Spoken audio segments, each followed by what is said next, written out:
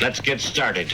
Now let's get it all in perspective. We did it like that, and now we do it like this. Do not attempt to adjust your dial. I'm transmitting live. Yo, Let's get down to business. Now let's get it all in perspective. We did it like that, and now we do it like this. for the underground world, every street and borough. You may learn something. You are now listening to the Joe Rogan Experience with Chico, Simon, Kumar, and your host, Matt Floyd. Welcome to the Joe Rogan Experience. My name is Matt Floyd, joined as always by Kumar. Welcome to the party. And Simon. What's going on, everybody? What we do here is very simple. The three of us have listened to every episode of the Joe Rogan Experience this week. We're going to rate each episode as well as the week on a scale of 1 to 5 Jamie Vernon's. And then we're going to give our opinions, talk about each guest, give the talking points, this, that, and the next. But first, Kumar, how was your week? And the Patreons. You know, I've spent a week, Matt, just keeping true to my truth. Okay. I have a crazy story, but yeah.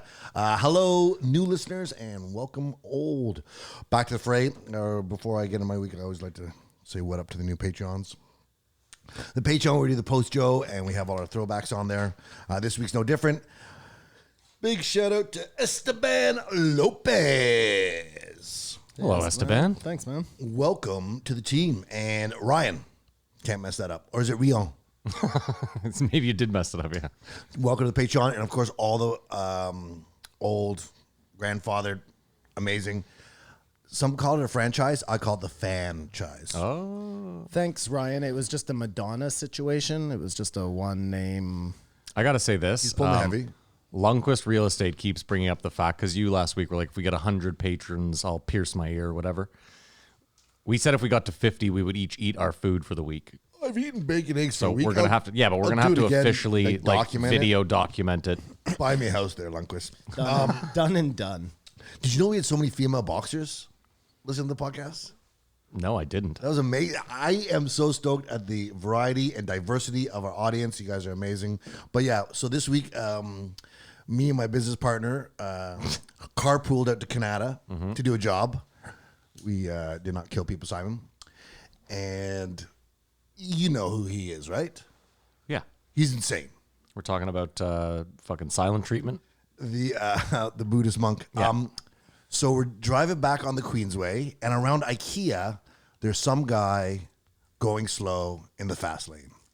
Everyone, universal, except for, I guess, in England, it's the left lane, correct? Well, the left lane is the passing lane, yeah. Maybe not in the UK and Australia.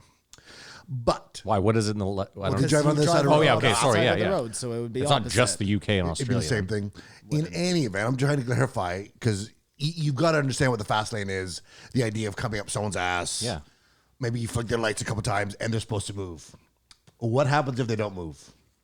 You go around them. You go on the right side, which is a bit of a aggressive move, right? Kinda. It depends how many lanes. No, it's there not an are. aggressive move. It's you telling them you're not adult enough to be driving. Look what I have to do. Look what you've made me do. It's a passive Let aggressive. him get there. Okay. So he does that move, and what happens?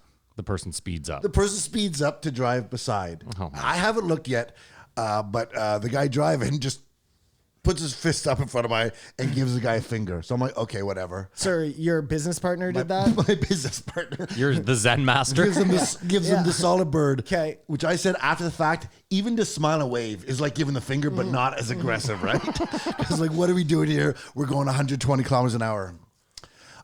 Then I look over, and it's this guy who's got boxing gloves that say Haiti on them, a toque, and sunglasses, and he's very unimpressed. Yeah.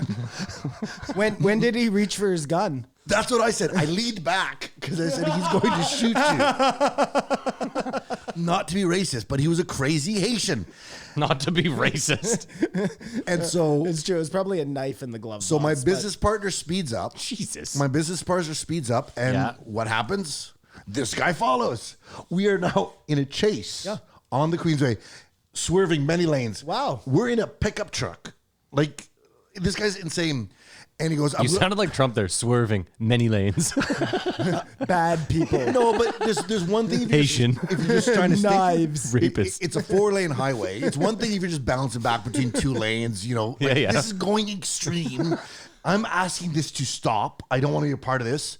And he goes, Kumar's like, let me out. Just let me out. and he goes, So we're coming up on Parkdale. Yeah. And he goes to the exit. He goes, I'm going to lose him right here. So he slows down the exit and then guns it at the last second. Onto the Queensway. Back onto the Queensway. Nice. Very dangerous. Great move. Guess what this guy does? The same thing. He follows. Oh my God. We're in fucking pursuit. He's in pursuit. We're part of a pursuit. I said after the fact, the best thing would have gone down to the bottom, wait for the yellow, then go back on the ramp. Yeah. But he still follows there. Well, no, but there's a chance there's other cars turning. We've got a chance there. So now I'm like, get me the fuck out of here. He goes, don't worry, we'll get rid of him. So we get off the next exit, which is It's the one to get here. yes, it's by Adult High School. Yeah, it's the The little mini one that no one knows about. Yeah. And he turns there, he goes, all we gotta do is get on Carling, we got a green light, I'll lose him. Turn the corner, red light. So the guy's right behind us now.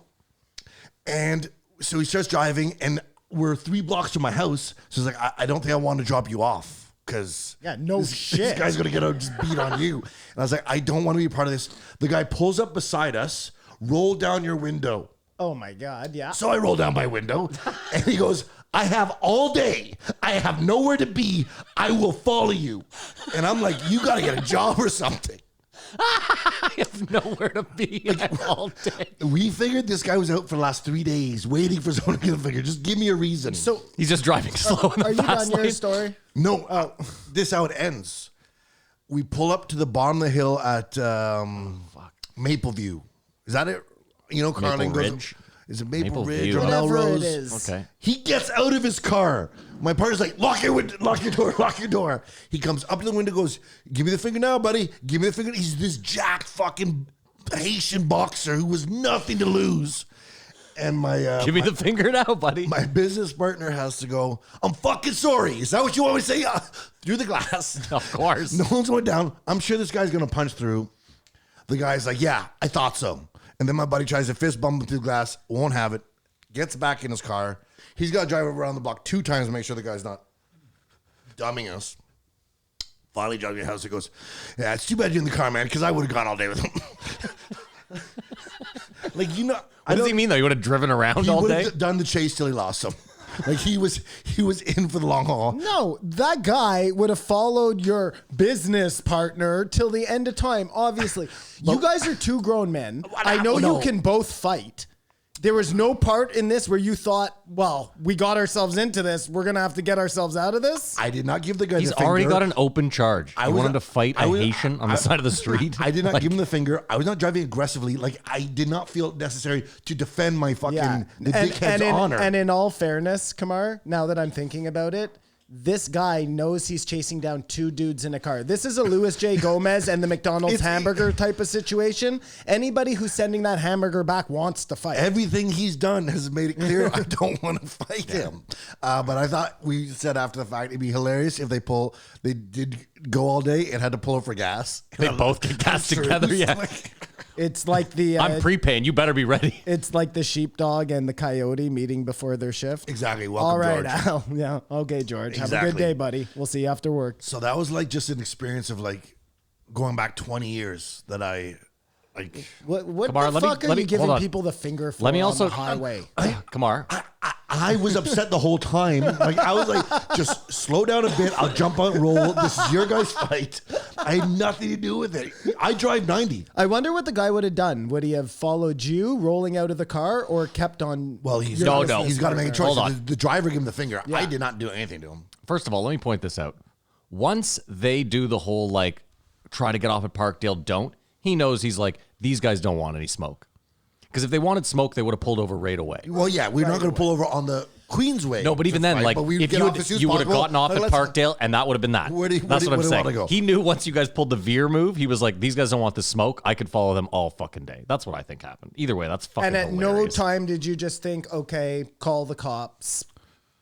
Hey, we gave this guy the finger, and now he wants to beat the shit out of us. 911. Well, I mean, it's a don't- road rage incident in the end. I mean, it's a pussy move, but it's not like you guys were being manly about the situation. I was being a passenger. Like, I would call the cops on the guy driving the vehicle I was in. I was now quasi being kidnapped, Oh man. my God. Yeah. And I got to perform live stand-up, so that was my week. Nice. It was crazy. Holy fuck. Simon, how about Top you? that side. I can't top it. Mine's going to seem so benign, but it's funny regardless. So of course, as of last week, I ran out of things to watch. There's nothing I have not seen. So I had started watching The Stand. Did you watch that with your roommate, Matt? Yeah, I don't like it. I didn't like it at the beginning either, and I didn't like it at the end, but I watched the whole thing. So right from the start, I'm like, this is a CBC or a CBS thing. Because they did it in the 90s. That's why it's a CBS thing. Yeah, fine. I'm just, Okay, this sorry. is new though. Yeah, no, but CBS owns the rights. Yeah, is what yeah, I'm yeah. saying. It's a That's remake. why it's They did the last one. Yeah, fine. Point is, there's going to be no boobs, nothing good. You know what I mean? It's a Not CBS true. thing. What do you mean? Made for non-cable, traditional. I mean, again, it was made for Amazon. It wasn't made for CBS. CBS owns the rights, but like they swore in this one. Like I get it, there were no like blatant tit shots, but it wasn't a made for television thing. Okay, it still seemed like very made for TV-ish. Anyways, point is, at the beginning there was this guy who looked like Paul Rudd, Yeah. and I'm like, oh, the poor man's Paul Rudd.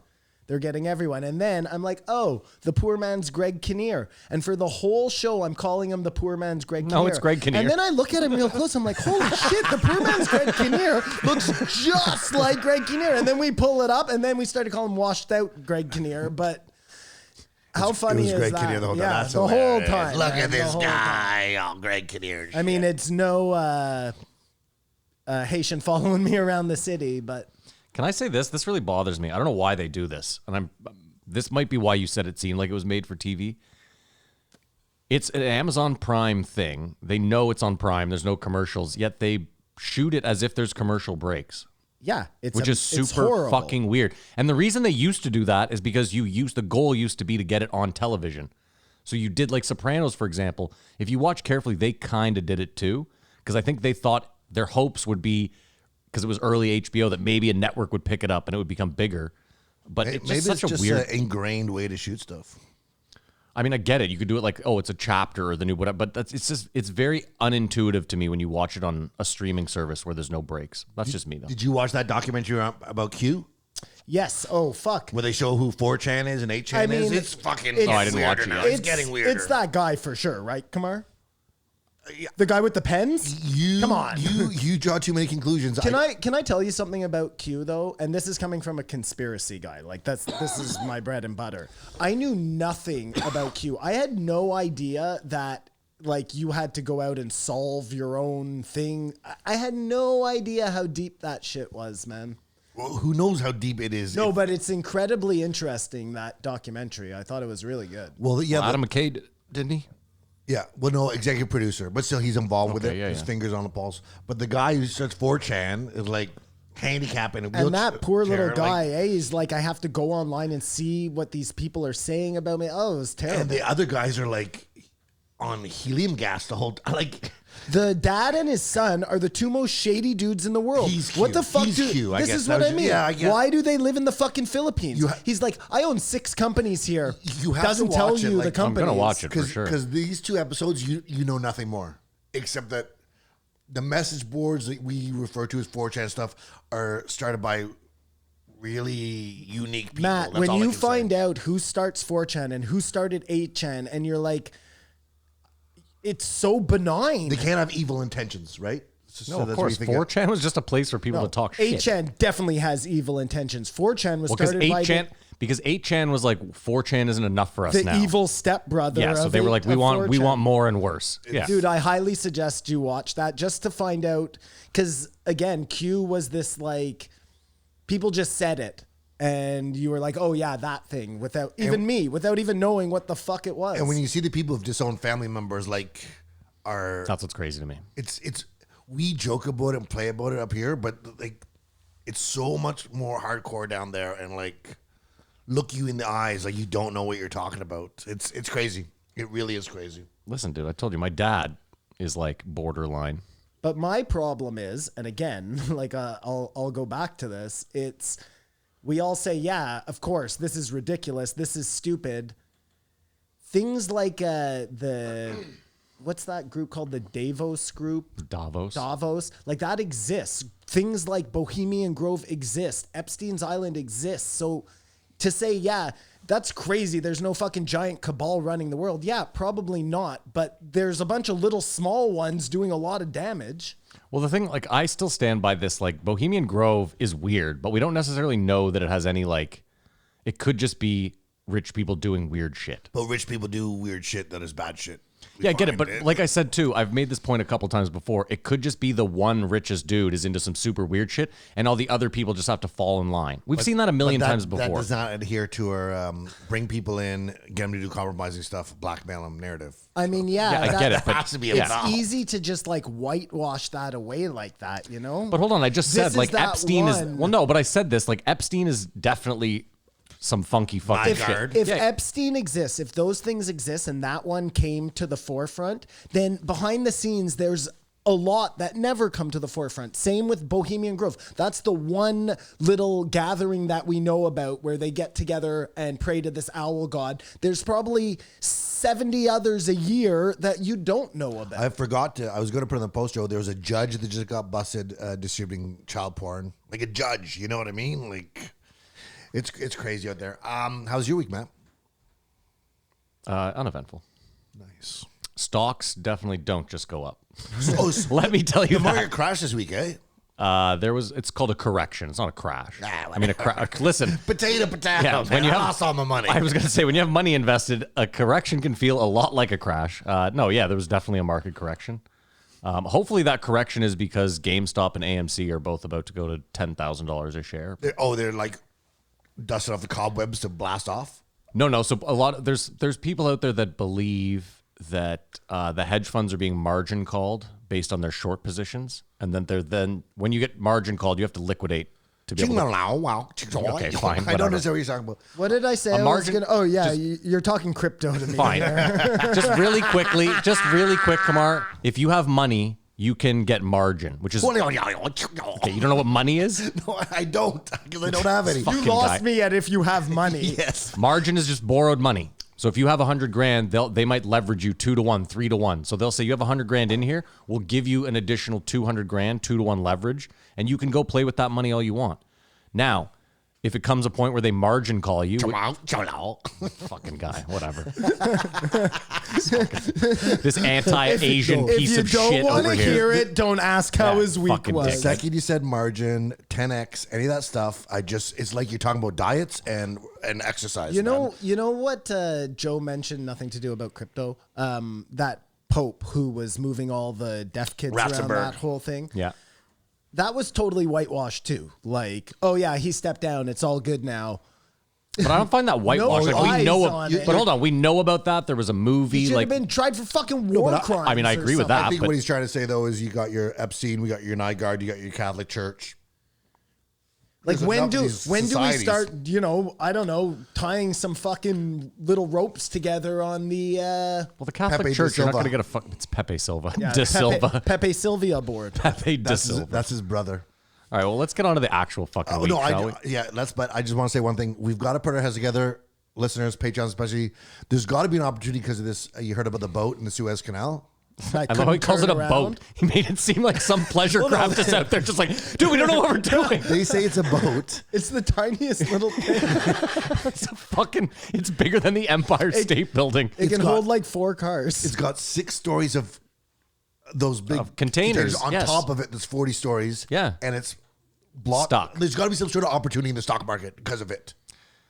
Yeah, there's a lot. And there's not like there's 20 companies that get rid of boats like that. Just real quick, You know what I mean? Just real quick, I gotta tell you, I read the funniest thing. This is how crazy people are with investing. I read this thing this week. This guy's like, I just lost all my money because of the Suez Canal. So I start reading because you want to read the stories where people lost all their money. This guy's like, I spent $50,000 on Egyptian bunnies. And he goes, they're all on that boat right now. Well, yeah. And I was like, how do you think? He's like, I put my whole house down payment into Egyptian bunnies. He's like, they're the best bunnies in the world and Europeans love them. And he's like, there's no food on the boat, so they're all going to die. It would never happen. I was thinking, what if there's a heart transplant on the boat? It's true, yeah. So what's going on though that they can't just get like, I don't know, a bunch of fucking jacks out there. There's to help one us. company Like, what's that does going it. on? There's one company that does it. Well, they'd have to This is the dredge. stupidest thing I've Simon, ever they're heard. trying to dredge the thing out right now. What they're thinking about doing, though, is they're trying to find a way to get some cranes out there to maybe unlift some of the Well, cargo. this is what I mean. Because Or- once they can get some of the cargo off, they can lift the ballast a bit, and then they can potentially use tugboats to fucking. So I saw a stat that was like 35% of the world's economy flows through that little portion of that canal. And it's like, it looks like a big lot of nothing, man. They said it cost the global economy. Wait for it. $400 million an hour that boat sits there. So there's got to be an opportunity. But no, first they said they're going to try to empty out all the fuel, see if that lights it up enough. We're just gonna dump it into the canal. But if they have to do the crane thing, Yeah. no, they're going to siphon it. So he Just a should be bunch there. of- Just like bunch of Egyptians 12 out billion people with fucking. Then the crane thing will still take 2 weeks. Oh, they said, listen, this Oh, thing's gonna those be stuck. bunnies are dying for sure, guys. There's no way we're saving those fucking bunnies. No, they said it could be months, Kamar, before this thing is dealt with. Mm-hmm. And it's an additional, I think it's 7,000 kilometers through the Suez. And if you have to go around the Horn of Africa, it's like an additional This is 22,000 one of those kilometers or things something. where you're like, holy fuck, we allegedly sent men to the moon. Well, And this they is- cannot fucking unstuck Oh, this it's big. stupid Well, like you barge. guys made fun of me, it's so big. But there's got to be something that's going to crash because of this. Oh, there's a lot of stuff scratched. And eventually Yeah, the will fucking go up. Egyptian bunny market. He already told you, man. Okay, well, Invest get- heavy get in the in on the Egyptian bottom bunny floor. market. Simon, I can't remember what I was going to say. It doesn't Yeah, matter. that's my name. Let's get on the show. What a It's been week, what a 20 week. minutes. We haven't mentioned Joe. It's been a while since we had a Oh, four. hallelujah. We had a 4 guest week. We started off 622, the Prince of Proverbs, Marcus Luttrell. Then we had the lonely. He's like the American relic. 1623, Doug Stanhope. Then we had Sisson. Sisson? Sorry. two meals a day, Mark Sisson, 1624. And we finish off with a delightful, beautiful, young, vibrant 1625. I've done too many drugs, Demi Lovato. I have so much to say about that episode. I'm so interested to say what, because I said it was a jihad on my ears, and you were like, that's a little bit harsh. Well, it definitely wasn't a I didn't say that was harsh. jihad on my Good. ear. Well, it was on mine. Sorry for that Sisson outbreak, Kamari. I was so enraged. It's by been a that while episode. since we had one. Did you watch Lone Survivor? I did, and Excellent. Matt, you probably didn't, or did you? I watched it like within the last year. It was When we- fresh enough, when we I talk about it, felt. you should jog your memory. There's just one big thing I need to talk about. When I'm you- so the way glad you texted, made that the way, suggestion, Kamar, because it made that episode so much more enjoyable to listen to. It does help, It was eh? so much better. Yeah. Like so much. That's why I was hoping Matt would heed your. I can only take the horse to water. I have seen it I've too. seen it I too. just because he saw it, I wanted to refresh. It Okay, was. but again, like- I felt like I had seen it recently enough. I think where, you'll be able to pick up. So exactly when they what were you're doing. talking about like rolling down the hill, Yeah, I I knew had it's- just seen it. Yeah, you know? yeah, It was yeah, like, yeah. Well, you had seen a reenactment of it. I will kill Matt. I will kill you. It's a good companion piece to this podcast. I actually like to listen to it while watching. Okay. I guess we got to rate the week. I don't know how to rate this week. I'll be straight up honest right off the bat. I don't know how to rate this week. It's probably not going to be high. Tell you that right off the jump. Simon, do you want to start? You seem like you might have one ready, Sure. rip roaring and So ready to I'll go. give you my 4 numbers in no particular order, and then I'm gonna do the I'll math. leave the math Okay, to sure. you guys. Wonderful. So I'm gonna go with a. I'm gonna go with a 1.5. Mm-hmm. I'm gonna go with a 1. I'm gonna go with a 4, and I'm gonna go with a 3.7. So that's 10.2 divided by 4. Oh my God, 10.2 divided by 4. I don't fucking know, dude. What is it, like 2.5? It's 2.6 or 2.55. Wait, we'll call it 2.5 for you. And I could actually go a little bit higher because I could make one of those 4s into like a 4.3. Either or way, it's 4.4. 2.5. We'll just call it. Let's Go call ahead, it a Kamar. 2.7. I feel like it's one of those weeks where Joe is just off. Like his instincts or his common sense wasn't there, or he was. we'll get into that. He was really polite and just wanted to candy coat stuff. I give it a 2-3. Nice Portnoy. I'm just going to give it a 2. We almost had an agreement. Round numbers of rookies. for rookies. I'm going to let you start editing this fucking thing, and then we'll see who the rookie is here. Okay. Okay. Okay. Okay. Can we go? Let's do it. Let's start the show. 1622. Marcus Luttrell. Marcus You Luttrell. Stop pointing at him. He's never on point with this. He doesn't know that you're doing this. He doesn't give a fuck. He's not playing along. He's behind plastic. He can't see anything. It was a thing, but you could just say Marcus Luttrell. It would have rolled off the tongue just as easily. Mark Luttrell. You're pointing at him like you want something from him, and I'm the one hitting the volleyball back to you here. So for perspective, me out of it. Marcus is 45 years old, 2 months younger than me. That's gotta hurt. What his accomplishment? Yeah, I mean, just in general. Listen, I'm not sitting here Every saying single guess hurts.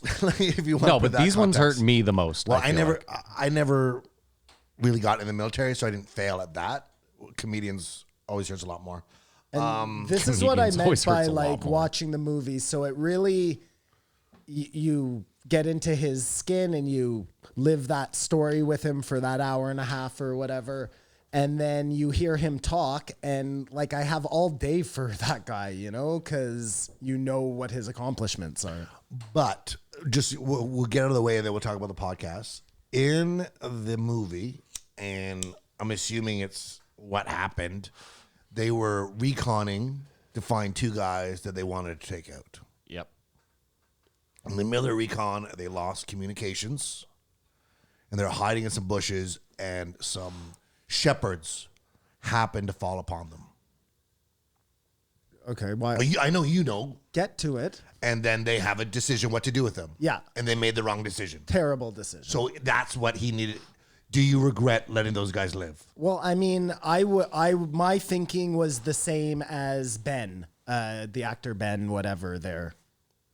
The guy who has the Asian wife in the movie is like, these are wartime decisions that have to be made, and you can't worry about, we have to get the fuck off this mountain. Yeah. You cannot worry about what's going to happen after the fact when you're in war like that. And Marcus was the guy insisting. Totally. They don't. Listen, that was the right thing to do by the military's. The Geneva Convention.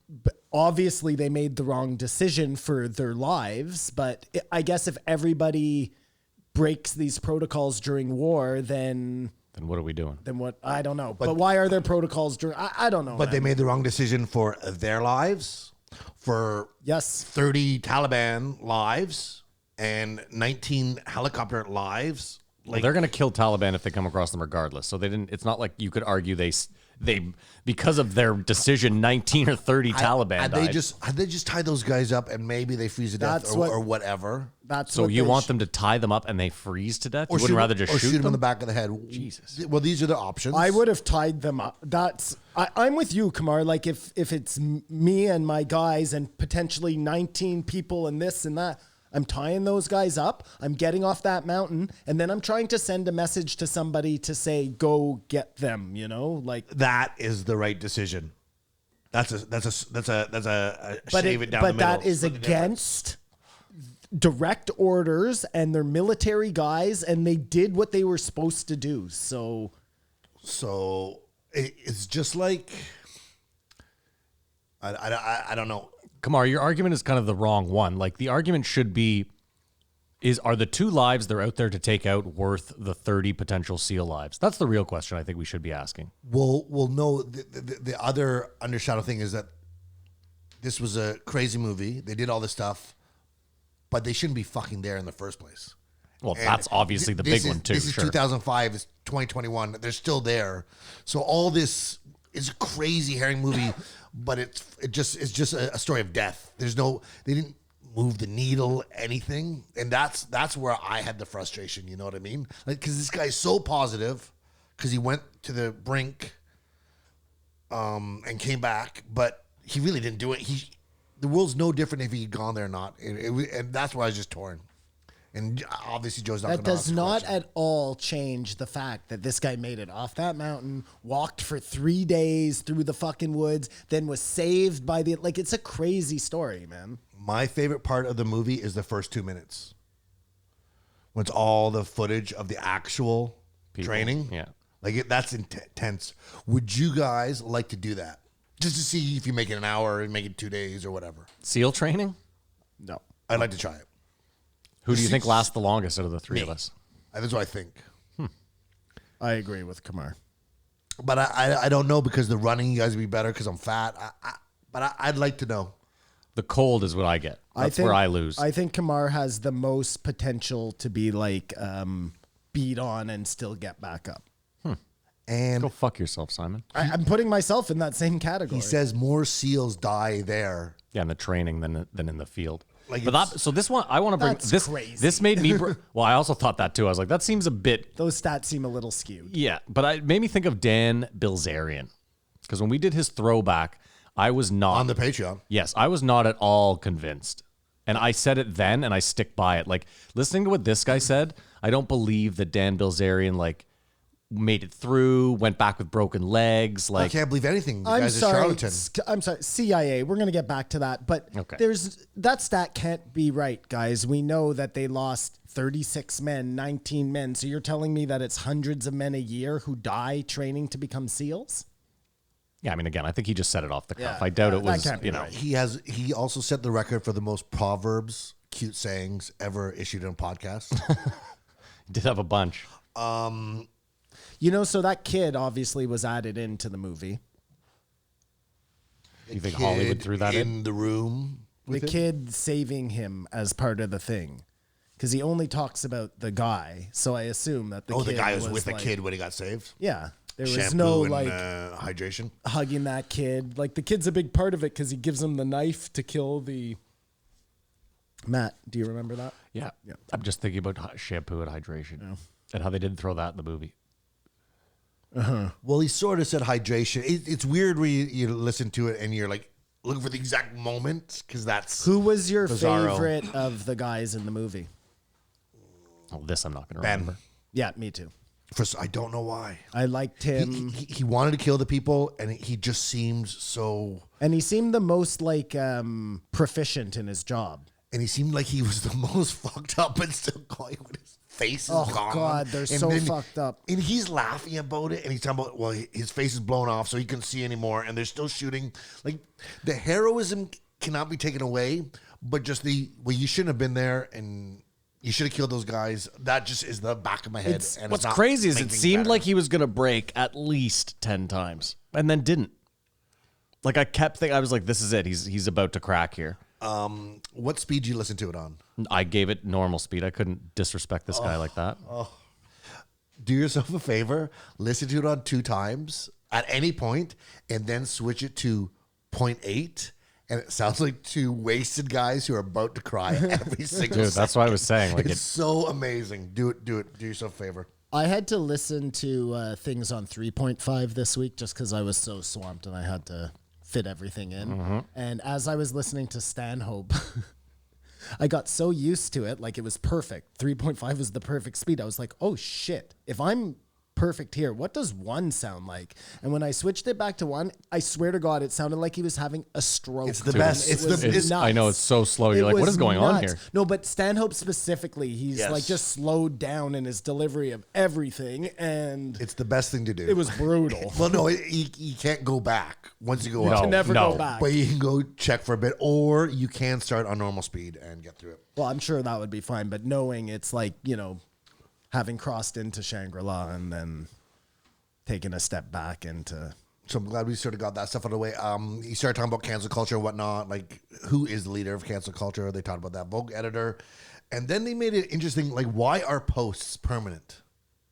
You know what I mean? Like, What do you mean? Like a post on your Twitter or Facebook? whatever, this thing that they go back, like, is it narcissism that you're like, I'll leave that up there so I know what I was thinking on that. It's sort of weird that we do this and then people go back and find these things.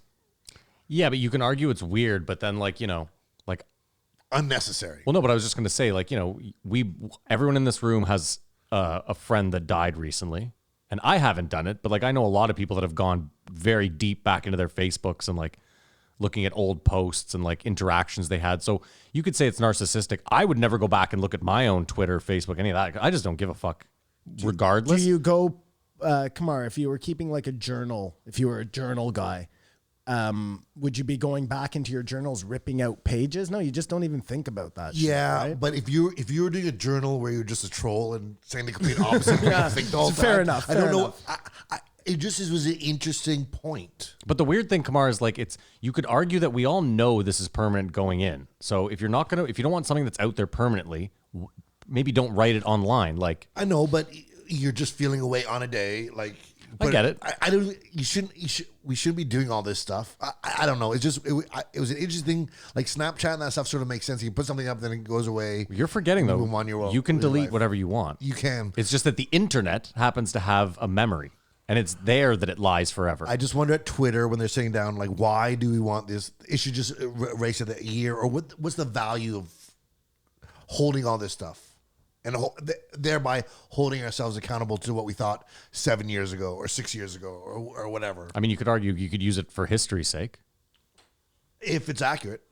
But it doesn't have to be accurate because it's almost better that it's inaccurate because then you can go back and, 15 years from now, you could go back and see, you could look at the QAnon thing from like unedited eyes in a way, right? To say like, it wasn't one news corporation or a writer saying this is how it was. You could just say, this is how it was. I guess we'll see 10 years from now, if we benefit from having this record of.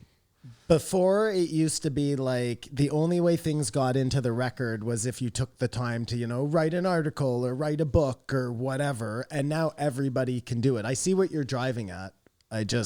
What do you want us to do?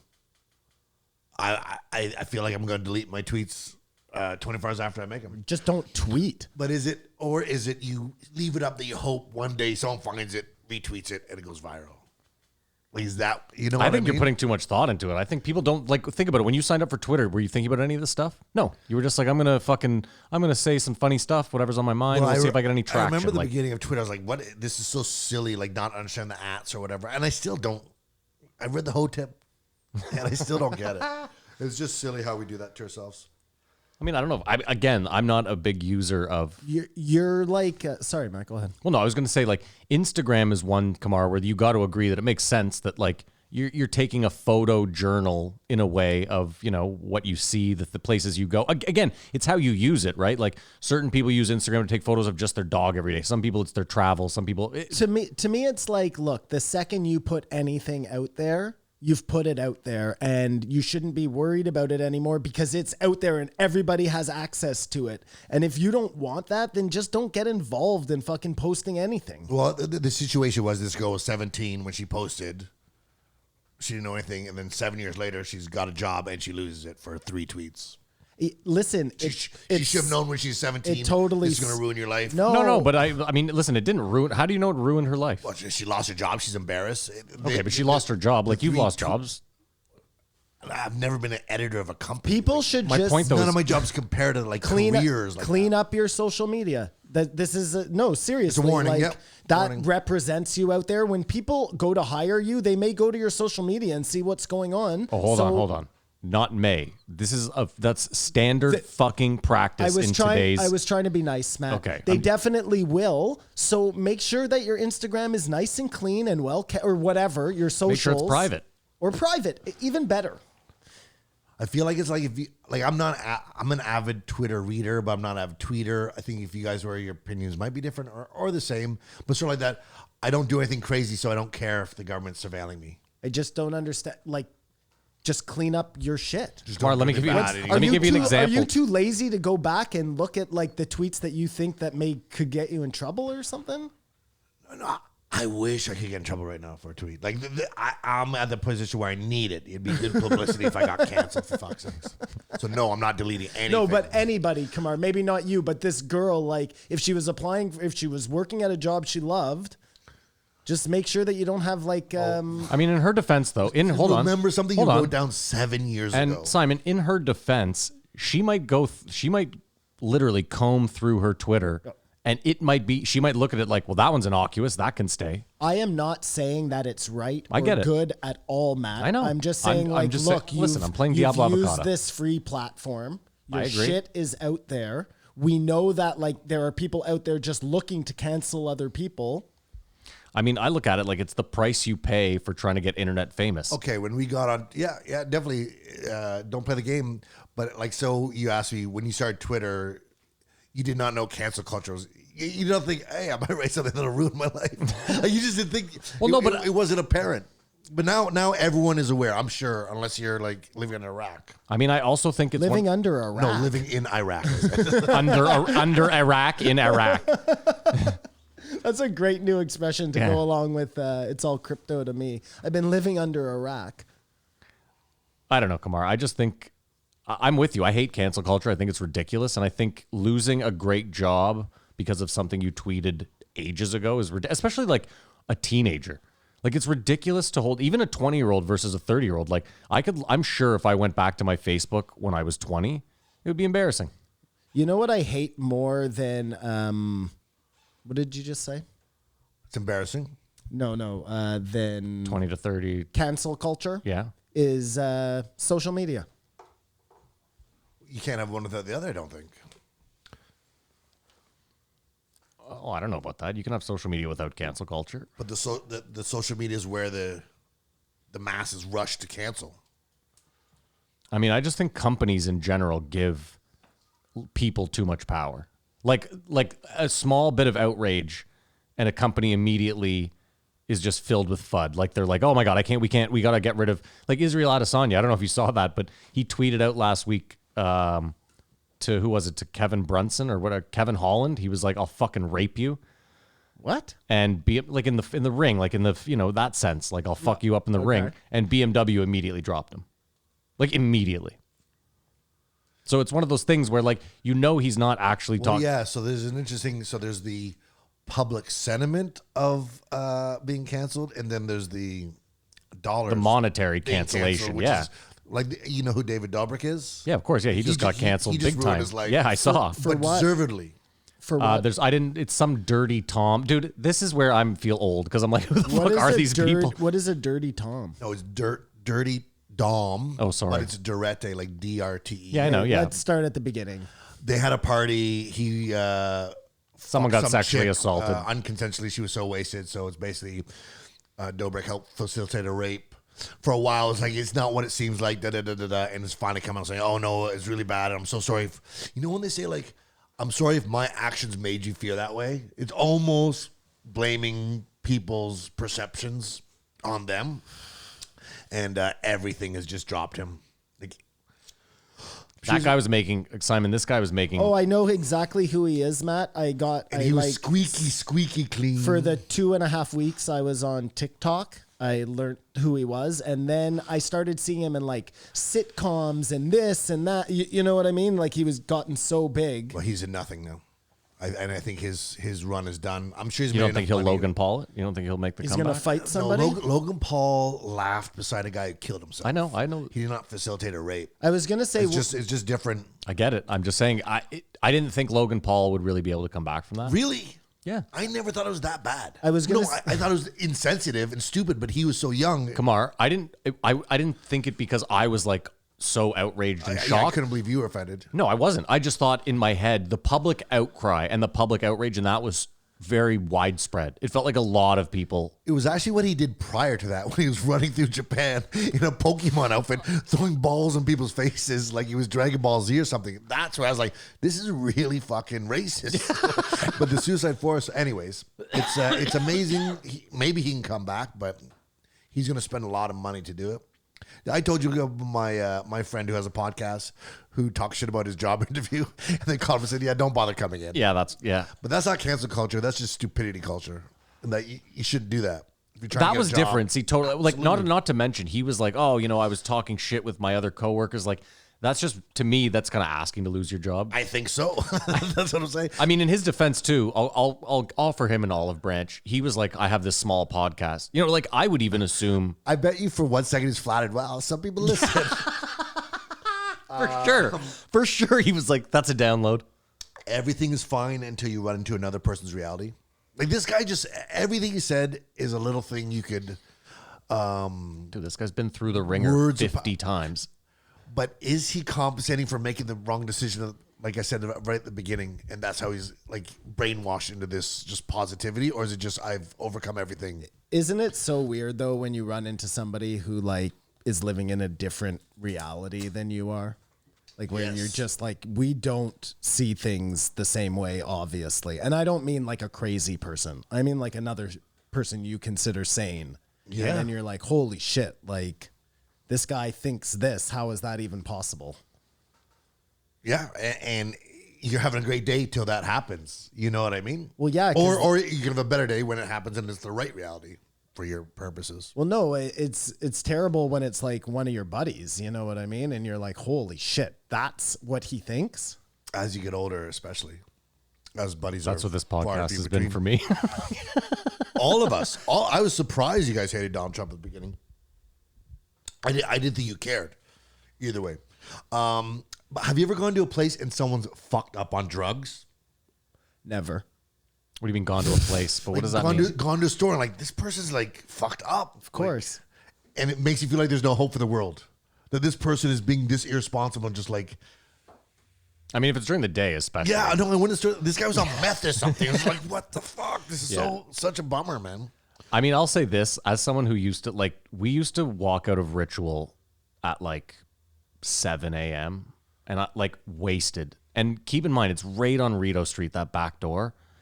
And like 7 of us spill out of there hammered at 7 a.m. And there's people like going to their jobs and like, Yeah, this is the grossest. it really was like, yeah, you'd feel, and then you're like, well, this day is ruined. But you're going to crash.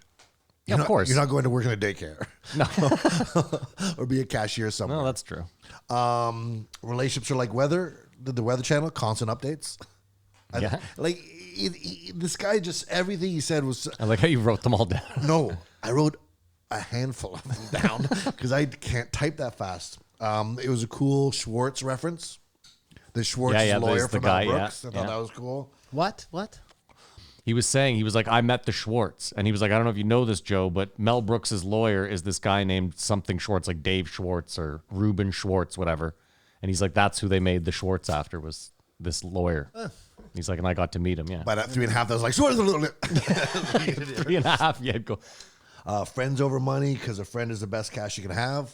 Another great fucking one to grow on. Yeah. Age is a rank. What do you guys think of that? I don't always buy into that. But I understand the sentiment behind it. Have respect for your elders. Yeah. Sort of thing would be another way of wording that. I understand it because as I've gotten older, I realize what older people were talking about. Like, you just don't know when you're... Now, keep in mind, that doesn't mean there aren't 20-year-olds that aren't smarter than me and that are... Like that guy was talking to you about. Yeah, that's exactly it.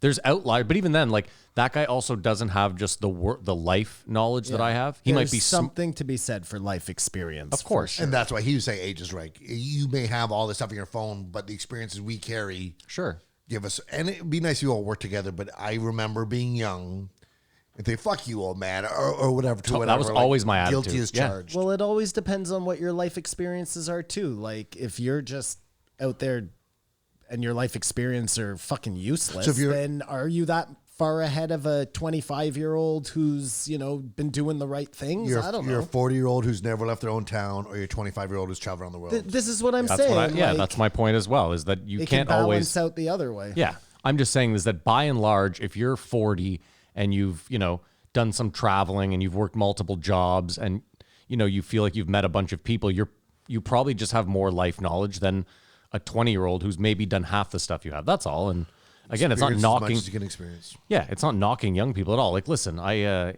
don't know. I was going to throw someone under the bus there, but I won't.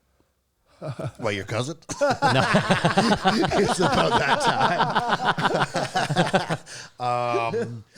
Don't sweat the petty stuff and don't pet The the sweaty stuff. Yeah. Just- I've heard that one. I mean, that's really good advice. You had heard that one before? I've never heard I that. had never heard that one. Oh, okay. But that goes up there with don't eat the yellow snow. Like that's important. But this had more rhyme to it. This was more like a bar. I really liked it. This was more like a bar. And I had to play it back like, oh, yeah. Because I thought he was just repeating something because he's got that Texas that- wholesome to it. Yeah. We learn how to live while we are dying. I mean, they're all obvious things, but words of wisdom, little pearls you can throw at a cottage to a 7-year-old or 9-year-old. Really blow a 9-year-old's mind. Well, that's where I'm at in my life, man. He's never watched the movie. I would very much have wanted to seen like how I was portrayed. I think it's because he didn't want to kill Pete Berg. No, that's got to be PTSD. I would assume it is. That's what I didn't want to. I mean, I didn't really want to touch on it, but it seemed like this guy had a lot of PTSD, obviously, but was dealing with it well. Like, I mean, are we even going to talk about the abrupt ending?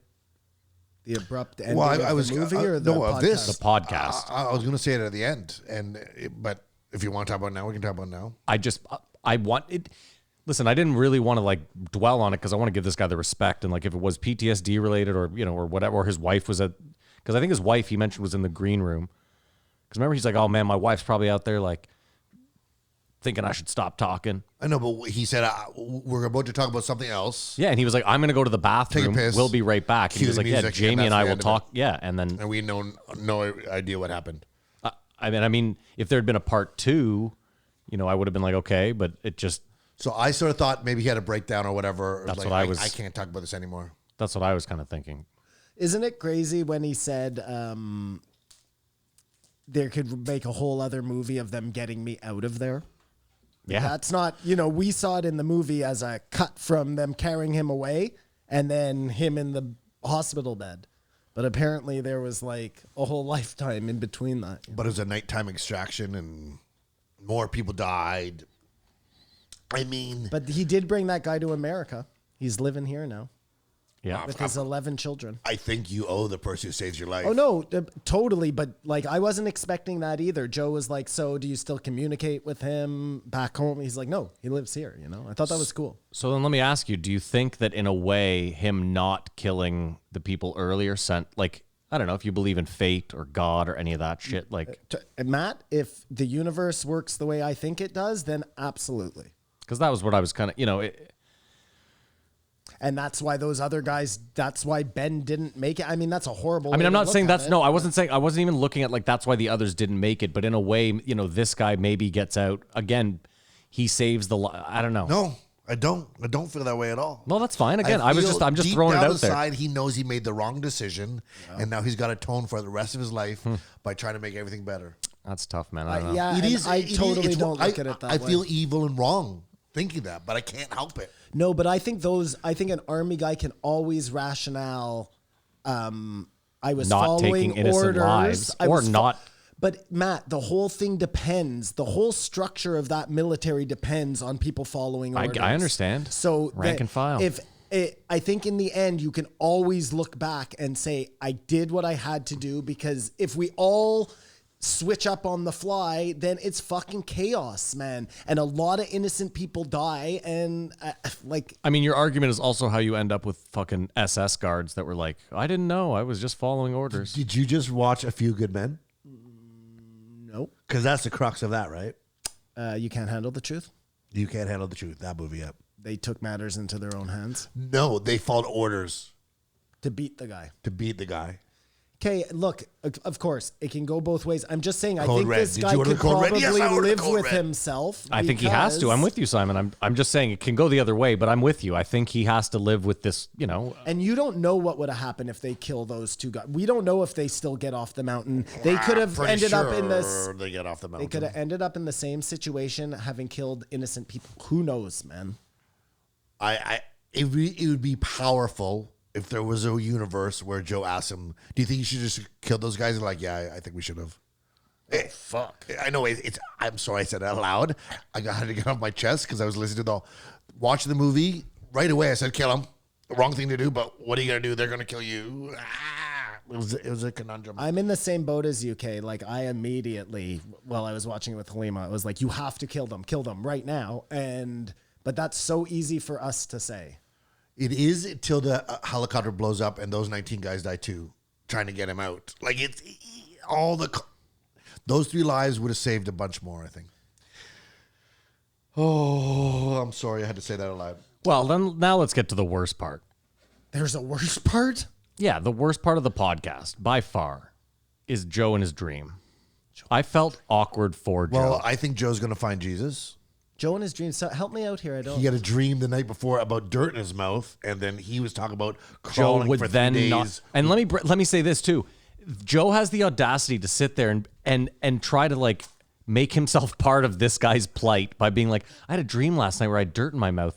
And then Demi Lovato is like, yeah, I have a healer. And he's like, what do they heal your money? Like, Don't dude. start that yet. Well, no, but like, I don't care because jumping ahead. I feel the same way. But it's one of those things where it's like, dude, you feel like this guy, because you were going to interview him on your podcast, that you had a dream. Like, What's the dirt in his? Sorry, I missed that part. Obviously. okay, when Marcus Luttrell was going on about like he's like 3 days. he kept talking about how he was in the riverbank and he had Drinking like his blood in piss, his drinking mouth, his blood. and he was like he couldn't quench the thirst, and there was, and then Joe just out of the blue was like, you know what's crazy, man? He said he literally had dirt in his mouth, Marcus Luttrell. Yeah, he's like, my mouth was full of dirt and blood, and I couldn't fucking quench the thirst. And then Joe's like, that, you know what's crazy? I had a dream last night that my mouth was like full of dirt. And he just kept going on about, he's like, and then Marcus was just playing along. He's like, yeah, man, I have that effect on people. And I was just sitting there like, I was like, this is a 3.5 moment right here because I'm just angry. I don't know. Maybe Joe should be the medium. Help Demi Lovato out. I'm so confused. We're jumping too far ahead. I had these notes all planned out. I'm now. sorry, We're okay. all over the place. Yeah, That was the last 40 minutes. But anyways. he's feeling my pain. I can go where I want. It's my podcast. My bad. Can't have a perfect day every day or someone else won't. God, he just wants to keep saying fucking. He just wants all the fucking proverbs. I want to spread his positivity, or I go and he fucked up the wrong decision and a war they shouldn't be in. You can't, Kamar. There's no going back for you. You are the Yeah, villain of this podcast. you're the one that's like, this guy lives with his fucking decisions. It's already been you can't set. have it You both are ways. the villain. I'm trying to make amends. You cannot. In Hollywood, it's a mistake. You in can't. life, it's a mistake. Well, hey, back to an etymology. Why can I never get that word right? Etymology? Etymology of words. So mistake is a missed take in life. Oh, that one's coming up too. There are so many words, guys, that are like so obvious that they you go together? never even notice because we just say words. No, I'm telling you, man. Like, Yes, you are telling me. technology, knowledge about tech. That didn't occur to me until I was 43 years old. 43 I was this many years old. That's what old. the meme is, right? The only easy day is yesterday. I'm gonna throw myself. Oh no, there's 400 more. So Simon, so you get used to being in your bubble and just be frustrated. Don't carry the day. Let the day carry you. Like some of them don't even make sense. He's just saying words Don't now. carry the day, let the day carry. That's good advice, man. You don't carry around your bad fucking mojo. You just float on the day. Yeah, well, okay, it's the overuse of metaphors. Yeah, you're not gonna disparage this guy anymore, Kamar. Oh, I'll try. Did you think it was interesting? You didn't watch the movie again, Matt, but right at the end, he's being saved by the anti-Taliban there, and they take off all his clothes. And what's Marky Mark wearing? Calvin Klein. You got it, baby. He's got a lifetime. He's always got to wear that. And it's funny. Him and Mark Wahlberg could not be more physically different. Oh, this guy's like a fucking bear. 6'4", giant guy, and Yeah. Marky Mark's a little guy. And Joe had Total miscasting. Joe had a Kamar. couple too because he total miscast. But what are you gonna do? Son of a great man, who is a great man. You know who would have played him well? Who? Is the guy from Guardians of the Galaxy there. Chris Pratt? Yeah. Tom Hardy. Yeah, Rob Riggle. not Rob Riggle. He's too fucking funny. Yeah, and He's too- physically the same, and he's actually a Marine. That's why I just called him that. Terry Crews. Again, Kamar's trying to disparage this guy. Like, I don't like it. No, I'm not. No. I love what he said. I'm not your friend. I'm your father. He said, I'll teach you two things, respect and discipline. You'll keep your respect as long as you don't lose your discipline. That's the only time you lose respect. Huge, simple math. Your friends, What the fuck? I mean, Huge. I agree that if you have lose your to- discipline, you'll lose respect. So keep your discipline. Do you want you Dear don't do moms, you even want to whatever. talk about any of these, or do you just want us to let you just list them off? Well, I think you don't want to talk about any of them, so I just want to peel them off. Okay. Like a bandage. But no, we all agree. We want to see the deeper meaning of some of these things he says, you mean? Sure. Yeah. Okay. Well, let's do that, or just you list them off and be done with it, you know? I don't think we have enough time. Well, we should move on eventually. I mean, But I liked what he said. Your friends possess strengths that you have as weaknesses. So your crew sort of complements each other. I think it's more just things you don't realize in the moment or at the time that are common sense shared truths. And so I'm not trying to disparage him. He did not stop. Well, maybe you're right, Kamar. Maybe he has to be over optimistic to be able to make every day work. And highly religious. Like he always was referencing down here. And I think if you go something through like he went through, the higher power thing is pretty, like when you're by yourself and what are you doing? You know what I mean? You're going to believe in God, I think. yeah, maybe, probably. I don't think I've ever been pushed to something so stressful or been so bewildered that I'm screwed and get out of it and not. Do you pray, Kamar? And I pray selfishly. Well, that's what praying is. No, like I pray the stock goes up, or like Yeah. I pray 500,000 people start listening to this podcast. Well, who do you pray to? Like, do you have a relationship in any way with like this? I like your second prayer, by the I way. try to do it outside. You try to pray outside? Yeah. Like I throw my hands down in a loss sort of thing and look up. What do you? Why have you I picture Kamar forsaken like me? Andy Dufresne with his shirt off in the rain. Like, 100%. What do you man. think you're praying to, Kamar? The God I don't believe in. It's hard to say because it's not like I make a prayer and then sit around seeing if that prayer comes true. I'm on to other prayers or forget it. You know what I mean? And so if my prayer was granted, I might not recognize it. I remember, oh yeah, I prayed for that. When you do this whatever prayer thing, do you like? Are you taking it seriously, or are you just like throwing out? Like I'm trying to. Are you a believer in any way? I think it's almost at wit's end. Like I've tried everything else. but I don't think he's praying. I think it's hope. I Yeah, think he's just it's- hopeful. I don't think he's actually praying. I think he's like, I hope this podcast gets 500,000 listeners. I don't want to say it to you. I don't want to say it to you. I I don't don't want to see say it to what- my family. I just want to say to someone. I don't see put what out the what I difference want to happen is, Matt. Prayer and hope. To me, they're just similes of each other. You know. Well, what are you doing with prayer if you're not just hoping for something? First of all, you're hoping that there's somebody up there listening to you. No, I mean, again, your hope, because if you're just hoping, like, I don't think Kamar actually goes outside and says out loud his prayers. I think he's. I have. Hey, Kamar, is it a thing where, like, if you write it down, then it becomes true? Ooh, I should start doing that. Maybe that's what I'm missing. Anyways, all right, whatever.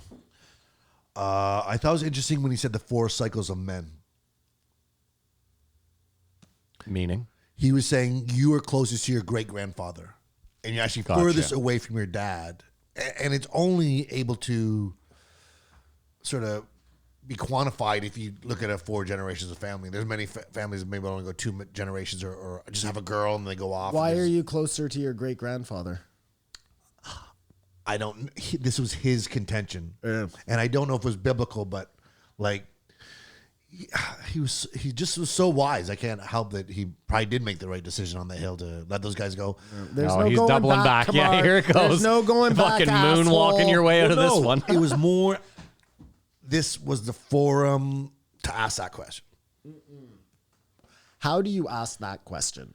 Has anyone asked that question? Then maybe because none of us are surprised he never watched the movie because he saw the director's cut.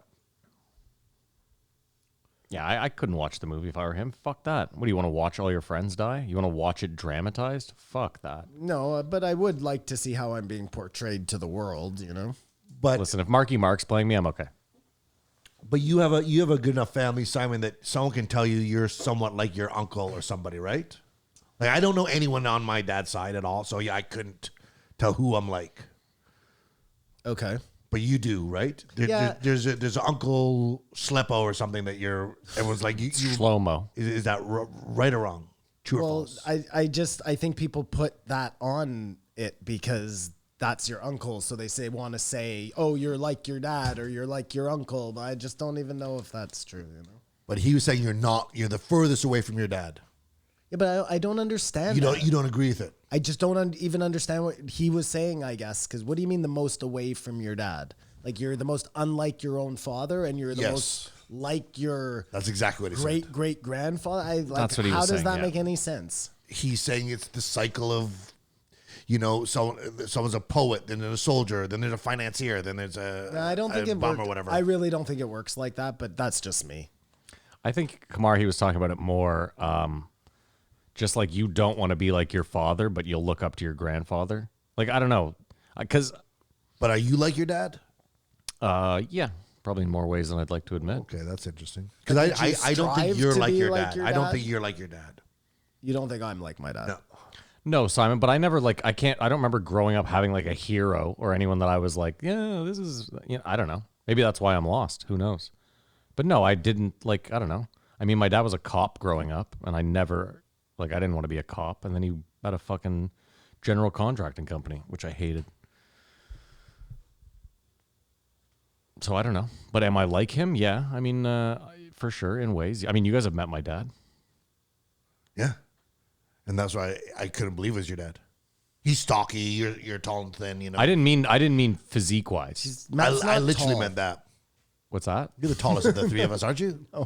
I'm as tall as Simon, this fucking dickhead. I'm sick of this bullshit. The bubble Simon boy thinks- It speaks took again. you so long to catch on. Yeah, Fuck. sorry. Kamar doesn't even know a joke anymore. Simon thinks I'm 5'7" because I slouch. But I just find skinny people look taller. Maybe that's it. well, Are I you mean- same height as your dad? No, I'm a little bit taller than my dad. There we go. But again, he has me outweighed He's by stocky, like yes. 100 pounds. Spare the rod, spoil the child. We've had that conversation many Spread times. the rod. Spare the rod, spoil the child. Like, don't beat them? Is that what we're getting Oh at? no, beat them. Is No, what he's saying beat the shit out of them. Yeah. Nah, wow, that's hyperbole. But we've had that discussion before. But what spare the rod means Yes. don't use the As rod. in, if you don't use the rod, you're spoiling the Oh, child. I see. Gotcha. So you better have a rod, or else Shep calls you a fucking asshole. Yeah, well. But I thought the most powerful one, and there's another million, and I think we all agree everyone should listen to this podcast. Maybe watch the movie as well. Once you learn to laugh at your mess ups, they turn from setbacks to set ups. Another bar. That's a fire bar, man. That's gonna be on the Amigos next album. But did you like that one? Yeah, I mean, sure. I mean, I took it literally that you could take a mishap and turn it into a joke on stage. Like it's a setup it's an opportunity. It's total repeat of Jocko. You know, your whole platoon got killed. Good. Dog ate your homework. Good. Like, Yeah, use those. Yeah. take the challenge on. Like, accept it. We do it at work all the time now, and it's hilarious. Especially when something really bad goes and someone tries to get upset. It's like, no, good. And then they have to go, okay, well, Jocko said it. Glad these guys are out there. It sort of reminds me of the men who have to guard the walls that we know isn't pretty, Yeah. but they're hardcore. Dirt in the mouth. You are a blade. Everyone around you is stone. Some sharpen you, some dull you. That I don't know what to say. To everyone out there, I'm that dulling stone. You bring out the best of me, Matty. Oh, fuck off. Simon's over there. Simon's just tuned out now. He's like, fuck all this. Anyone who Sorry, man. I'm just got to do It's this. fine. Don't worry. anyone It's a who work checks thing. out early has got the job done.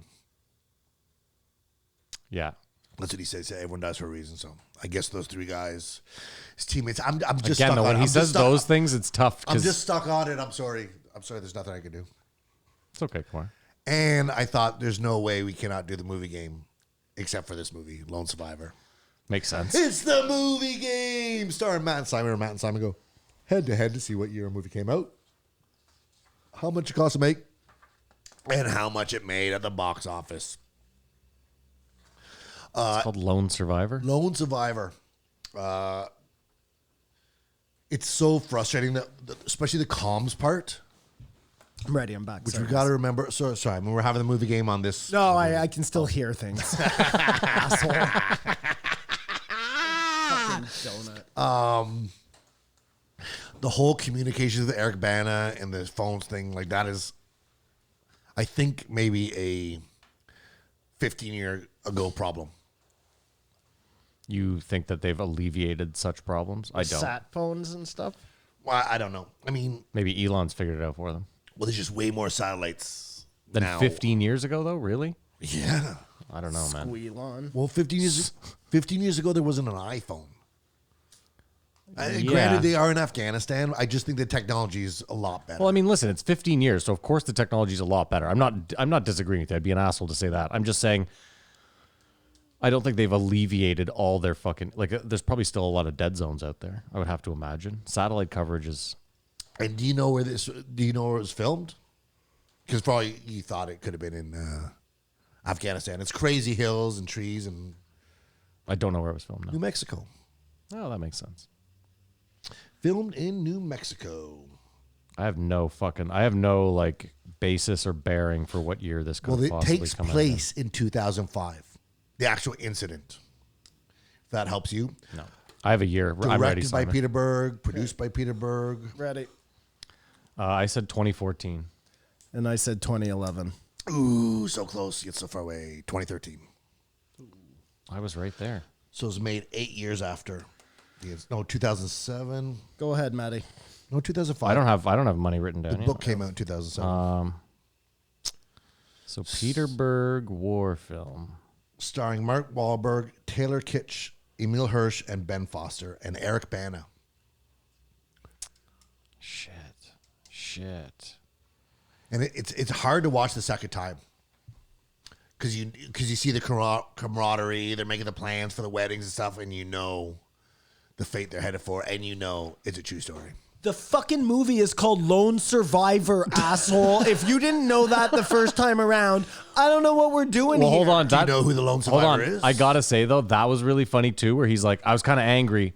Like, remember when he was explaining that he's like, they should have two leading men, two A-list celebrities, so that you don't know who survives. But Simon just brings up the best point. Then they're just like, yeah, but we're gonna call it Lone Survivor anyway, so it doesn't really matter. Still, you don't know who the lone survivor is.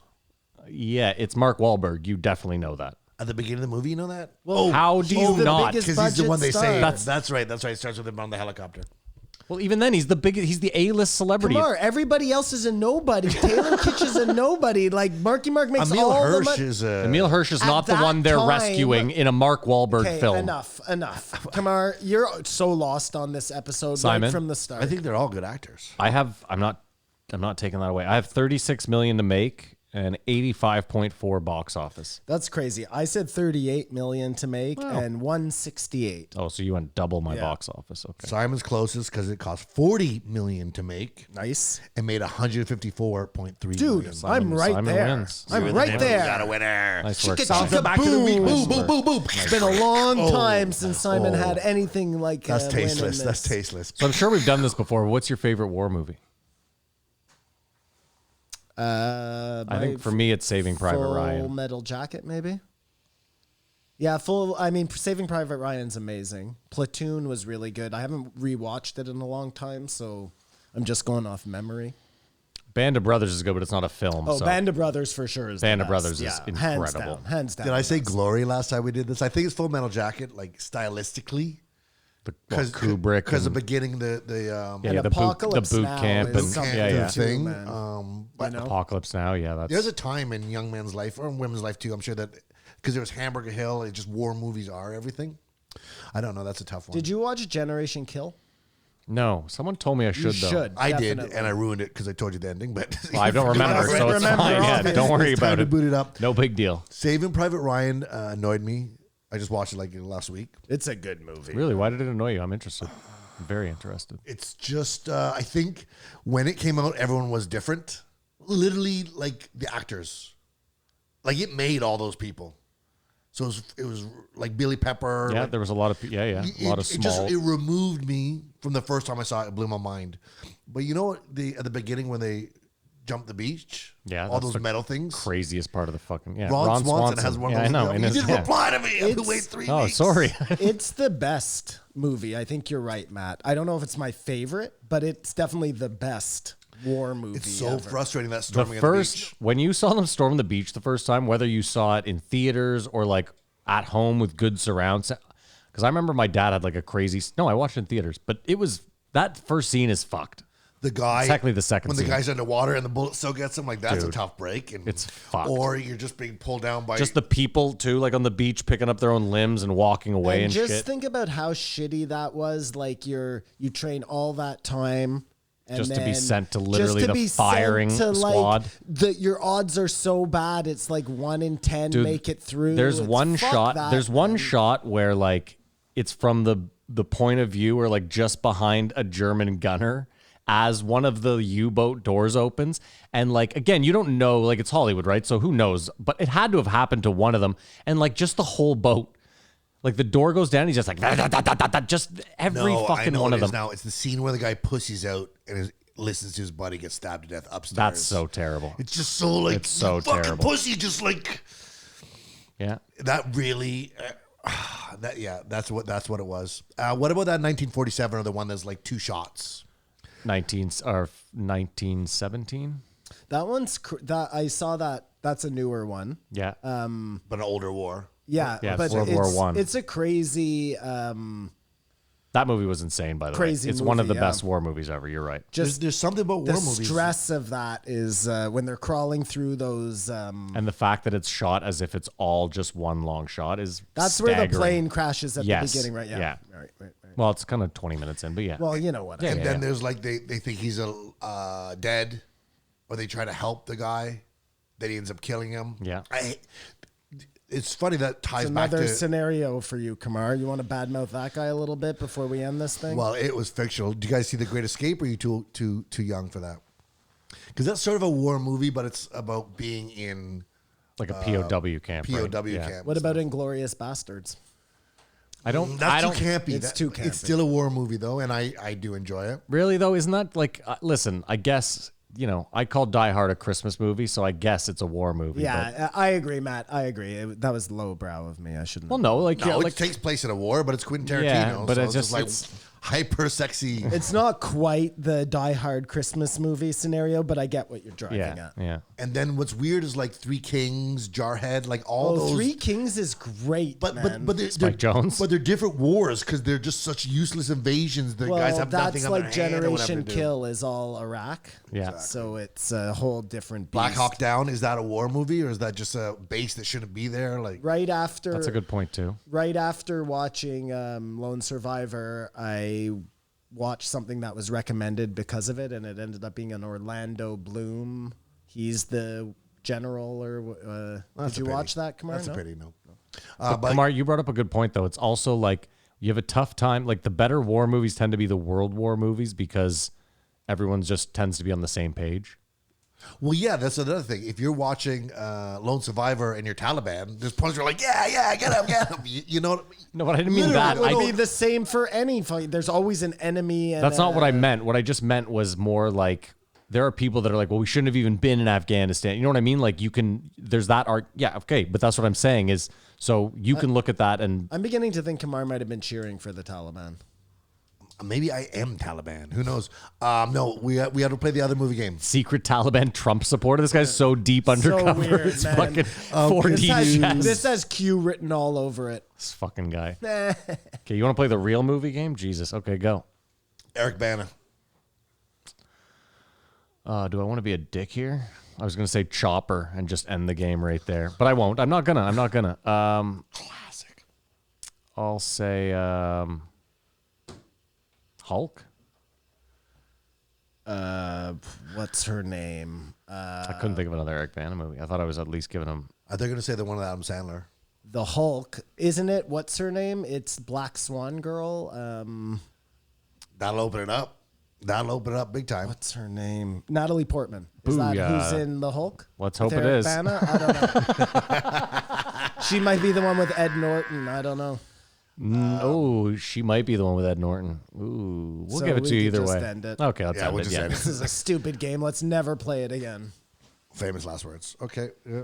Well, that's all I have on Marcus Luttrell. Okay, well, I guess we'll rate it. We'll start with we'll do Kamar last because I'm very interested. This is my 4.2. This is your 4. But now that I hear all of Kamar's 1,000 fucking colloquialisms. I couldn't decide if they're cliches, colloquialisms, proverbs, whatever. And I did a drop in the bucket of what he said. I just don't even. Maybe I'll stick with the 4. So you're removing the 0.2 because of over colloquialisms. Yeah, I got colloquialismed out. Okay, fair enough. I'm gonna give it a 3.5, and not because of him.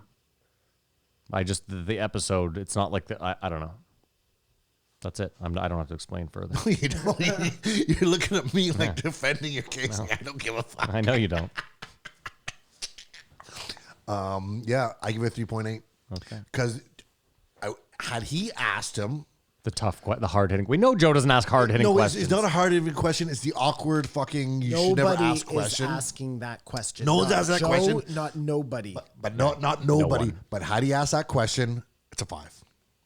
No matter what the answer is or whatever. Because if that's not in your head as a question when you're watching the movie, what are we doing here? Am I wrong? Of course, it's the question. Okay, thank you. That's it. I rested my case, Yod. Like the crux of this guy's whole life, it's the question. Thank you, Simon. You I just don't validated think my. Joe is irresponsible in not asking that. Agreed. Like, but it is the question, and I said it out loud, and now I never have to say it again. All right, well, let's move on then. Doug Stanhope. 1623. Douglas Stanhope. Douglas Stanhope, who's a 50-year-old recluse from Bigsby, Arizona. I don't think he's from there, but he lives there. No, yeah, he was from Boston or San Francisco. Close. And he wants to leave Bigsby. I wish he would have told us that story. Oh no, okay, this was a disaster of a podcast, eh? It was crazy. Joe hated every moment of it. I've never heard him like, let's just end this. Joe doesn't, first of all, I said this before when we were talking about the End of the World podcast. Joe doesn't listen to anything Doug says. No, totally. Which is weird because like they're supposed to be good friends, but he literally does not, he's not taking in the conversation. Like with Marcus Luttrell, it was a totally different, Joe was like hanging on every word. With Doug, it was like you said, it's almost like he was like, I got somewhere to be. Well, no, the first time Doug takes a piss, he gets up and Jamie goes, don't worry, me and Doug have a rhythm we got to get into. They never found the rhythm. Like, it was bad. This I was so excited when I heard it, and it was two guys talk at each other. The one thing, though, you'll never get with Doug is him, like, making a joke. Everything he says is just funny because he's such a funny guy. Yeah. I don't feel like he's throwing bits in there ever. No, he's fucking Every hilarious. time he mentions something in as an alliteration and mentioning abortion, I find he is putting bits in there. Like he's going back into his memory banks to say 3 words that start with the same letter and make an abortion to just make it sound extra. I don't give a fuck what comes out of my mouth. And I feel like on this episode, the hens have come to roost with Doug Stanhope. Like he wants to be more successful than he is, where he was always like, I don't care. I'm the gold standard of credibility in comedy. And now he's like, I've got to market myself. I've got to try. It's not enough not to try. Well, wasn't it awesome that he was like, hey, Joe, by the way, you're a producer on my Yeah, I thought show. that was fucking Don't you remember hilarious. that conversation? I thought it could give me some so when Netflix clout. when Yeah. I want to go sell it to Netflix, Joe's probably like, holy fuck, what did I get myself into? I'm a producer on the craziest fucking special of all time. And this was like the most like, this was where I started thinking Joe's like lost his mind. He goes, I would describe you, Doug, as a moderate regular drinker. Yeah, I know. I was like, okay. He packed vodka and a T-shirt for I know. his road trip. Like, He said, I had to drink this morning to get rid of the shakes. Yeah. That's not a moderate drinker. he's Bert Kreischer goes to hang with Doug Stanhope, so he feels like he's not such a big Yeah. drinker. Listen, in all, like, I love Doug Stanhope, okay? Hold on. This Love- isn't love me the Doug. saying Love the something Doug. bad about him. I don't think Joe realizes, like, where Doug is mentally.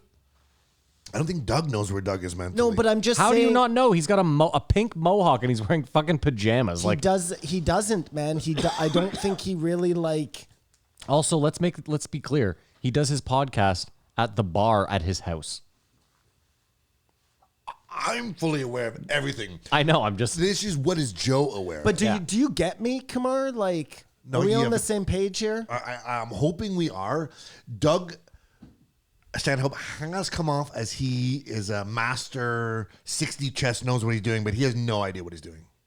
Is that what you're saying?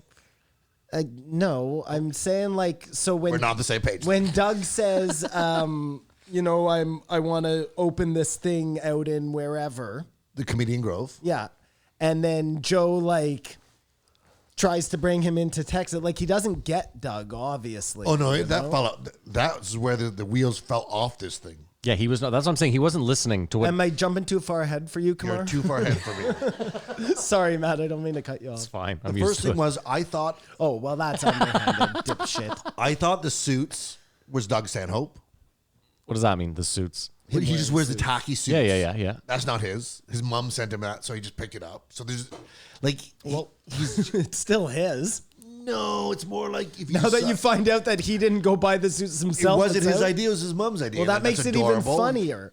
No, but it was his mom's idea to send him suits. He wasn't. He didn't He have, didn't to wear them during I know, comedy. like, this is great. He did. My mom sent me the suits, so I'm going to wear them. It's just That makes it even better. Did it bug you when he described himself jokingly as a slothful pig? But he's super worried about like vaccines and stuff. It's well, not vaccines, but it seemed like he was sort of COVID paranoid, maybe to the healthy level. But he's also a complete degenerate. Like it's two different things in my head. I see what you're saying. Like he's worried about catching this disease, but he's clearly an alcoholic who's like pickling his liver. Well, he knows that he's compromised, so he doesn't want to put himself at risk. Like, no, that don't makes turn sense. this into that. Come on. No, this is a discussion, and now that works, Simon. Don't turn it into what? You know what? Joe may have gotten the vaccine. This Joe weekend. definitely got the vaccine. He's rich, motherfucker. No. No. He was saying to Doug. The one. Yeah, shot. I know. Yeah. So they made him, or he chose. He was saying he was jumping on the. Joe wants to get it so that he can travel freely again. And I think he wanted to take that RNA one shotter, Not the RNA. or not the RNA one shot. He wants the Johnson Sputnik one shotter, where they actually give you a little bit of the, which is the one I want. Don't forget, he's playing in Vancouver for 420. What? Really? Yeah. They're allowing that big a show in Vancouver? Rescheduled date. From last year, it's rescheduled. I believe I went to look because Mary the other day was like, "Do you want to go see Joe in Vancouver? We can go see my sister." And I was like, "I have no desire to go to fucking Vancouver whatsoever, just zero." Or do you have a desire to go see Joe do stand up now? No, I've. Like you will just. I've heard that on this podcast. I heard that. All right. I've also I you saw know what I Joe mean? at the store, so like I would much rather like I've heard Simon talk about his experiences seeing Joe at two different large venues. A cool, small, intimate. And club would be I cool- really enjoyed seeing Joe at the store in like a little fucking booth. You know what I mean? It was a much better. It sounded to me like a much better experience than what Simon experienced. That's all. I can't believe that Vancouver is talking. Like, you know what? I don't know. Vancouver didn't have a big. They never had it bad. That could be rescheduled though. That's well, actually. Did you hear what happened in Vancouver yesterday? What? 7 people got shot? stabbed. Yeah. Oh, stabbed. in front of a Jesus. library. They blamed it on COVID. What, the downtown library? North Van. Oh, it was North Van? Oh. What was it about? Drugs? It was. I think it was super random and just a bloody massacre. So they don't even know what happened yet. Sidebar. Doug got screwed over by a video game. Yeah, that was It weird. was Yeah. such a weird roundabout way Yeah. to say that. Do you know if you do a voice on a video game, but you sign up with a thing, you can't say anything about it? I mean, I'm just wondering. Doug's the best. So man. I think he might have reached his contract. I'm not sure. that But was amazing. that's interesting. He must have been in Grand Theft Auto. That's what it was. Yeah. It's exactly Well, what it was. I It was thought Grand he- Theft, but he wasn't in it. His shit got dropped, but he couldn't talk about it for a year. but it was Grand Theft Auto for It was sure. dude, he said Yeah, he it. said, yeah, because he was said it asking. I know they Grand were Theft- talking about it, but I was just I like, thought he was in that. well, that's it, because I'm Well, thinking. maybe he was in it, but he still had to wait a year before he could talk about it. No, I don't think you can ever talk about it, and you don't get paid, or he did get paid, but it did get used, and he can't talk about that. What are you talking about? Of course you would know if it was him. You can put a face to all the voices in Grand Theft Auto because I think they all are stars, right? Not all of them. But they're not all stars. They could just be anybody. No, but if it's the comedian part, like you think it would be that hard? Oh, for- I don't play it, so I don't know. But I thought for some reason I just thought he was in it, and then this makes me lead to believe he was taken out of it, or just not included on the cutting floor or something. Well, that's what I thought by this discussion was that they told him not to talk about it. He'd be out in a year, and then it never got in the game. Well, we might get sued by Doug Stanhope for Well, outing you him. play, don't you, Matt? Yeah, but he must have been an add-on or something. Anyways, Because they're whatever. constantly adding stuff to the online game, so they must have brought him in to do some sort of, I don't know. Because that game came out literally 7 years ago. Actually, 8 years ago now. But it's still played. You could play it online and just the challenges go forever. The online, they still make $100 million a month off Grand Theft Auto Online. we should develop a game. Boys. Hey, Kamar, isn't it crazy you listen to Skanks with him on it? Yeah. How he just talked about the exact same thing? I was about to say, he has his talking notes of, this is how I've got to go now. But to the letter. But keep in mind, he said, he was like, I had to practice talking to people. So I assume he just like had... But throwing Bill Maher under the bus, like he had just done that talked about the same pink shoes, everything. Like, Well, that's in particular, that example in particular, but I just think when you're an alcoholic, like you don't think about everything. You forget about a lot of stuff. You know what I mean? And so he's now got his organized talking points. I've got to, it was a weird Doug. It was a weird Doug in an unnatural interaction between him and Joe. Well, Oh, it didn't seem... Yeah. this is, I guess, like Joe. Yeah, I just don't think Joe has any clue as to like what you're saying, that Doug is, this is what he, I don't know, man. But you enjoyed Doug on the Skanks more than this. I enjoyed Doug on the Skanks more than this. Yeah, well, because it Well, was they were fresh. probably listening. It was like listening to it again. It was But they were weird. probably also listening to what he was saying. But it was zoomed. Oh, weird. And Oh, it's it was still way good. more awkward. Like, I like it better when he's in person for sure. But it really did feel like, you know, when a drunk guy at a bar tells you the same story 3 times, but they don't remember that they've told you the same story. And from Malcolm 3 times. Gladwell, we know that means they've blacked out. Because their memory is gone, the short-term memory loss. Remember we explained that? And I don't mean that like literally, but if you kind of take that as a whole, that's how this episode felt a little bit. And that's how I feel like Doug is now with his talking points of like, No, I understand what you're saying. And I think Joe just thinks that Doug is like super sharp all the time. And he doesn't realize that, like, I don't know. It's almost like he doesn't realize that Doug is upset or about things, or I don't know. Or just the years of drinking catch up with you. Which leads me to the next point. Ron White has gone sober. Yeah, that was right out of left field. I never saw that coming. Something happened because Joe even said it. I don't want to talk about it until he comes onto the podcast, but he went down to where His ayahuasca and did a experience. bunch of ayahuasca experiences. So For the record, for listeners, that reminded me of Kamar. Because anytime I like have something big to say to you, you're like, no, just sit. It's fucking green room floor. green room. Yeah, just fucking hold it. Yeah, I for sure. Well, it's just like when we don't press a record button. I had to fucking, as you said it, I was like, fuck me. But if he did have that conversation with Ron, it wouldn't be natural. So I get that. But it was interesting when Doug was like, yeah, Ron invited us to go party with them. And it's like, well, Ron, we can't go there. We're out of the way. It's like, no, we're take care of you. And then you wake up somewhere like, plans changed. Which is the worst thing to do, to make plans with drunk Yeah, people. of course. Because they promise you the world. I used to say everything when I was drunk. They wake up sober like, yeah, that's not going to Yeah. happen there, cowboy. I'm not even going to make breakfast, actually. So I sort of felt like he threw Ron White on the bus. I don't know, but it'll be interesting to see a sober Ron White. well, you've never seen a sober. I don't. So. I think years back, but recently he's just been tequila owning Ron. Doug may have gotten the nurse fired. What Is nurse? that potential? You know what I'm talking about, right? Yeah. So he goes. I get the checkup or the test from your nurse to say I don't have cancer, and Joe corrects him COVID. And he goes, and she asks me, so what are you going to talk about today? He's like, yeah, she's got to stop doing that. You don't remember that part? He lives on 3.5.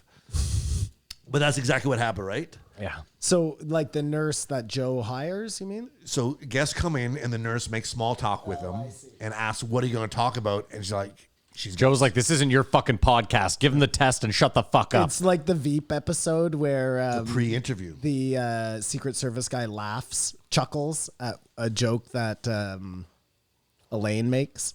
Selena. Yeah, and she gets him fired because they have to be like robots. But it just goes to show that this podcast is not 100% transparent. Okay. because past that, aren't we? Because the Master of the Obvious, just when Joe was like, "Oh, those things you told me not to talk about on this podcast." Oh no, it was so obvious because Joe always says, "Oh no, we don't do any pre-interview." And we can assume, don't bring up Callan, don't bring up the comic club, don't bring up this, don't bring up Dalia. Like, Yeah. there's a slew of things I'm convinced now Are off the. are mentioned before, so it's not we'll just sit down and see whatever comes up. And I think it depends on whether they're drinking or not, how much Joe like prefaces what not to talk about. Well, you drinking and who they know, because Marcus too, Luttrell yeah. doesn't know any of those people, Right, and they got right. wasted together. But he's not afraid of things No, going to fair come enough, up. fair enough. But with a comic and who they talk about, Well, and Doug. Marcus Luttrell's like, being in Afghanistan, it's like having a friend that's a rapist. You don't know anything about that, do you, Joe?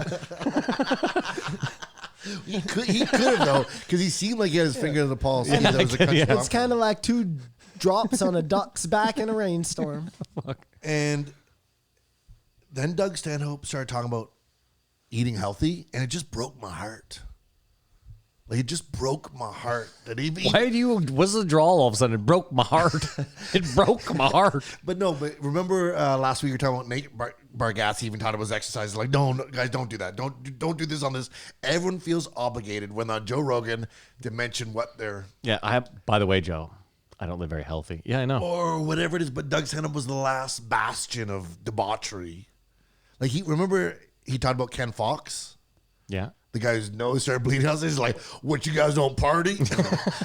It's so true though, Kamar. Like you're right, because even like Diaz comes on and talks about his fucking health routine on Rogan. You know, And Diaz is all right because he's 300 pounds and needs to do that. But Doug Stanhope is just supposed to fade away or burn out. Isn't it so interesting that Doug is talking about doing a show based on his Louis character? Do you remember? Have you Yeah, the guys seen suicide that episode? Yeah. it is so. It's That the episode darkest- is so uncomfortable. It's almost impossible to watch, and he wants to make a whole fucking series about it. You know what the funny thing about I don't remember laughing once that episode. Dude, it hurts to watch. It's- like it yeah. absolutely does. It's so hard. But it's a good episode. yeah, but Not for a comedy show. No, that doesn't matter. It makes you feel away. it makes you feel something. Yeah. And then it all fell apart. Doug mentions the comedian Grove. Yeah. Joe does not hear what he's saying. It doesn't hear what he's saying at all. Not a word. He hears comedian Grove and says, "Oh, okay, I'm doing that already, yeah. and you can do this with And me." he's like, no, you're not hearing what I... And then he's like, no, I'm not hearing what you're saying. and Doug is like, "No, I've thought about this for 3 days straight. I'm going to tell you about it." And Joe's like, "No, you're not going to talk about it because that's what I'm doing here. Master plan. You're moving here." Doug doesn't hear that. And then it really falls apart when Doug goes, "I've written questions." Like you and Joe's like, you what? Right after he said we haven't found our rhythm. Doug's gonna come back in here and we're gonna get this thing on track. And Doug starts asking him who would you rather fuck, marry, kill, all these things. And Joe terrible. literally goes, "You're not really doing this." Right? It was terrible. And he goes, "Well, yeah, but there's a couple questions like me and Kreischer was did it." terrible. It's like, yeah, because when you're fucking wasted, this is hilarious. And then he's like, "Well, just read them all off. Don't actually ask." Yeah, just- And Joe's like, Doug's like, "Well, no, I don't know. Like, I feel stupid now." It's like, you should feel stupid because it's not supposed to happen. As we always say, whenever the guests start asking questions, it's a fucking disaster. Yep. Well, this was the ultimate Oh, this version was of terrible. it because Would you he rather took out have a- his little reading glasses. Would you rather get the first vaccine or drive this car? And Joe's like hoping one of these questions goes a good place. Oh man, dude, my face hurts. Then they bitch about social media, which is always what Par for the course, Par yeah. for the course. Blah blah blah blah blah blah. And then Doug mentions lucid dreams, and and Joe all of a sudden that's his thing right now is dreams. Because he has Dirt in the mouth. How do you the dirt in the mouth comes back? How do you have the lucid dreams? Doug takes like a super powerful sleeping pill and just powers through it to take a piss and thinks like, well, I could dream, take a piss, go back and pick up my dream. Yeah. So, do you guys fly a lot in your dreams? Never. Never. Let me. How about you, Kumar? No, it's usually. Well, I was talking to a friend the other day. a lot of needing to get on stage and not being able to get there. Like I have a similar like the flo- running the for floor- running having to to do- having to- running to something or away from having something to and get something can't and just run. not Yeah, and just not doing it. So I fly a lot in my dreams. That's awkward. I can never. It's not a thing where I can ever like just blast off into the air. I always have to like push myself off of something. okay. So I had a dream the other night where the only way I could fly was I'd have to run really fast at a wall.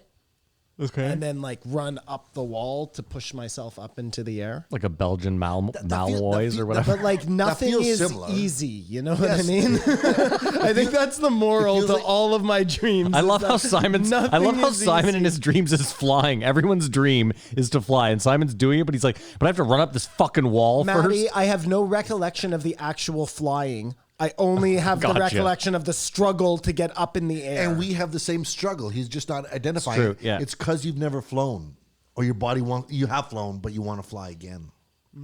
Interesting.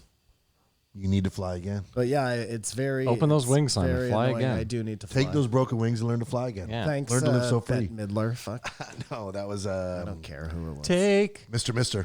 Is that who it was? Broken wings, learn to fly again, learn to live so free.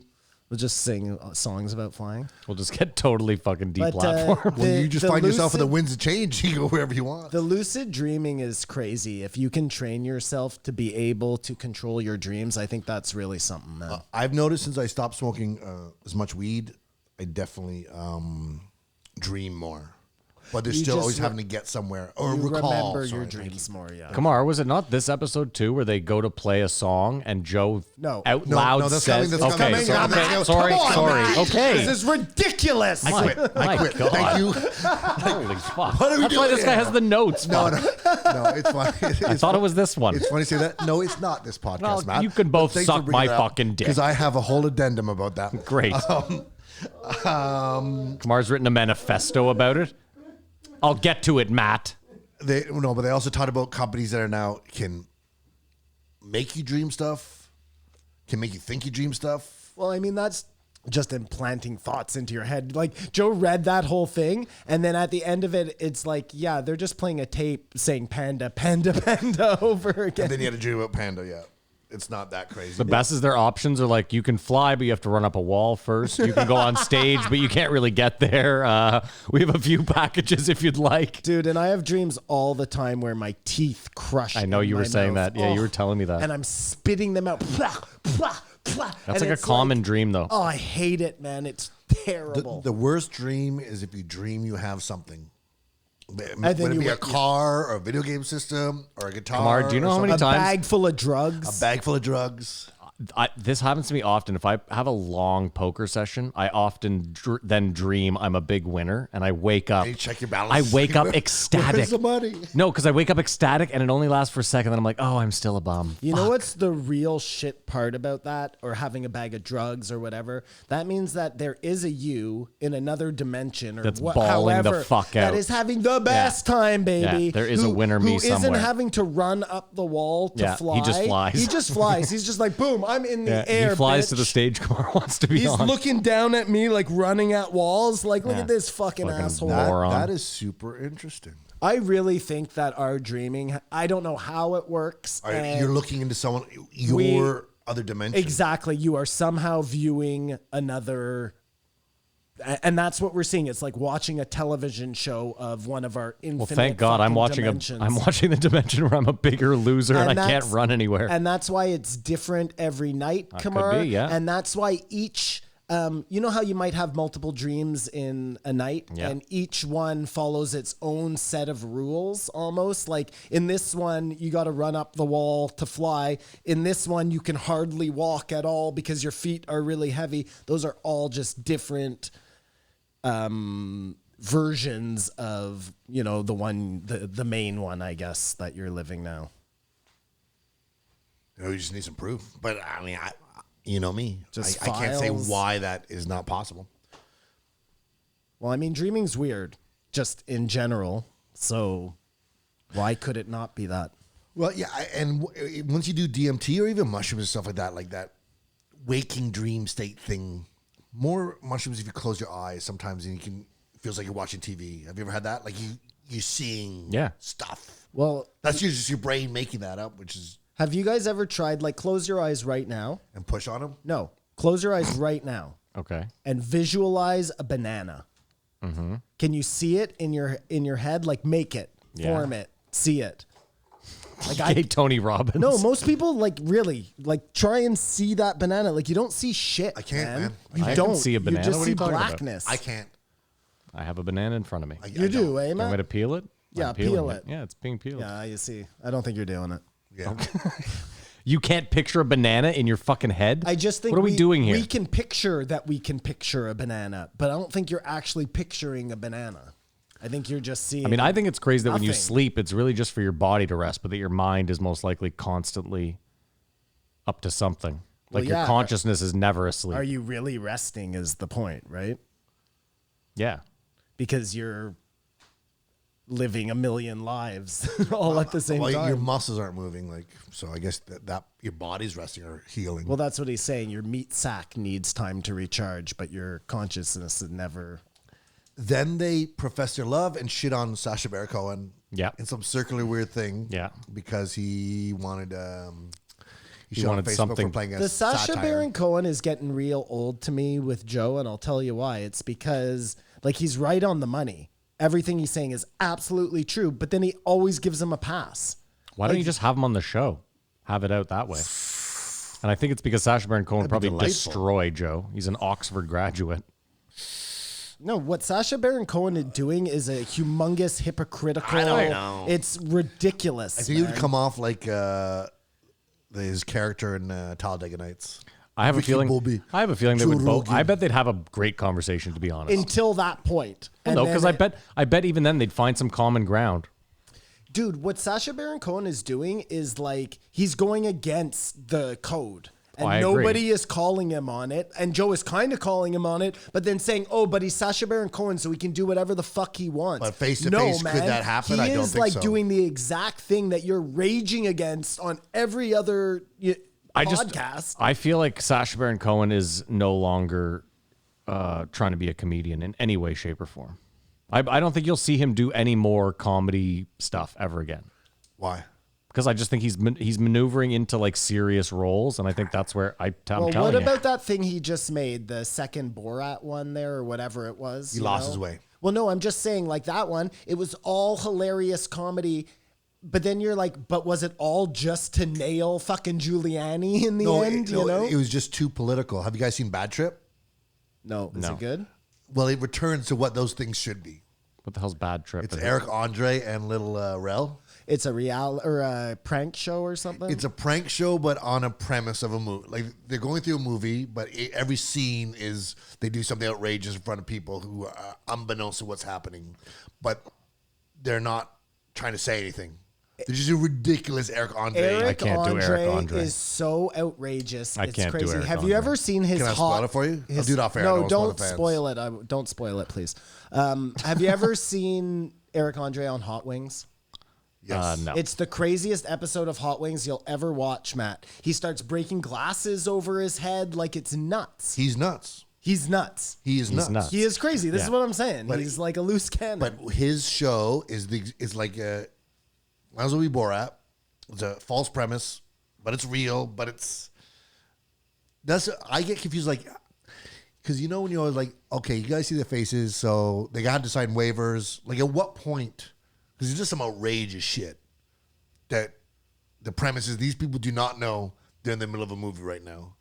And then at the very end of the movie, there's a whole bunch of outtakes.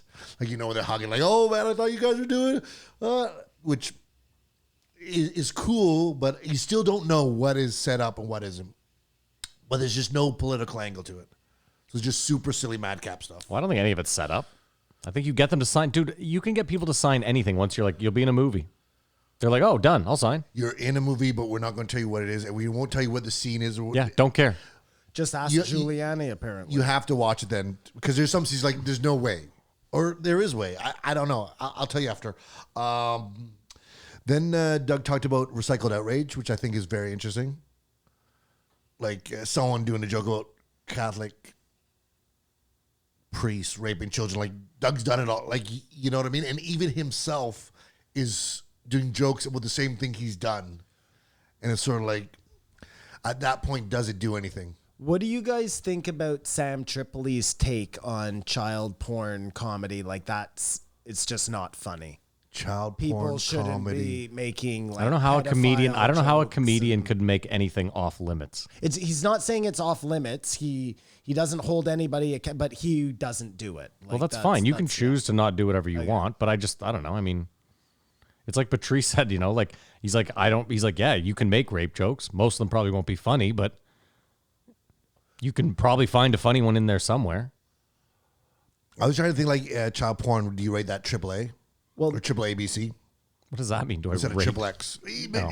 Just jokes. you know? nobody. I guess Sam's point, in all fairness, is nobody has a problem with people making pedophile jokes, but right, that's just like it's always been the humor. They've always used it as comedy humor, but they have a huge problem with them making rape jokes, but not raping children jokes. It's just a weird. That's a disconnect because this. Well, it is a disconnect, obviously. I say what are the top 3 names for child porn movies? What? Pin the Tail on the Baby.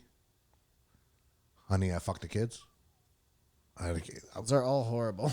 No, think about because child porn is horrible. Like I guess that's what he's saying. No, but I mean, look, there are tons of pedophile jokes, like tons of Pedophile them. jokes. So you don't go all the way to what they're doing as pedophiles. But like you just said, there's tons of pedophile jokes. Like what? A pedophile and a kid go in the forest together. This is exactly Okay, what but I'm those are talking about. like rim shot jokes. Those aren't like. Fine, but nobody has a problem with those when they have to do with pedophilia, but they absolutely do when they have to do with rape in this like count, No? No, You're I not agree saying that? with what Patrice says. You can go into all these areas, try to find the funny, but you're going to have to look for a long time. I don't know.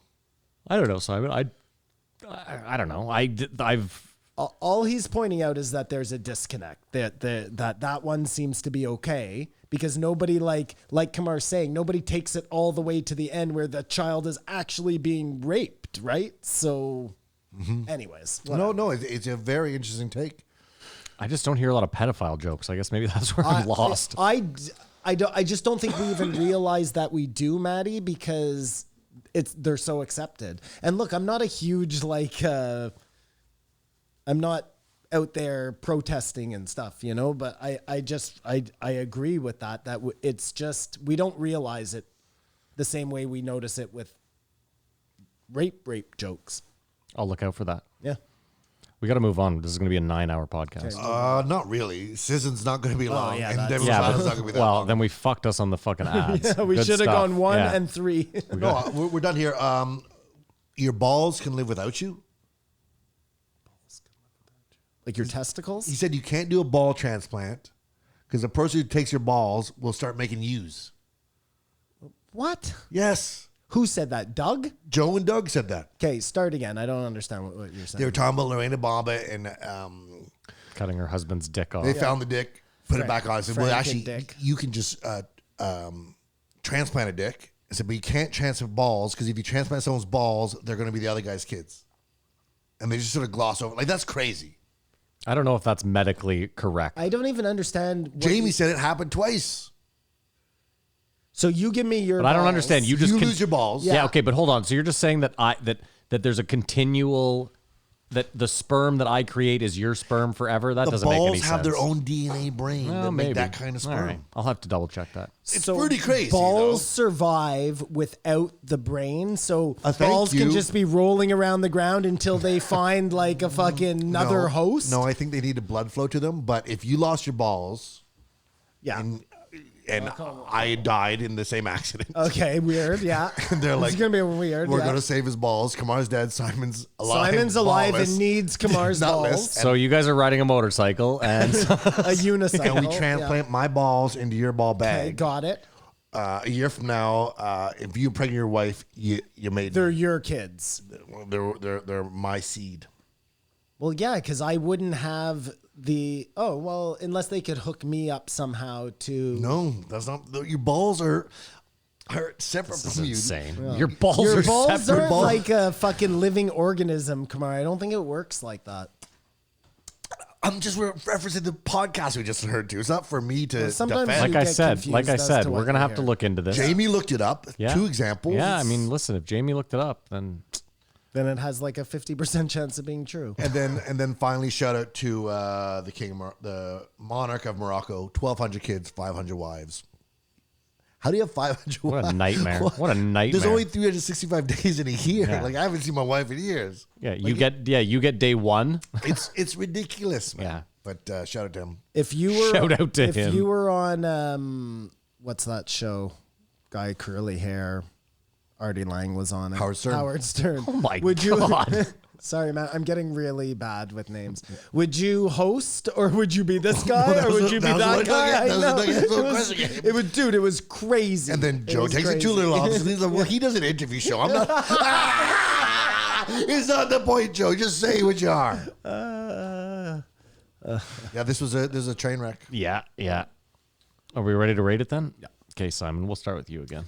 I rate this one this was my 3.5, I guess. Really? Oh my God. Yeah, okay. it's a 3. It's a 3. Justifiable. Go ahead, Kamar. 1.5. Kamar and I have an agreement. You guys thought it was that bad? So This is terrible. I don't know. This I don't was even. terrible. I don't know if Joe's How- bad or Doug was bad. Were these It's bad guys- I hadn't how- talked to someone in 3 days. Were these guys not friends for years? You're Like, right. what It was happened? horrible. I give this one a 2. There was no simpatico. He's not his rhythm. Never got his rhythm. Joe got mad at him. Like Yeah, this was ended terrible. weirdly. This was terrible. Again, that's 2 this week that ended weird. Doug is like a new Doug who's healthy and like trying to get his career on track. Like it's just weird. It was just the whole thing was just weird. Love them both. Love them both. All right, well, we're going to take a break, pay a bill, and we'll be right back.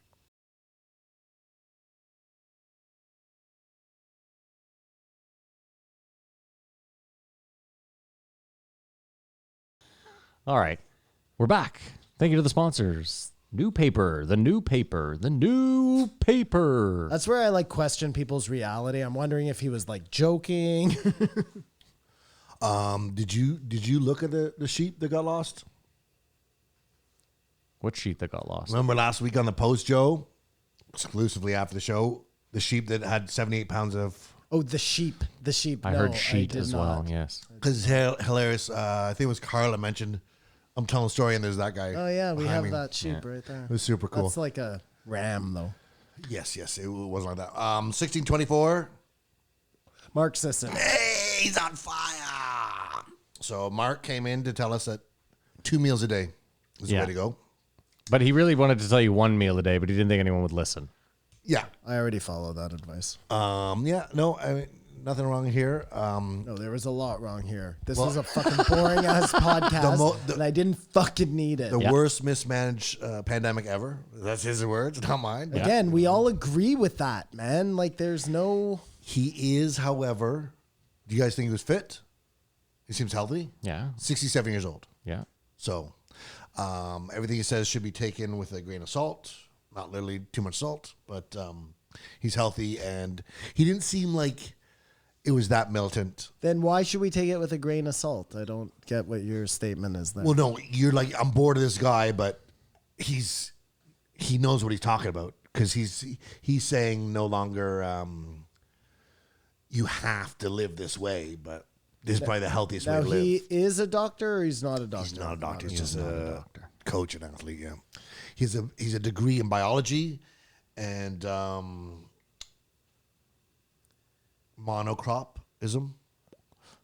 Monocropism. I wrote that down. Does that When mean Joe anything, guys? puts a I'm pulling it down. when Joe puts a guy like this on, I'm just like, dude, read the room. Like, nobody wants to. Who? It really is there a big faction of Joe Rogan people out there who like love it when a Mark Sisson comes on? But Mark Sisson loves it when Joe lets him have on because he's selling his new book. Now, what was weird is he hasn't been on in 5 years, and Joe thought he should be on less than 5 years from now, which I think he doesn't ever have to be on again, Yeah, I'd be fine if this. I don't. unless he had super new research. I mean, I'm with Simon. I want to know what the percentage of like listeners that want these health people this is on. what But again, Simon, I don't think Joe even gives a How shit. much of this is for Joe, and how much of this is for like the people listening to Joe. Well, the weird thing is it seems like a lot of confirmation bias, to be honest. It is. That's because Like he the doesn't whole- have the other side on. Like the whole time. But even then, it seems like Joe regurgitating what he knows this guy already knows. And then this guy being like, yeah, you know it. That's right. Yeah. Like it doesn't. Yeah. It was aggressive and when agreement. Joe has the other side, if he does, he goes on the offensive immediately to counteract it. So Yeah. But the biggest truth or point that he sort of set out is you don't have to eat. at some point you have to. You don't have to eat, period. But you don't have to eat like, I'm doing this thing. I got to eat a big lunch. Yeah. Like I've stopped eating during the day. And I work all day. And my only problem is since I quit smoking, like I eat way more. Like I'm trying to put on the non-smoking weight that Stanhope talked about. Mm-hmm. But if I do eat, like there's been a couple times, say on a Friday we got pizza, like I'm ruined. Whereas if I don't eat, I can work till 5 in the afternoon. Then I'm hungry, but I know people who are like, oh, sorry, I gotta eat. Sorry, I gotta eat. And they're completely. Oh, no. I live on hungry. It's so true. Like this morning, I usually fast all day long. I only eat from like 5 till maybe 10 o'clock at night. This morning, I made myself pancakes because I finally had a day off. So I was like, I'm going to do something normal. And I am so hungry right now because I broke the seal on the hunger. Whereas you could have made it through no problem. I could have made it. I could go till like, if I forget to eat at 5, sometimes I just forget to eat. And I have to then force myself to eat at 10 o'clock. I'm like, oh shit, I forgot to eat. Have you seen souffle pancakes? I love that any of hard. that English? I love that Fuck. hard U-turn. Souffle pancakes. What is souffle pancakes? So you make your pancake batter. Yeah. And then make meringue. Okay. You know when you whip egg whites. Okay. And then fold that into your pancake batter and then make your pancakes. And it just makes them Like fluffier. air, like fluffy. You can make them like this big, Simon. You see, I like very, very skinny pancakes, like crepes. I've The become density is the quite problem. a pancake. No, maker, I though. know you professed your skills at pancakes. Quite good. But then at I the saw old these, pancake game. Souffle pancakes. And I'm I said, very interested. I had the audacity to say to Halima this morning, I'm like, my pancakes, they take so much work. Like, and then I eat them in 2 minutes. And she's like, really? They take so much work? Like, it's you add water to the batter. Everyone It's in on a his house, turkey dinner. Yeah. everyone in his house is disrespecting now. His son, Halima, Everybody, Jesus everybody, Christ. man. And you In don't my put, life. You don't put butter on your pancakes. No, we've been through I this. put butter in the pan when I make my I pancakes, don't so have they to. come I don't- off with I- like crispy edges. I'll just sit here and listen to this. I disagree with Joe because Sisson was saying paddling is a great workout. And Joe's like, I do jiu-jitsu, a real sport. I don't paddle. Yeah, I mean, we've seen Joe do this 100 times. But like, You're talking about stand-up paddleboarding? I would Very hard. That's what he's talking about. But Yeah. paddling in general, because it's sort of like a legitimate sport is something that's almost a practical. It's practical, the application of it, and then we just do it in a competitive way, Right. right? Yeah. And like paddling is like how the fucking Vikings got across. You know, like there's nothing more Totally. And then that more goes. so than jiu-jitsu. And it's crazy that the most popular sports are the ones that have nothing to do with that. The baseballs, the footballs, They're- the they're basketballs. games. They are pure game. They're They games, have yeah. no like. You can't take your skills in football and then translate that into fucking Into a survival war or skill. something. Yeah, there's you no know? application I guess to it. maybe you could in war a little bit, but you get my point. Just running for your life through people, I guess.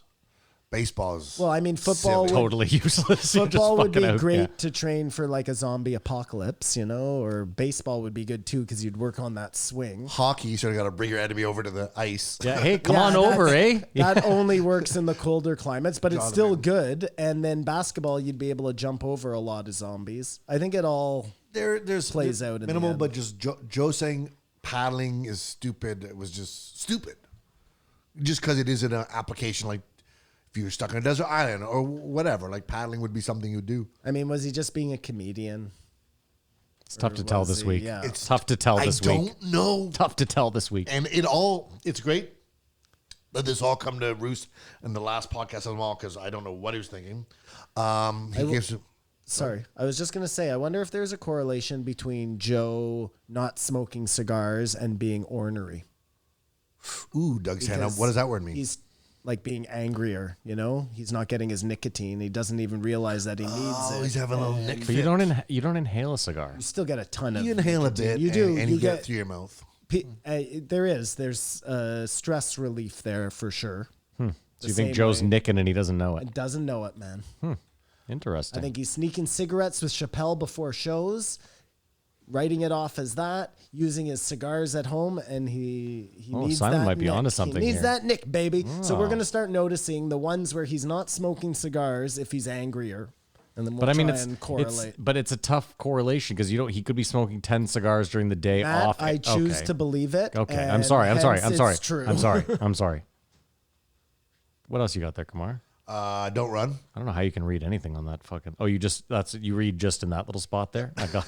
You're such an asshole. No one needs to know this, man. We're gonna have some magic here. Don't run. Well, he was saying it's bad on your joints and stuff, and there's so many other exercises Oh, you can Sisson was saying that. do. So that makes you feel better. And Well, this, he wants to paddleboard everywhere. but he was running. He was running 100 kilometers a week, triathlon and stuff, like for longevity. And the biggest point he said that was almost like a Marcus Luttrell is if you don't use your body, you lose it. Like exercise your organs or whatever. So you could be like, I don't like exercise, but I'm sure everyone likes being able. Dude, what was the stat I saw the other day? If you spend more than 50% of your time sitting, there's like a high probability you'll die in the next 5 years. Wow. Or is that just sedentary, like not moving at all, like or whatever? Yeah, I assume so. Yeah. But it's again, this isn't prolific. It's more like a common sense. Like if you don't use your body, your body's going to like, oh, I guess you don't need me anymore. So hopefully that's a beacon of like do something active, especially now in this lockdown. Let me ask you a question unrelated to that. Does Joe know 100%? Do we know for sure that the virus has no possibility outside? As he's Because he is professing. quoting hard that UV light kills it directly and that there is no There's no evidence. spreadage outside. Like, I'm okay with that. If that's true, great. You know what I mean? But do we know this? Nothing makes sense anymore because Brazil is like fucked. Oh, they got They like have nice they had weather and they're outside. 200,000. Their variant is supposedly like 10 times more. You heard all the stats. It puts you in the hospital at a 10 times rate. And like, dude. Don't drop numbers on Kamar. He doesn't you've- even know what you're talking you've about right seen now. our 10x. You've seen our numbers though, right, Kamar? Like they've never been higher. 2,000 people a day. Our numbers are the highest now. Yeah. Even though we've taken all these measures. Right. Nothing right makes fucking Yesterday, sense. we had the highest numbers in Ottawa. And we're in the middle of a lockdown. But people aren't hearing. Nothing But makes we're sense. not in a lockdown is the whole point, right? We're in But Florida, there was people in the stands at the Super Bowl. Yet there's still like it's. I don't know what to say. I don't know if it's the variants, how they get here. We kept our airplanes. Nothing makes sense. They talked a lot about this stuff, and I read an article that Who's his was position? like, we're us here in Canada are in a race between the variants and whether we can get the the vaccine quick enough. vaccine in quick enough. We Exactly. know who's going to win that that race. sounds like a straight Well, fear porn. I mean, look, I don't want to dwell on this, but it's so fucking frustrating to think that you're like when you hear about the amount of inoculations going on in the U.S. What about Israel? or wherever. I mean, we're like a fourth world country at this point, you know? I had an interesting conversation with a friend in the service industry. I thought he was going one way, but he went the other because he, you know, they changed the rules in Ottawa where if you want to be at a restaurant, you have to be at a table. It can't be more than 4 people, and all those people have to be within your household. That's the new rule. Oh, yeah. They're making them up as they go along. Well, no, what he said was I think they know that it's being passed in restaurants far more Oh, 100%. than they believe or than they're telling us. Well, that doesn't make sense. Well, it does because they don't want to kill the restaurant industry. Think about it. If they start saying like 50% of the cases are through restaurants, it kills the restaurant industry. Even more, what I think is no one's mentioned food. What do you mean? Well, I mean, there's people preparing your food, right? Like, it can't be then passed through going food right into your preparation. mouth? This is what I'm saying. Like, Can it be cooked? Can it be cold? well, this is what I'm saying is like, so, but think about that too. If they knew that it was passed through food, that would cause the biggest scare ever.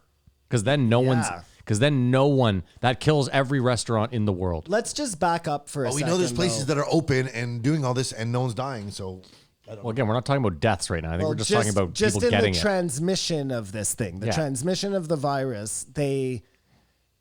You're in an enclosed space like a bar or a restaurant, and you don't have a mask on because you're eating or drinking. And then we see the number. You know what? I don't know. Whatever. But whatever. Man. yesterday, Spain had a concert with 5,000 people all together, no masks. What they did is they sold tickets to like 10,000 people or whatever, and then they took tests. And they notified people 4 hours later, okay, you can go. So they knew every person they allowed to go, except that person came across someone in that day. I don't know if they had to stay home, but they're testing to see if they can have an event. But there, you brought up the best. Like that's almost useless because, like you said, you can test these people the day before, and then they go and It was the day Then of, you're but on still. the faith system that everybody's just gonna like. But my point being is there's no uniformity around the whole world of dealing with this, or the variants are different here. Like it's, how you need a constant sort of in science because everyone's using science. a control. Yeah. There's no controls in this. This place open. This place locked down. They have more death locked down. They're like, if we were all doing the same thing, we might know something, but we know nothing. And it's good this week. These next 2 weeks are going to be cold and shitty because was it like 19 degrees the other day? Did you feel insane? Like, But that's not good because it pushes people inside instead of being out on the patios. well, no, all those places should be closed, but people whine. What I'm saying is that first day when it was 19 degrees, I felt like we're back psychologically. Yeah, yeah, Winter's for sure. over. Let's go out, like be social or whatever. But I mean, Dude, if, I don't even drink, and I got a call that day from a buddy of ours being like, "I'm at local. Come down and meet me." I took that call, and it was the worst. if Joe is right though, and it's not He called- passed outside, He's the worst because sorry, I didn't mean to cut you off. He invited like 20 people. Of course. You could only have 4 people Of at a table. course. And they're supposed to be in the same house. So there's 6 people showed up and we were all separated and he was running around like a little super spreader. Like, oh, sorry, I didn't think you were going to come. like a little super spreader. Sorry, I just didn't think you were got gonna back come. from No, his no. golf trip. in Kelowna, yeah. Exactly. He's like, oh, I'm glad to hear that. I was like, what the fuck, man? Like, Did he not let you know too? He got a notice from like Air Canada being like, "Yeah, someone Yes, on your oh. flight tested no, he positive." told me for-" as he was sitting beside me on my fucking turn. My point being is, I don't Well, want... maybe you should have told us, super spreader McGee. That was 2 weeks ago. We're fine. Dipshit. He tested negative. The point being is... Guy's been tested like 17 times. I don't want to go out or do anything till this is over. Because the going out and adhering to all these things is... I don't want to sound like a bitch. Like, oh, it's inconvenient. I don't want to mess with it. Like, it's more hassle than the gain of feeling social and stuff. You know what I mean? Yeah, the juice ain't worth the squeeze. I'm with you. Kamar instantly just wants to rip his mask off everywhere he goes and be like, I have an exemption. No, but I get what he's saying. Like I'm with him where I'm just like, it's not worth it to me to go to a restaurant to have to do all this stuff. And It because was I hardly didn't worth it before. That's what I'm saying is I didn't care enough before about going out to do this shit that I'm not now. I'm like, I don't give a fuck. I'm fine sitting at home. Well, and, I think emotionally, I had this thing like seeing people you haven't seen for a while. Like, it's like... And so seeing people you haven't seen in a year, Yeah. you don't even think about it, but holy fuck, it's been a year. And so catch up, whatever. Then you beside another table and go, I think this whole thing's fucking bullshit. And then they look over, like, I don't even want to be a public expressing my opinions. But do you understand what I'm saying? Yeah. The whole thing is just uncomfortable and the juice isn't worth the squeeze. And I don't know how we're going to sort this out. Gotta get fucking vaccines, man. But I want Sputnik, #1 vaccine, no side effect world, guaranteed. Make your dick hard too. There went off about apps showing what you do and stuff. The Steps app is pretty cool, eh? yeah, unless you're inactive. Guess, in how, which case, guess how many steps I had yesterday? I'm gonna say 22,000. 131. Thousand? No. Oh, 131 steps. Well, that's the worst. See, that's when the Steps app is not your friend. when you've been inactive. I'm not sure. I went for a bike ride and I don't think it counted or something. Yeah, that too. There's a lot of times. I did yeah, some stuff, but I was like, I've had 22,000. Like when I work 2 Yeah. jobs, like you're like, I'm moving, man. Yeah. But I think the phone app is all you need. These guys are She talks about the Fitbit watch and all that. and the Yeah, yeah. pulse thing or whatever, and you just know your body. They got to the bottom of the chess calorie burning. Well, they didn't get to the bottom of it. This one guy said definitively you can't. Well, no. The thing was, these guys burn up to 1,000 calories playing chess. Just playing chess, yeah. But they're saying it's not the chess; it's the stress Yeah. leading up to the whole thing. So then he's like, "Well, I wonder if I burn a lot of calories having this conversation."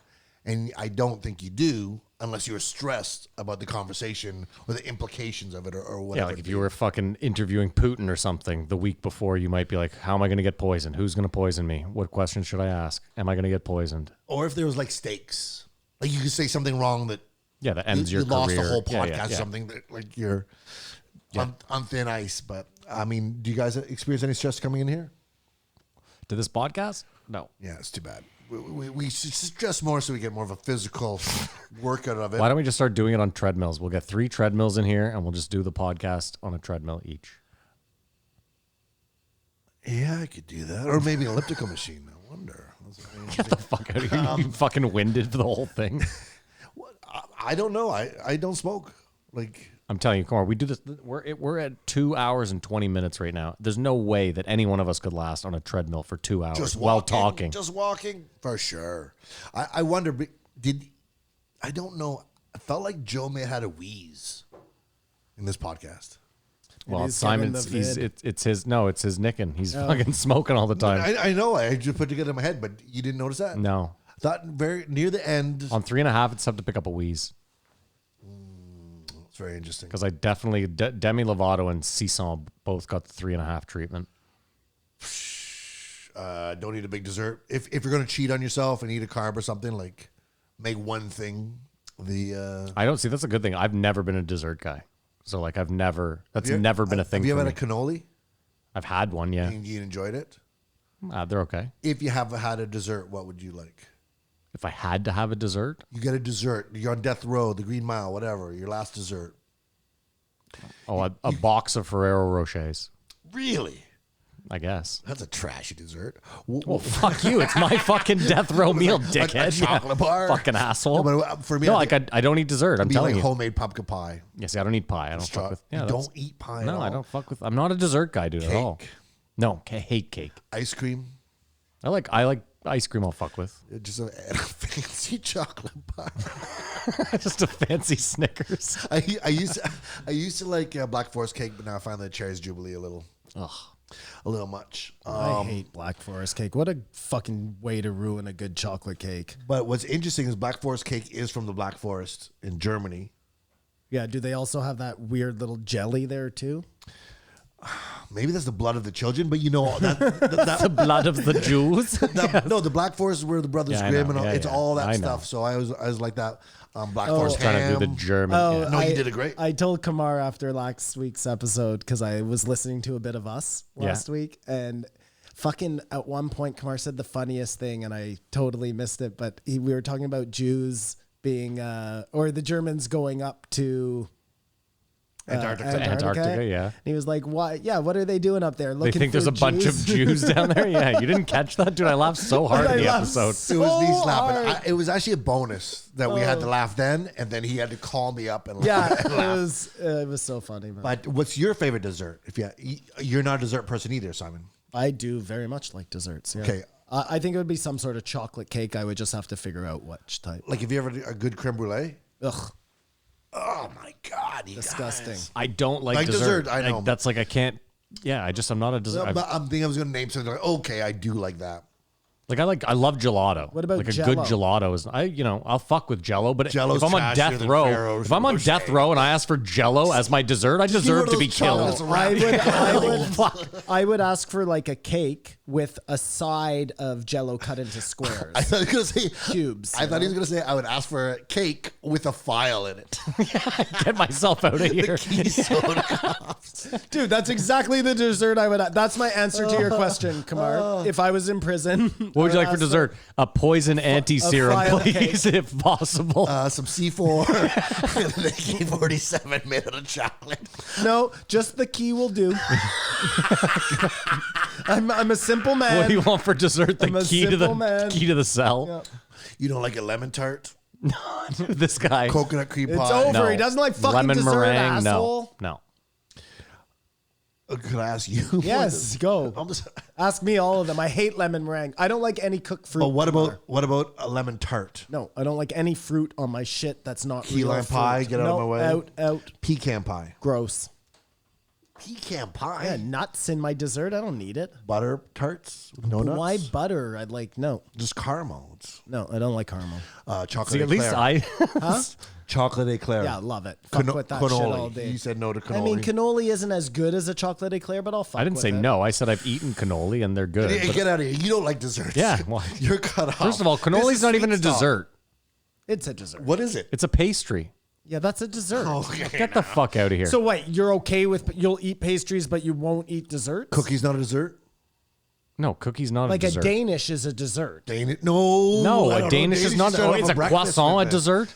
Croissant. A chocolate croissant is a dessert. No, it's a Get breakfast the starter. fuck out No, of here. it is not. This is my It is, point. it A is pastry not. is not only a if dessert. you live only if you Danish live in is not a France dessert. and you're like 800 pounds. Dude, Danish is not a dessert. pastry's not a dessert. A donut is a dessert.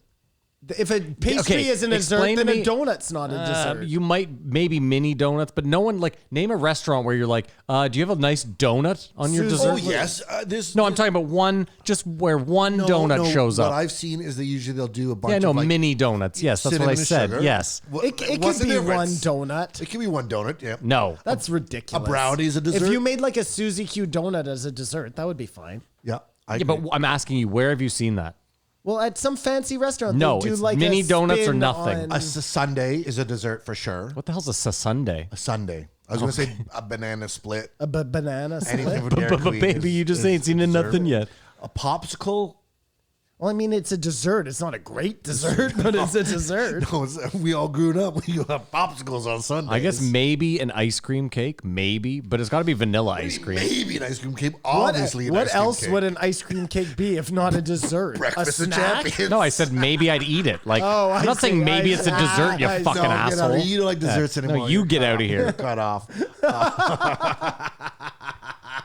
It's the only time he's paid attention to me all fucking day is because it's you 'cause- don't eat desserts. Yeah, exactly. Now you guys All are of a best sudden, friends. I'm yeah. in the That came out. Yeah, conversation. he's sliding through the Don't you fucking think I swing plastic. every question and pose it to you and then to him? No. And he doesn't see it? You don't think that? No. Well, the camera. First of the all, camera you don't make, lie. you No, make we'll see. Don't lie. statements. You don't ask questions. Yes.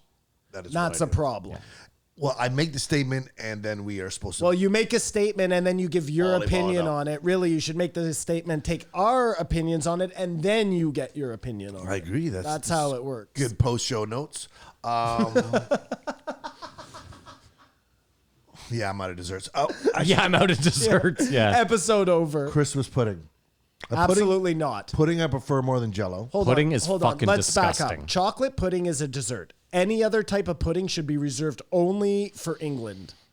Pudding is terrible. Blood pudding. Gross. That's not a dessert. That's part of like a haggis meal. Yeah, just because you say pudding doesn't.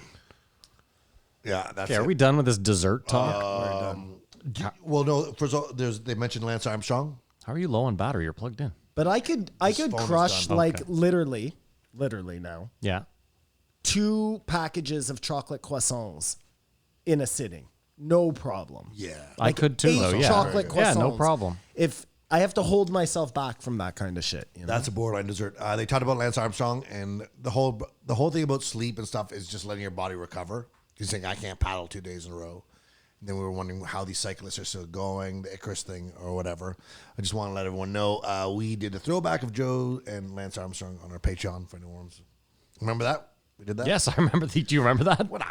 I'm asking you guys. I'm not making a statement. No. Well, you made a statement and then asked, yeah. Do you remember that?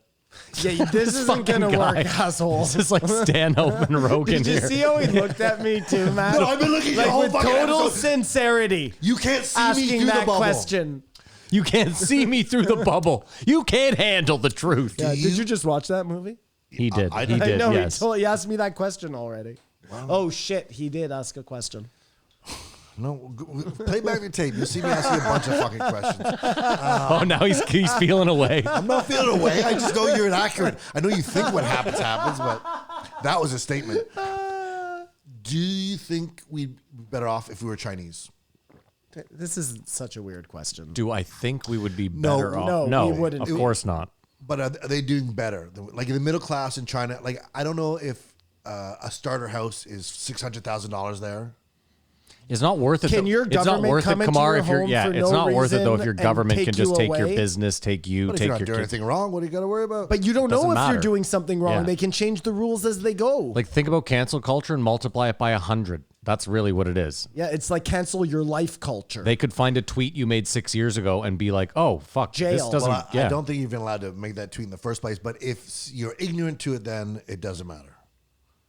If you grow up like a North Korean does, who thinks Kim Jong-un or whatever is 21 hole in one, we've always said ignorance is bliss, right? Doesn't poop.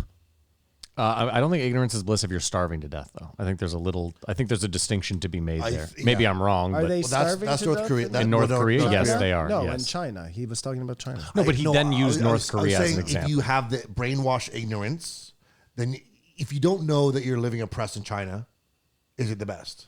But my big outstanding thing was I've never been there. Is the pollution just ridiculous? Because that takes everything off the table. I mean, again, I was in the airport in Beijing, and you couldn't, like, there was a plane on the tarmac 200 meters from me, and I could barely see it. Just to give you an idea of like smog and air conditions. You living conditions. You have freedom, Kamar, and it's hard for you to like think about what life is like without that, I think. I'm sure rich people in China have a lot of freedom too. Yeah, but You're missing the not point. rich Is like, in China. but think about the Alibaba guy. Well, there's another one, the richest guy. You know what I mean? Like Jack Ma, you would He think. just said the wrong thing. But that's the point, Kamar, is that you can't. It's not worth living rich if the one wrong thing out of your mouth can put you in a concentration camp or can put you in jail. Like it's not. That's not real. Even here, a tweet can lose your job. I mean, Losing your job is not going to jail. And disappearing are two And Kamar, totally different I things. wish you we keep could have acting. You keep acting like these people that lose their job don't get other jobs. They almost always like you don't. It's not like you lose your job and you're dead. we'd have to. Maybe. I'd like to talk to someone in China who says it's the worst or it's not that bad. It's not as bad as people. Well, you think, you hear people's stories from North Korea, so you Well, know you just did what I that's- did. That's the extreme example. Yeah, let's take North Korea off the China's table. somewhere in between. And by the way, North Korea, whenever they say they're testing missiles, I'm sure those are attacks. They just don't have their shit together. What do you mean? Last week they launched them in the ocean. The news says North Korea's. Oh, they're testing missiles. Yeah, and This they were is a like, straight up fuck, that was aimed at the U.S. for sure. It's 500 fucking Roman candles they got Yeah. from a Russian. They tied together. They thought they were going to do something. No, I just wonder because I talked to a friend who does a lot of business in China, and he paints a different picture of them than this oppressed like culture living under a tyrant. Yeah, because I think, like you said, most people don't live with this, like, it's not something they really think of, but they're living under it. Mm-hmm. Well, that was it, because they were just talking about CRISPR, and they're scared of, like, obviously stuff's happening here with genetic manipulation on a somewhat of a level of with observation, regulation. There's probably a city of LeBron James in China somewhere. or training or whatever. Probably, yeah. And who's to know? And I'll have another bit about China in There's the definitely post-show. a city of Yao Ming's. Sorry. Listen, they Literally. did that. That's a fact. I mean, whether they have a army of LeBron James, that's just speculation. But Yao Ming, they created. Well, I mean, yes and no, but yes, I get what you're getting at. But Sisson said, if you did this, say goodbye to sports. Or hello to the best fucking sports ever. Or sports just become the bloopers. They use the people who don't have the But it's magic weird, like, abilities. everyone playing the sport can play the sport. Everyone watching sport could be good at the sport too. It's sort of weird, right? Like we sort of athletes are special, but if we're all just Yeah, if we can all fly, specimens, then it's you're weird. not. But I disagree because, like, even right now within sports, they're all specimens and there's still people that are better than others. right? if So like just because we're all genetically engineered to be great doesn't mean there's not still going to be a level of greatness above and beyond. Like I think You're making a wild assumption there, though. Well, I am and I'm not, but basketball's a good example. Like, okay, great, we could all be 7 feet, but if we don't all practice shooting our jump shots, we're not all going to be incredible. Like, Michael Jordan wasn't the perfect specimen, but he became the best basketball player ever. But if right? I'm 5'2", I don't practice my jump shot because I get what you're saying, but like I said, Kamar, is okay, fine. So we genetically engineer everyone to be 7'1".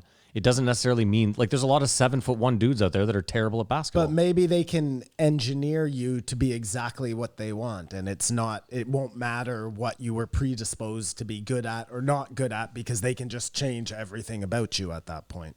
Well, yeah, okay, far enough down the line that might be a problem, but in our lifetime, it's Well, we're talking about armies of LeBron Jameses. I mean, one thing you'll notice is these guys are good at all the sports. Like I was listening to Jared Goff, you know who he is? Yes. I was in an interview with him. He was a star basketball player, star football player, star a lot baseball of them are player. athletes, yeah. They all are like Yeah. Kyle Murray could have chosen between Kyler. Kyler. It's a perversion between baseball or professional baseball or whatever. So if we're all that good, I don't know.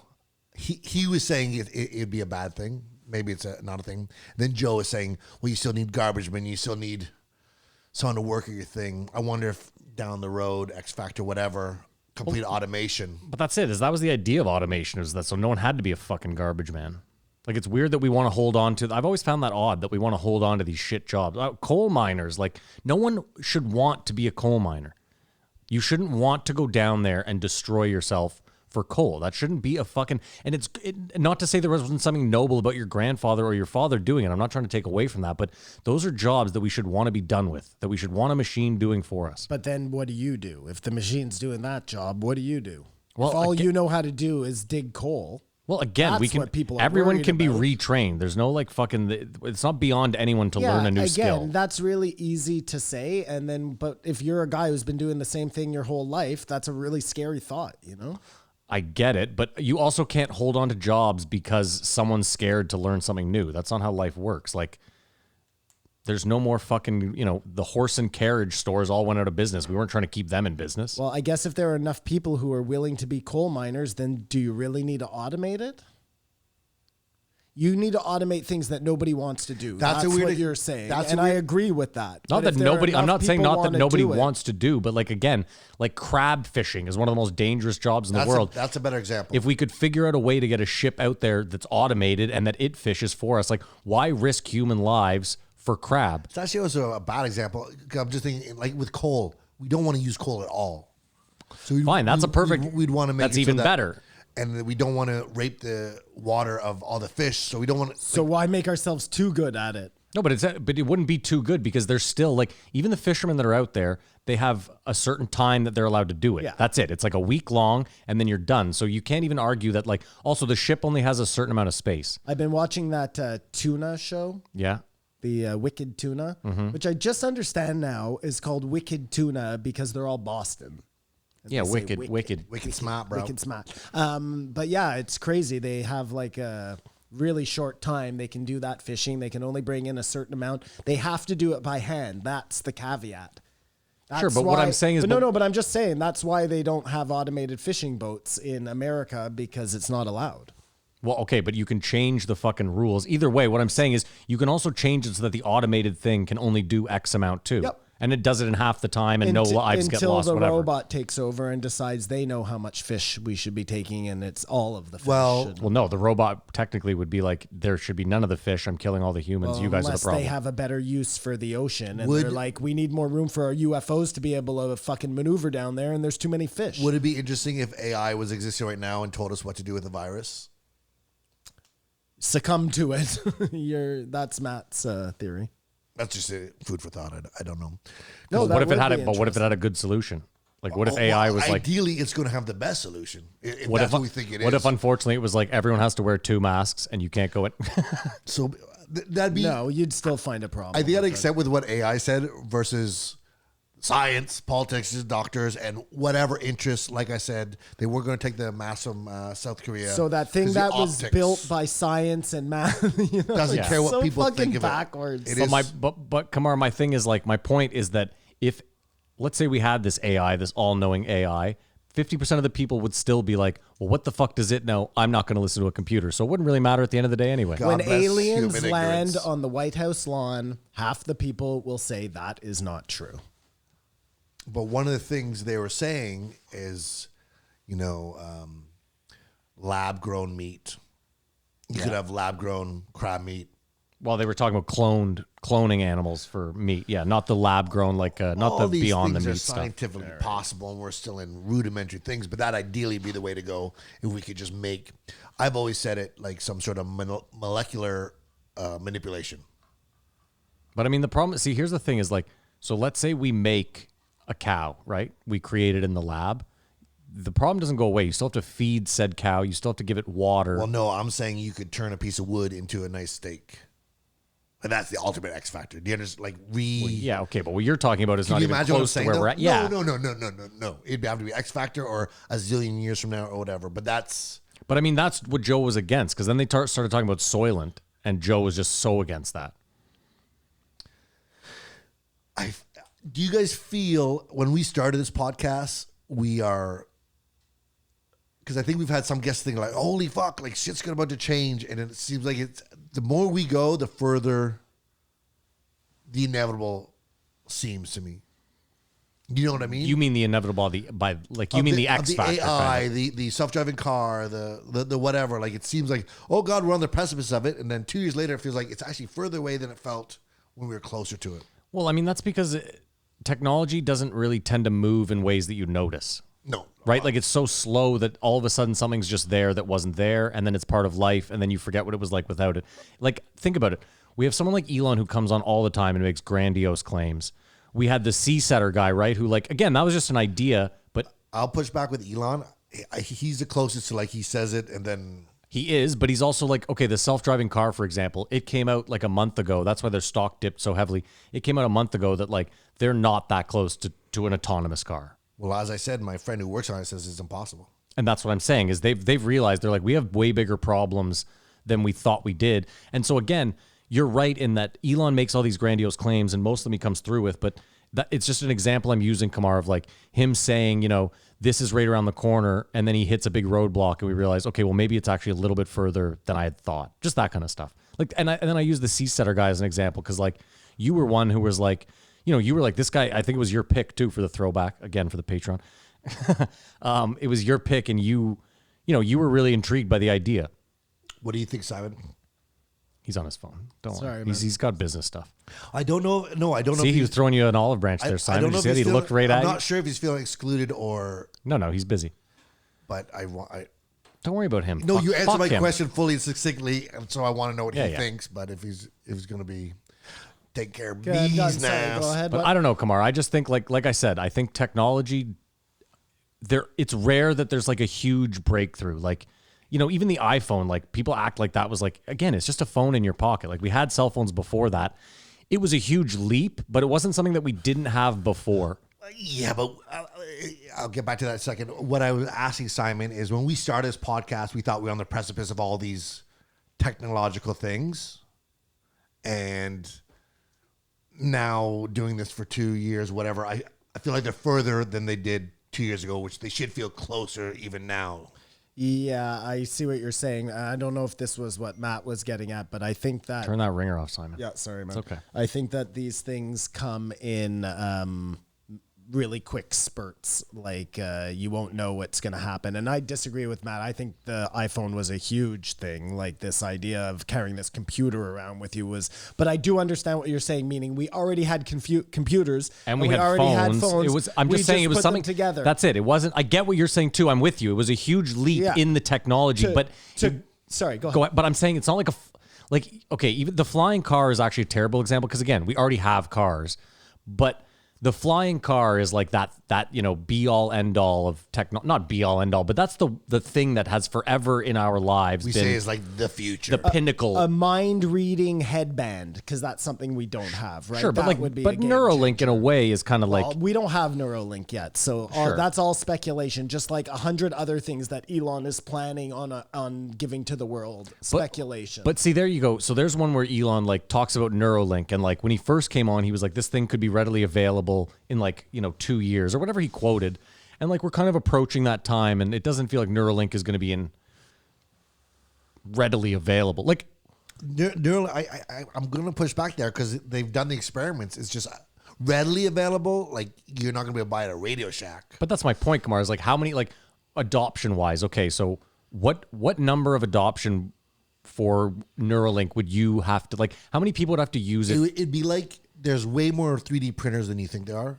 Like every university has 20. Oh, I think there's a 3D ton of printers and 3D stuff. printers, So yeah. I'd say like they are doing Neuralink on the regular at hospitals, and that's not a number thing. It's just it's done.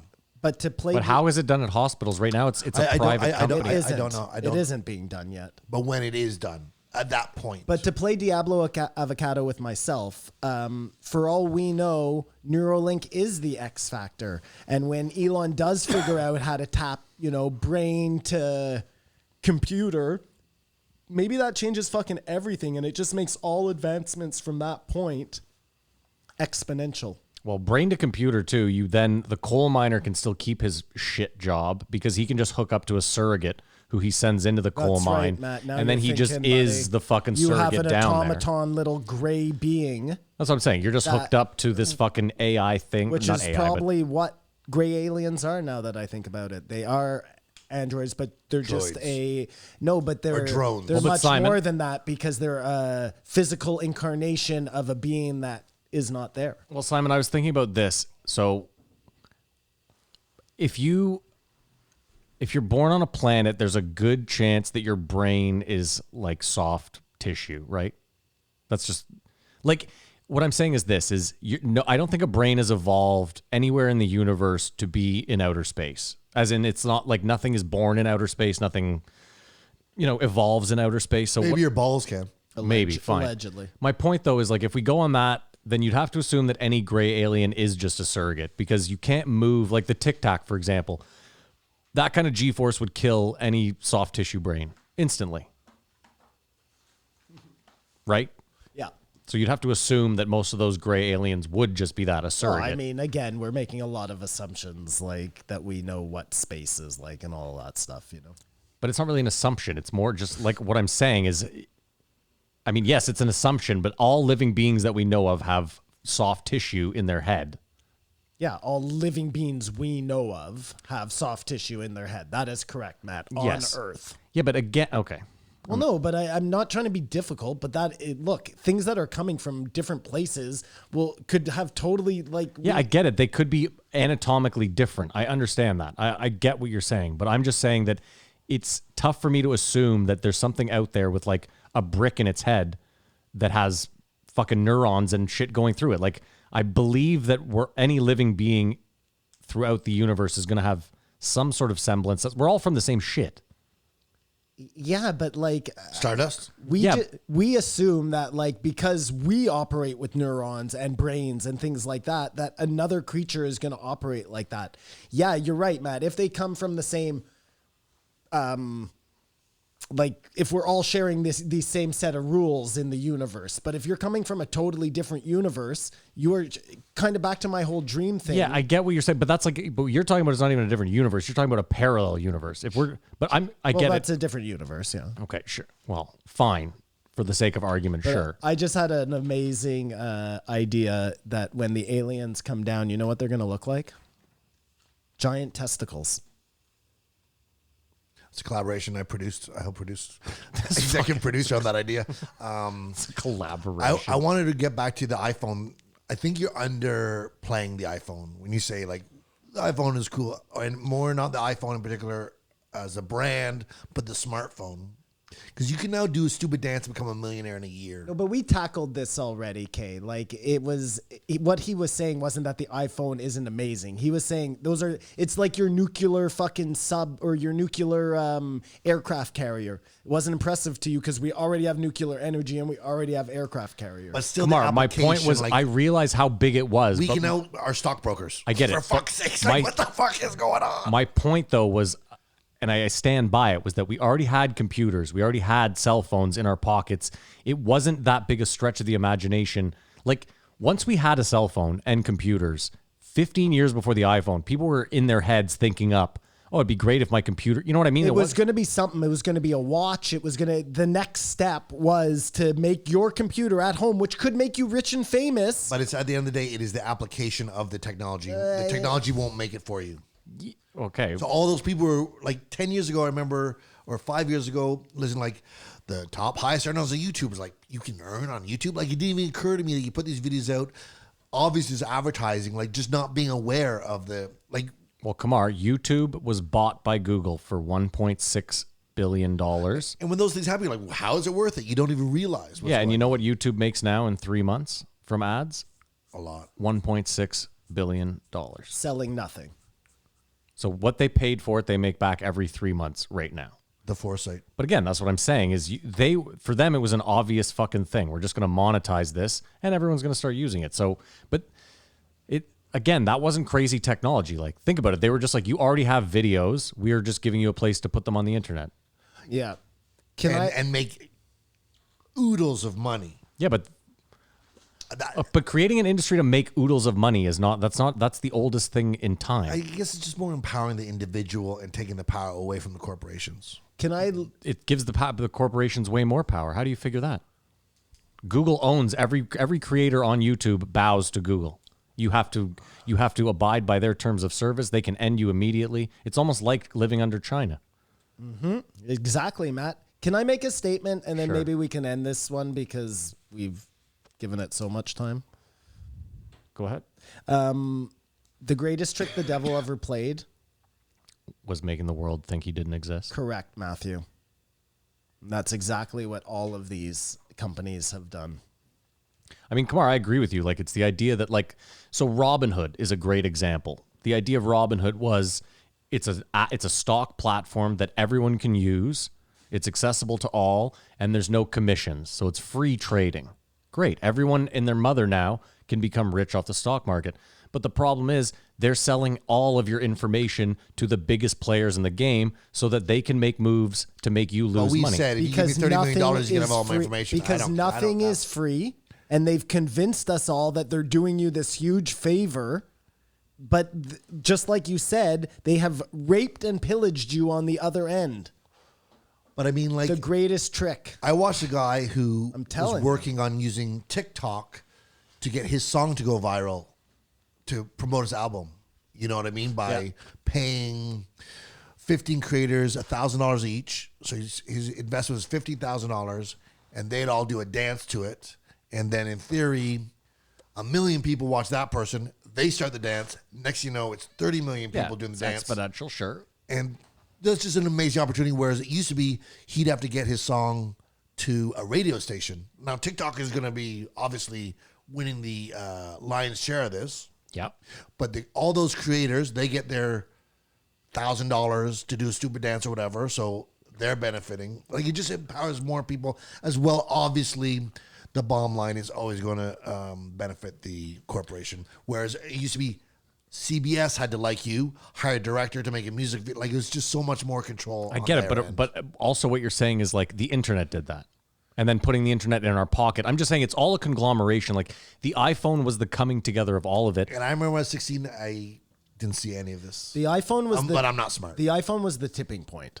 I will The absolutely... smartphone. I don't want to brand it. Sorry, the smartphone was... But it was the iPhone. Samsung, you can do all this stuff. Yeah, but there was no smartphone no, before iPhone. No, it's true. I'll take that back. Okay, the take it back, iPhone take it was back. the tipping point. But that is, when we look back in time, whether you want to say whatever, we will look back on that as like a humongous shift in Well, because keep in mind, too, culture. social media wouldn't have most likely taken off Well, like that's it what did Kamar without was being in your saying. pocket. That's what Kamar was saying. No, it took off on computers. It did, but I'm saying it wouldn't have gone as fucking parabolic as it did without being in your pocket. 1,000%, Matt. Kamar, the being ability able to do it on the go. the ability to be at a restaurant and take a photo of your shit and be like, "This is where I am," and check in. That was a game changer. But I just changed remember, everything. I remember having Facebook before I had a. Of course, iPhone, I agree and with it had you. already sort of. Yeah, it proliferated slightly, but what I'm saying is like, if you turned look into at a pandemic. If you look at the numbers of Facebook, I guarantee you they would back me what I'm saying up to. For sure. It was all about being able to do things on the go. Like, not enough people, you had portable computers, but you couldn't whip it out at a restaurant and take a picture of your food, to Matt's point, or, I'd like to know people who are like millionaires just because they have a phone. They just figured out whatever it is. Yeah. If it's like 50-50 Samsung. Because I have a lot of friends who have Samsungs. Yeah. Or not iPhones. You know what I mean? Yeah. And you only know when you get a text from them. Jake 'cause it's Paul green, used yeah. an iPhone for sure. Is that what you're driving at? I have no idea. I just wonder if iPhone is clearly like more people make money off that or if it's 50-50. Because keep in mind, BlackBerry, that they were ahead of the curve forever. It was a $230 stock. It was. My last thing, do you guys find it boredom in the sauna? You don't take saunas, really? Well, we have a sauna in the house, but it's a shitty one. It's the one where it's just like a portable one. So you can watch TV while you're doing it. Yeah. So that necessarily is a problem. Do you find that's the biggest problem in the sauna? No, I would bring my phone in with me. But or Joe I'd was saying leave that my phone outside and bring my earphones the in heat with me. usually makes, if it's really hot, makes the phone shut down because it gets too hot. It's true, but I would put it on the floor where it's But Joe very- also goes in at asshole heat. So Yeah, that, exactly. No, but the answer is yes. You cannot sit in the. You do not like to just sit in the sauna. with No, your I don't thoughts. like to just sit anywhere with my thoughts. Boredom in the sauna is an issue. That's a recipe for fucking disaster for me, man. Which is probably why I smoke weed, is so I can like dull that. You Yeah. know? Turn off the voices. And then they just shit on California again. Yeah, not we're doing used to that. Yeah. Fuck that. Que sera, sera, sera. Yeah. That's all my notes for. Oh, and then they pumped Mark up Sisson. Florida a lot, but we're not doing that either. Well, I think Florida's the best. Yeah, whatever. Done. Florida and Texas are not the best. I got no qualms with Florida. I have to go to the bathroom. Okay, well, do you want to rate it So before you go? I'll rate it. I rate this at 2.5. Like there's some valuable advice, common sense sort of thinking, application for anybody, and it wasn't too militant. Okay, well, there's no way we're getting an agreement here. Simon, what do you give it? I give it a 1. And I knew that gotta was piss coming. so bad, but I gotta break this seal. But I don't think I'm gonna make it. I'm gonna have to. So are you going to go right now? You're going to leave me to just alone with the people? Oh, because no. Okay, I thought you guys were going to cross swords or something. No, up there. I didn't Okay. realize he was going. No, I'm just thinking how Gotcha, I'm going to okay. make all this happen, Maddie. Okay. I'm including you in my thought Gotcha. process because I respect you and I want you to Appreciate know it. what I'm up to. Appreciate it. But I really like, when you start feeling like the piss like welling up in the back of your teeth. Yeah. Yeah. I Yeah, got so that you're there. going on. Wow. Oh, okay. dude. Oh, wow. I'm not crossing my legs because it's stylish. This It whole thing is falling apart. literally holding my bladder together at this point. Okay, I'm going to give it a 1.5.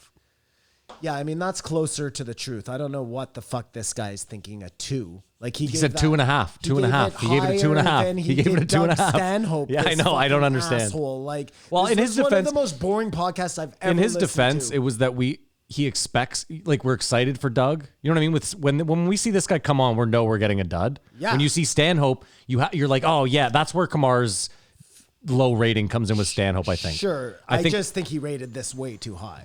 Oh, I mean, I agree, but again, I think I understand where he's at. Okay, I'm gonna. Now Simon's. What okay, are we gonna do here? You go. We're gonna start this.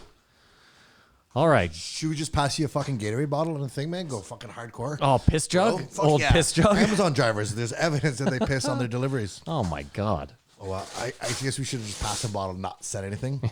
What'd you rate it? You rated a 1. He gave it a 1. I gave it a 1.5.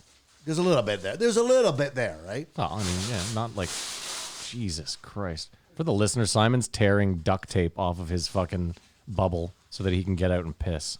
This is the worst podcast ever. Kamar, 1625. No, the worst podcast ever was between Stefan and Gary. Yeah, you're right. Yeah, fucking can't wait to do it. It sounds like someone's opening presents, eh? When Christmas came early. He's crawling out like it's a womb, too. Like Jim Carrey and fucking Ace Ventura out of the fucking rhinoceros, which I think I could fucking evade a rhinoceros.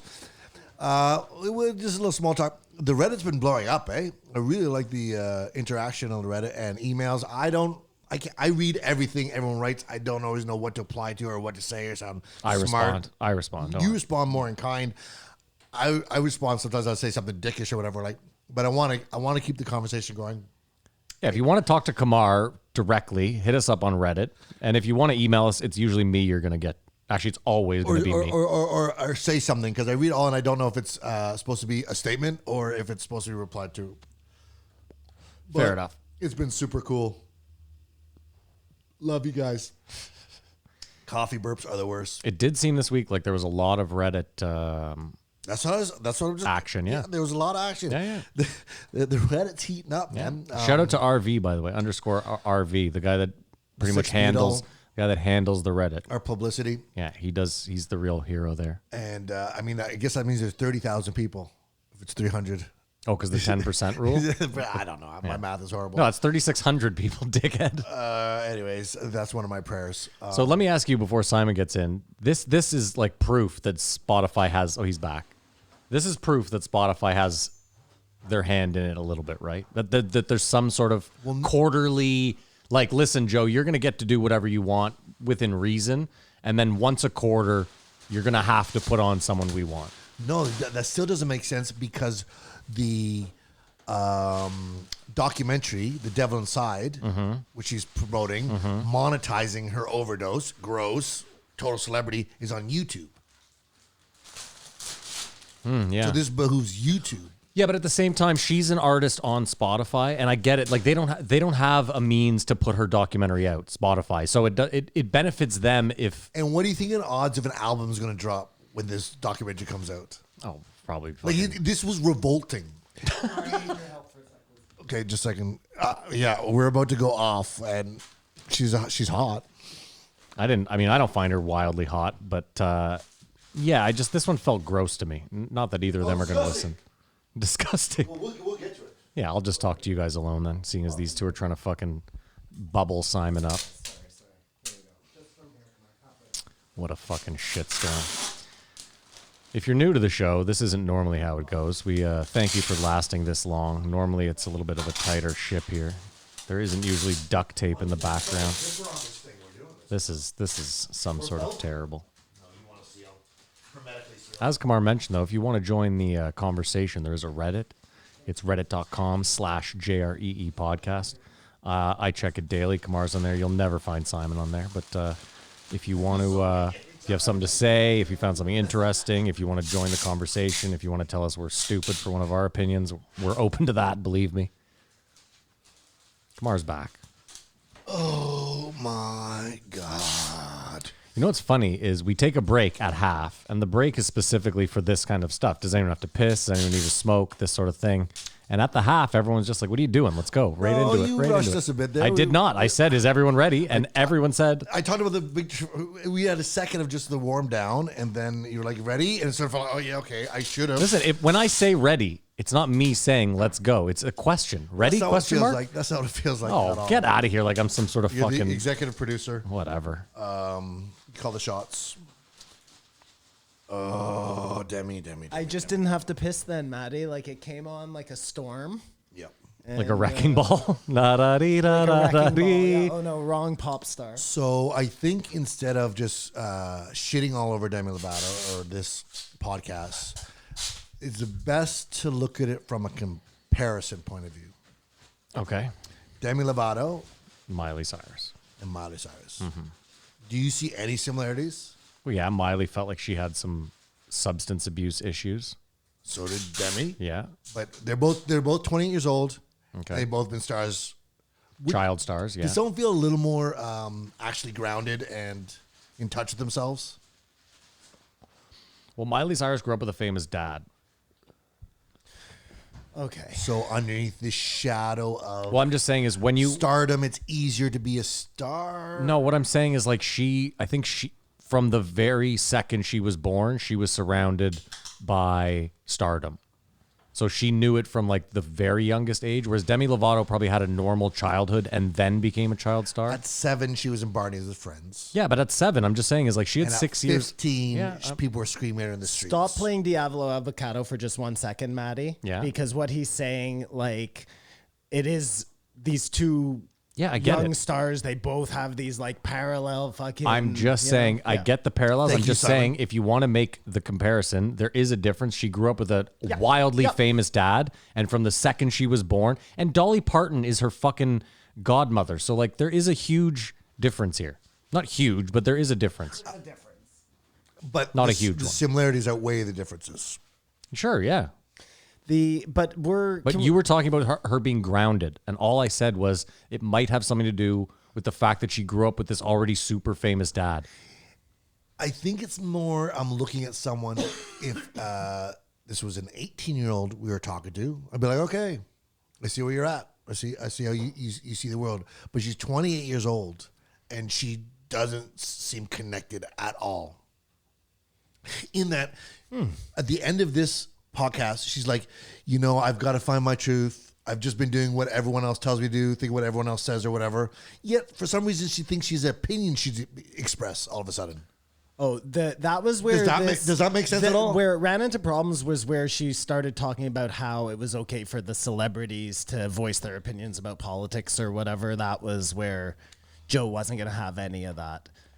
Except that still think Joe's a he's fucking laying celebrity down who and voices walking his over his opinion I all the know, time. yeah. Like, It's all right for anyone to have an opinion. Just know it's more important. Can we talk about the overview before we actually get into like the nuts and bolts? Because Joe went into this about to like Bob Bigelow her. yeah. And then stopped. Really and then pulled back.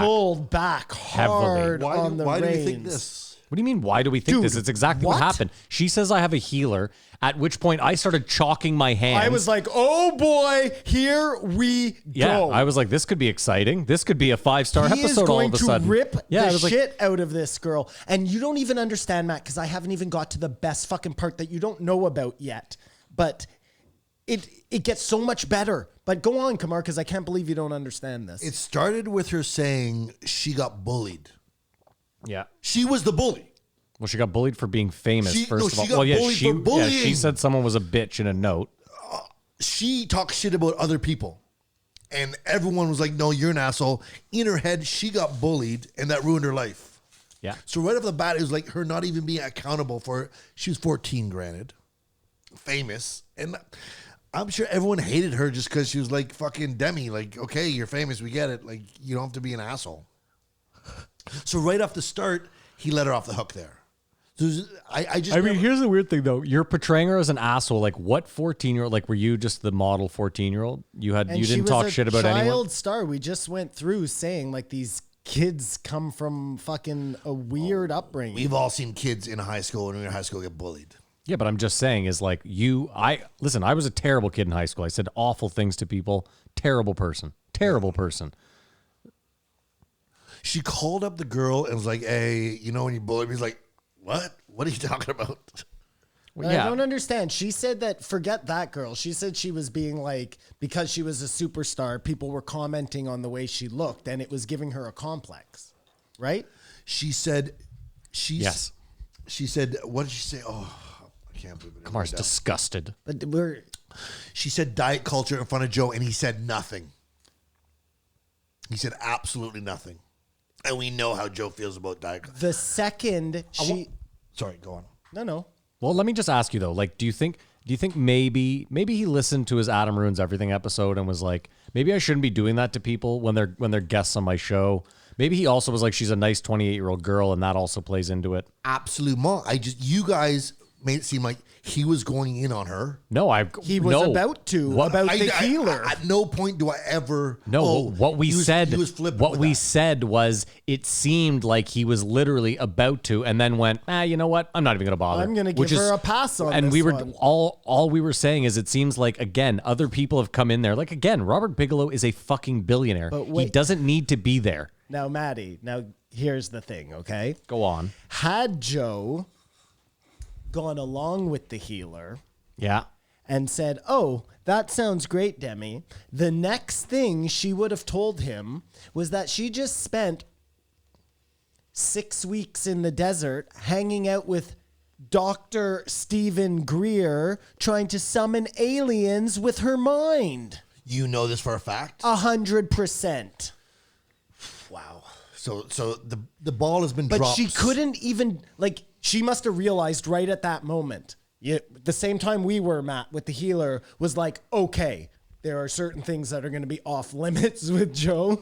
I don't think she's that self-aware. Dude, she would have talked about it for sure. She was definitely like, backed up. Listen, okay. once he was like, he said, I'm going to butcher this, but she was like, I just got back from a retreat with my healer. And he went, you're what? And she said, my healer.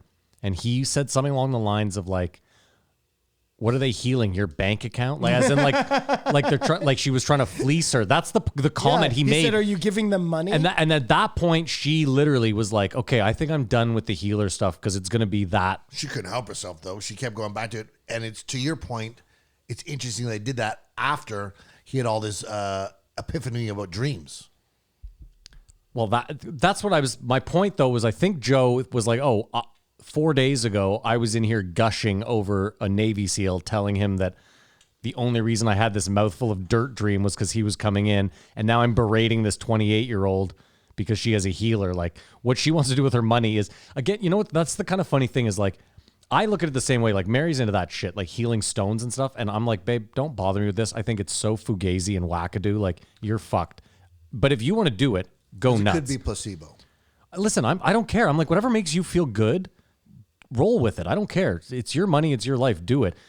And that's how Joe, like, I don't know. I just feel like. And that type of open-mindedness is nice, but it would be nice also if you could just say, like, maybe it does work. What the fuck do I know? I'm Matt Floyd. You know what I mean? But that's why. But I also do. That's why I let her do it because I'm like, I might be wrong. I'm not going to indulge in it because I think it's ridiculous. Well, but that's fair enough. that's what I'm saying. Yeah. That's how I feel. And like, I don't feel like. I feel like Joe has all these things, and we've mentioned this before, that he like has that he holds on to. Yep. And other people have the same things, and then he just shits down their throat. It's kind of like me and chiropractic, and I've decided I'm not going to do that anymore. Because what the fuck do I know? Maybe it was started. You could golf. Maybe again it if you went was to started chiropractor. by a guy, or we know it was a guy at a seance. But maybe he was talking to a fucking ghost who knew how to fix people's backs. What the fuck do I know? There you go. I'm just Simon. Yeah, I don't know. It was, I'll say this, for the sake of the podcast, it was nice that it didn't then derail into like 45 minutes of Joe just Yep. being like, what are you, stupid? But this was a healer? pretend episode. To Yeah, okay. Kamar's point. Yes. Yeah. Yep. It was a jihad on my ears because there's always that. You know, Joe will be like, being a child star is hard, and sometimes you're fucked up. But I feel like he was like, but you seem to get all right. She's almost died of overdose twice by 28. She's had 3 strokes and a heart attack. What are we doing here? Maybe you want to stop being a celebrity. Because that's the one thing you can't control. Yeah. You stop doing this, but no. Keep at it. She's going to... The only part of this, and it took 2.5 hours to get there, was when she was talking about, and I hate the name of it, that California sober, whatever it is. But this, to at least be honest with yourself and say, look, I'm not going to spend the rest of my life sober. That's just probably not in the cards for me. And why, you know, if you can find that happy median where you're happy enough to get out of bed every day and not be fucking killing yourself, like, It's a problem. who's to tell you that's not the best way to fucking do things? It's a problem if you're 20 years old and you're worth $30 million and you have a treatment team. And you're speaking to like, yeah, you know, I mean, if you could, you'd have a treatment team.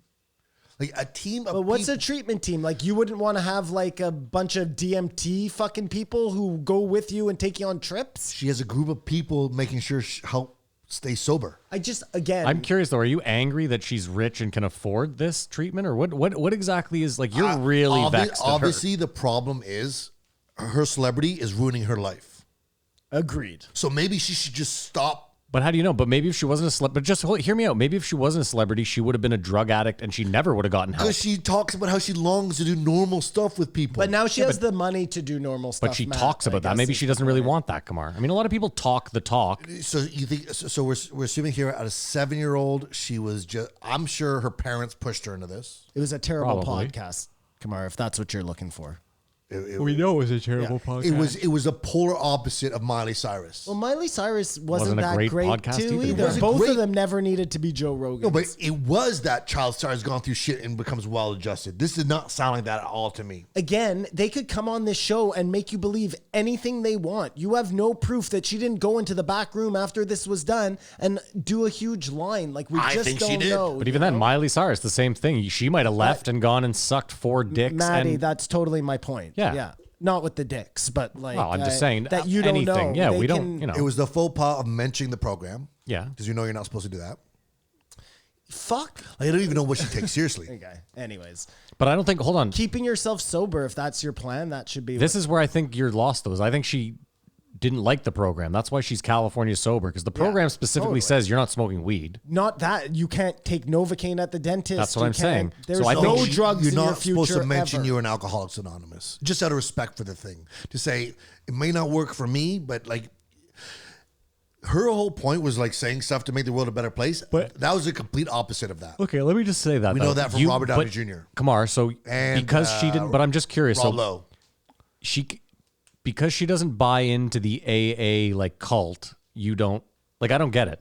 But lots of people have benefited from it. Yeah, so that's you fine. just don't talk shit about it. Just don't But why- talk about it. Address it at Did all. she talk? Why? Shit But hold on, about but it? I Kamar, didn't hold on. remember her She talking said it was shit no about good it. for me. A lot of- relapsed Well, right for after. her. A lot of And people that's have, why you're not supposed to bring it up. Like, hold on, but a lot of people have benefited from religion, and we still talk shit about it. So I don't get your thing. you understand we heard other people say why you don't talk about AA. You're Whether it works just- for you or not. You're angry because there's an unwritten rule in AA that you're not supposed to do that, and she broke But that. the three of rule. us all understand that. Well, I don't because I'm not in AA. Neither does Matt. That's the point. Robert Yeah. Downey Jr. and Rob Lowe both said that's why they don't talk about it. Yeah, that's their choice. But again, like So, I don't. so you understand that. You don't have to agree with it. Well, no, but I understand that they made a choice not to talk about something, and that she made a choice to talk about it. And we also know that celebrities shouldn't just say what they think just because they think they're right or their opinions are no more valuable than anyone else's. But hold on, what you're saying makes no sense. We have a podcast where we do exactly that. So because we have opinions, we shouldn't express them either. But because they're famous, they can't. No, it'd Like, be irresponsible if I was in AA, it didn't work, and then I was here saying AA sucked. I tried it and it didn't work. why would that be irresponsible? Because it's possibly discouraging someone who could go to AA and actually get help. So then So you just don't mention the program. by that standard though, she shouldn't go on and talk on Joe Rogan about being sober but still smoking weed because that's bad for everybody listening. I don't Like, even think that has to do with AA because it's Alcoholics Anonymous. And then she was like, well, I guess that's I guess NA. I guess I Narcotics just Anonymous. I guess I just think it's a stupid rule in air quotes to like not like be Fight able Club. to Don't say, talk about Fight Club. to not be able to say this is a great program for some people, but it didn't work. I for swear me. on this Like, podcast, we've agreed that's why people don't mention what it is. And I goes, well, I disagree with what I said there. No, what I'm saying is I think people agreed in the past. What I said was this. I agree that people don't talk about what they talk about in AA because of other people's anonymity. It has nothing to do with talking shit about going through it and being like, I think this thing's bullshit But and it's didn't work for me. irresponsible for a celebrity because they have lots of people who listen to them to just spout off about something. But you don't agree with that. I'm not a fucking celebrity. No, but you don't agree with that opinion. No. You've said in the past throughout 2 years on the show that famous people shouldn't be held to any They sort sh- of they that they sh- can say whatever they want. Anyone can say what they want, but what You've they said say, Trump's words have no power. What he says doesn't mean anything. No, what they say is no more powerful than the homeless guy on the street, what he says. And what they should do is if they're talented or whatever, she should write the best songs and just perform to her life to benefit her fans. she went through a program understand that didn't your opinion work here at for all. her. She has I just don't understand So why you want her that to just is shut even up a and sing thing. songs? That's what Joe said to her when she He said was talking about politics, not about fucking her experience in AA. the point is she's got a huge platform. She shouldn't talk about it. That's what he said. Celebrities shouldn't express their opinions just about politics, about anything. I'm Again, not though, sure that's again, what Joe said. listen to what you're It's saying. just politics. Again, listen to what you're saying. Joe is a celebrity. He Yeah. told another celebrity not to talk about politics. Joe has a show 3, 4, 5 times a week where he talks about Yeah. politics. So Joe's the hypocrite you're upset at. I'm not upset at anyone. I don't understand you're upset at her for talking about. Because she said her whole life she knows nothing. Like she's just been a sheep to her celebrity. That's your opinion. No, that's what she said in this podcast. I didn't get that from her. Simon, are She you? admitted to it. She said, I'm finally in my Yeah, own she said truth. she's finally living her own way, that she's been taking. But what does that have to do with anything? Like, This I'm is what I'm confused. getting at. I don't understand. She should be like, maybe I shouldn't spout off what I think because I don't know what I think because I've never thought before. Okay, I think what Joe was saying though was that don't talk about politics when you have that platform. Of course, he thinks you should be able to talk about. That's what he does for a living. Yeah, I'm not mad at Joe. All I said was she spoke at a turn about the AA and like she could talk about whatever you want. I'm just the speaking out of turn about the AA. I'm Kamar, I think if she had gone on the show and been like, there was 3 guys in AA and these were their stories, I think that is terrible. That would be egregious. Yes, I think that. But I think going on here and being like, AA didn't really work for me. I find that this works for me. There's no problem with that. I think a lot of like, That's no different than some other fucking specialist coming on, or the guy who came on and talked about how he thinks that exactly what she said. But People we've can noticed in quit the things without past, quitting things. celebrities have come on and said a program, I'm not going to talk about it. And we know why they don't talk about it. And she just... you just said we know why they don't talk about it. Why don't they talk about it? Did Rob Lowe come on and say, I'm not going to talk about You just don't AA? you just don't talk about it because either way, whether it works or not, it's not for me to discredit or It seems like a someone great into. business model. Here, come into my store, enjoy my wares. If you don't like it, please don't leave a bad review in case it hurts someone that might enjoy my store in the future. It wasn't a bad review. She You said guys- it did not work for but me. you guys have Every never- human being is different. You've never gone to AA meeting? No. Okay, I have. Yeah. When you start, you explicitly say you never talk about this. Explicitly. So she went, wow, I don't agree with what they're begging me to do. Like, it's please don't talk about this. Please don't say anything about this. Again, I think when they say please don't talk about this, they're saying please don't talk about the people in here. It's anonymous. The program, anything. I'm telling you. Yeah, and Kamar, I'm telling you I'll that's brainwash shit. That's exactly what it is, and you Yes, fell for it, and that's there's great. lots of brainwash shit, man. I'm sorry. Well, you're the name only another one. individual thinker. That's not right, though, man. Like Yeah, that's what I'm telling you. Weird. Why telling you can't talk about something? That's just weird. It's what everybody is fighting against. You know what I mean? we should get rid of Alcoholics Anonymous. That's what you're saying. Okay, no, that's not what I'm saying at all. It's either one or the other. It doesn't have to be one or the other. For Alcoholics Anonymous, they could it have a does. rule that doesn't make any sense. Just because they're Alcoholics Anonymous doesn't mean they're fucking bulletproof. Obviously, they're not because she went and it didn't work for her because she had another. All right. I don't You know. what? I don't know. I don't what- care. I have This no is idea. stupid. I don't know. I don't know what you guys think. I'm pretty sure she was in NA anyways, not AA. Well, I'm sure they have the same rule. It's the same rule. It's the same organization, I think. She mentioned Dr. Oz because he had the ginkgo biloba speed pill or whatever. He's the latest host on Jeopardy. Yeah. Yeah, he's already been ousted. He's garbage. Well, they're already asking him to go. Oh, did you watch it though? No. Like it's because the week before I forgot to mention it was Katie Couric. Mm-hmm. Fine. This guy's a piece of shit, Dr. Oz. Like Well, he's not a doctor. Oh, sorry, my bad. Well, is he not a He's doctor? just Oz? I don't. I don't think he's a doctor. I don't think know. Dude, his show's called Dr. Oz. He's not getting away with not being a doctor. Why do you think he was in front of Congress? Hey, hold on. I'm going to check. I'm pretty sure he went in front of Congress and they were like, "Are you a doctor?" And he was like, "Well, I mean, I play one on TV." My point being is Ken Jennings, delightful. I miss him every day. The next host was the executive producer, delightful, nice guy. Then Katie Couric, delightful. There was just a horrible energy out of him. Like, No, he's a doctor. Definitely. Cardiac, sure. Well, Harvard University, cardio- University of Pennsylvania, MD. Cardiothoracic surgeon. Yeah. but he's a dick. Okay. Like, he's just not a good person.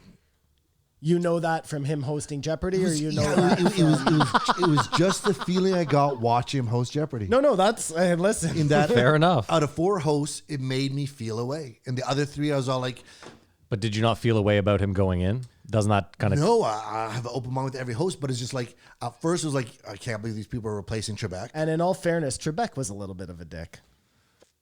Yeah, but earned dick. Yes, agreed. Dr. Oz just came in there acting like. But how did he his earn it? job Just or out of whatever. curiosity. Just from doing the show because he had the 30 years. answers in front of him for 30 years. Well, no, get I it. always said he was a dick when he like corrected him on a question that he didn't know the answer to before. That's right. But that's all right, Trebek. That's Well, what the Sean wor- Connery's for. The worst would when he'd be like, "No, I'm sorry," and then 10 minutes later they'd be like, "Okay, so that $1,200 question, yeah, you actually got that right, and we fucked your game totally." That's the worst when that happens.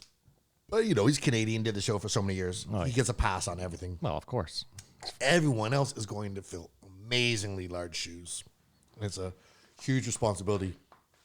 Yeah, but in 5 years, I mean, again, like it's the kids that'll come up now will have this new person, and it'll be their regular thing. And I just felt Dr. Oz brought some hubris that was unnecessary. fair enough. I mean, I saw him getting lit up online. I so. think you guys are missing how important it is that she didn't mention the aliens. I mean, I know we're missing it for you because you had texted saying she's a serious alien. I just head, thought so. for sure. No, and Joe hates Greer. You know what I mean? Like there's that whole thing. It would have been great. But it I would have don't- been fireworks, baby. I don't have that knowledge listening to this right now. No, you don't. Well, I sent it to you. I still didn't know what that meant. I wasn't going to like Demi Lovato aliens. I didn't care. I had already listened to the episode and I was done with it. Yeah, I thought the way you said it, you would listen and it was coming up. Oh no, I don't. I was engaged to an actual man last year. That was weird when she said that because she's just discovered fluid sexuality. I think she needs a kid and to get a spotlight or adopt a kid or whatever and just slow down. That'd be my... So you want this drug addict to have a kid? You don't think she's quite there yet, but you want her to have a kid? You think that'll do it? I don't think if she keeps doing what she's doing, she's going to get different results. And she's successful. She's got money. She should retire. Exactly. Not... Like $30 million is a ton of cash. It's a ton of cash. I hope the best for her. Do you guys remember Cruel Intentions? With Denise Richards and No, that's Bad Things. Bad Habits. No. Bad intention, cruel intentions. Oh, Cruel Intentions So is Cruel with. Intentions is Okay, hold on. rightfully Cruel Reese Intentions. Witherspoon. Yes, that was a yeah. great movie. What am I thinking of though? Naughty Things. Bad things. Things. It's not bad things. What? What are you talking about? With Denise Richards and Nev Campbell. and Wild Matt Things. Dillon. Wild Things. With the threesome. Yeah, where you see Kevin Bacon's dick. And the do? tooth. Yeah, you see Kevin Bacon's dick in that movie. The yeah. chick's got to pull her, Nev has to pull her tooth with Yeah. the pliers. Yeah. Cruel Intentions is a remake of Dangerous Liaisons Who is it? with Malkovich, Glenn Close, and a super hot, Nicole Kidman. Uma Thurman, I believe it is. So Thurman's Or it never might been be, hot. Or it might be is Michelle it just Pfeiffer. a retelling? Michelle Pfeiffer used to be hot. A retelling of the same Dangerous story? Liaisons takes place in the Victorian age. Oh, okay. And yeah, it's a modern, like, it'd be like Romeo and Juliet. Yes, with, yeah, I understand. But it How was did this come up? she was, Were you just on the background? No, she was talking about how she's now, her sexuality is fluid or whatever, and she saw this. She remembers seeing the girls kiss. Gotcha. It was, Yeah. Nev Campbell and Denise Richards. No, it was in Cruel Intentions. It was Reese Witherspoon No, and it wasn't Reese it Witherspoon. was a girl with the dark hair. Yeah. Maya. Selma Sarah- Hayek, Sarah not Selma Gellar. Hayek, the one that's died, the one that has Parkinson's. Yeah. right now. Sarah Michelle Gellar. She was, because she's Philippe's brother. And Selma Blair. Selma Blair. Thank you. And so she said She has MS. That's it. She saw. Yeah, Yeah, she's that's very so sad. sick. Yeah. She saw that. It was like, oh, but I can't acknowledge that or whatever, and that's when she questioned sexuality. But yeah, I just thought it was a great movie. Yeah, she has a treatment team. She has a couple teams apparently. All these things are like, I thought they were glaring things like you're not in a good place. You need this much support, and you're this old. Why? But come on, let me ask you: if you had $30 million right now, you wouldn't have like a nutritionist, you wouldn't have like a fucking a personal team of trainer people to work on Kamar. Yeah, that's the first thing I would do. I'd hire a personal chef, a personal trainer, A nail nutritionist. cutter, Like a fucking She has the chef. hairdresser. No, okay. Yeah, I guess now I could not imagine that. I wouldn't. Maybe a chef. I don't. If I had a big house and a groundskeeper. But like this is the But thing: I've if you made- know you have $20 million a year coming in, you don't do that. I do that for I've sure. made it first to thing. 45 without any of that stuff. So, and I don't feel like I'm going through life missing out on that stuff. But let me ask you, you made it to 45 not having that stuff. Do you think if you had that stuff, you would be living a better life? Like if you had a team of people throughout your 30s and 20s? The majority of us don't have that, so... Yeah, but the majority of us aren't happy, and the majority of us live check to check. She's not happy, and she has all this You would stuff. probably... Well, you don't know that, though. Well, no. You would probably be a better Kamar, a better version of yourself if you had all this help. I just think you would. And she isn't necessarily happy. I get it, but what I'm She's saying is, hold on. working really hard to sure, be but hear happy. me out. Her unhappiness is still with $30 million in the bank, so it doesn't even compare to like her unhappy is probably my best day. You know what, though? I think we've all learned in the past little while, like, you just have no idea. And just because you have all the money in the bank, you might still want to kill yourself. So what good does it do you, you know? Fair enough. And but what are all either these way, teams do? Anyway, But I'm just saying, the whole Kamar- thing is so confusing. I think the best thing for her is to walk away from it all.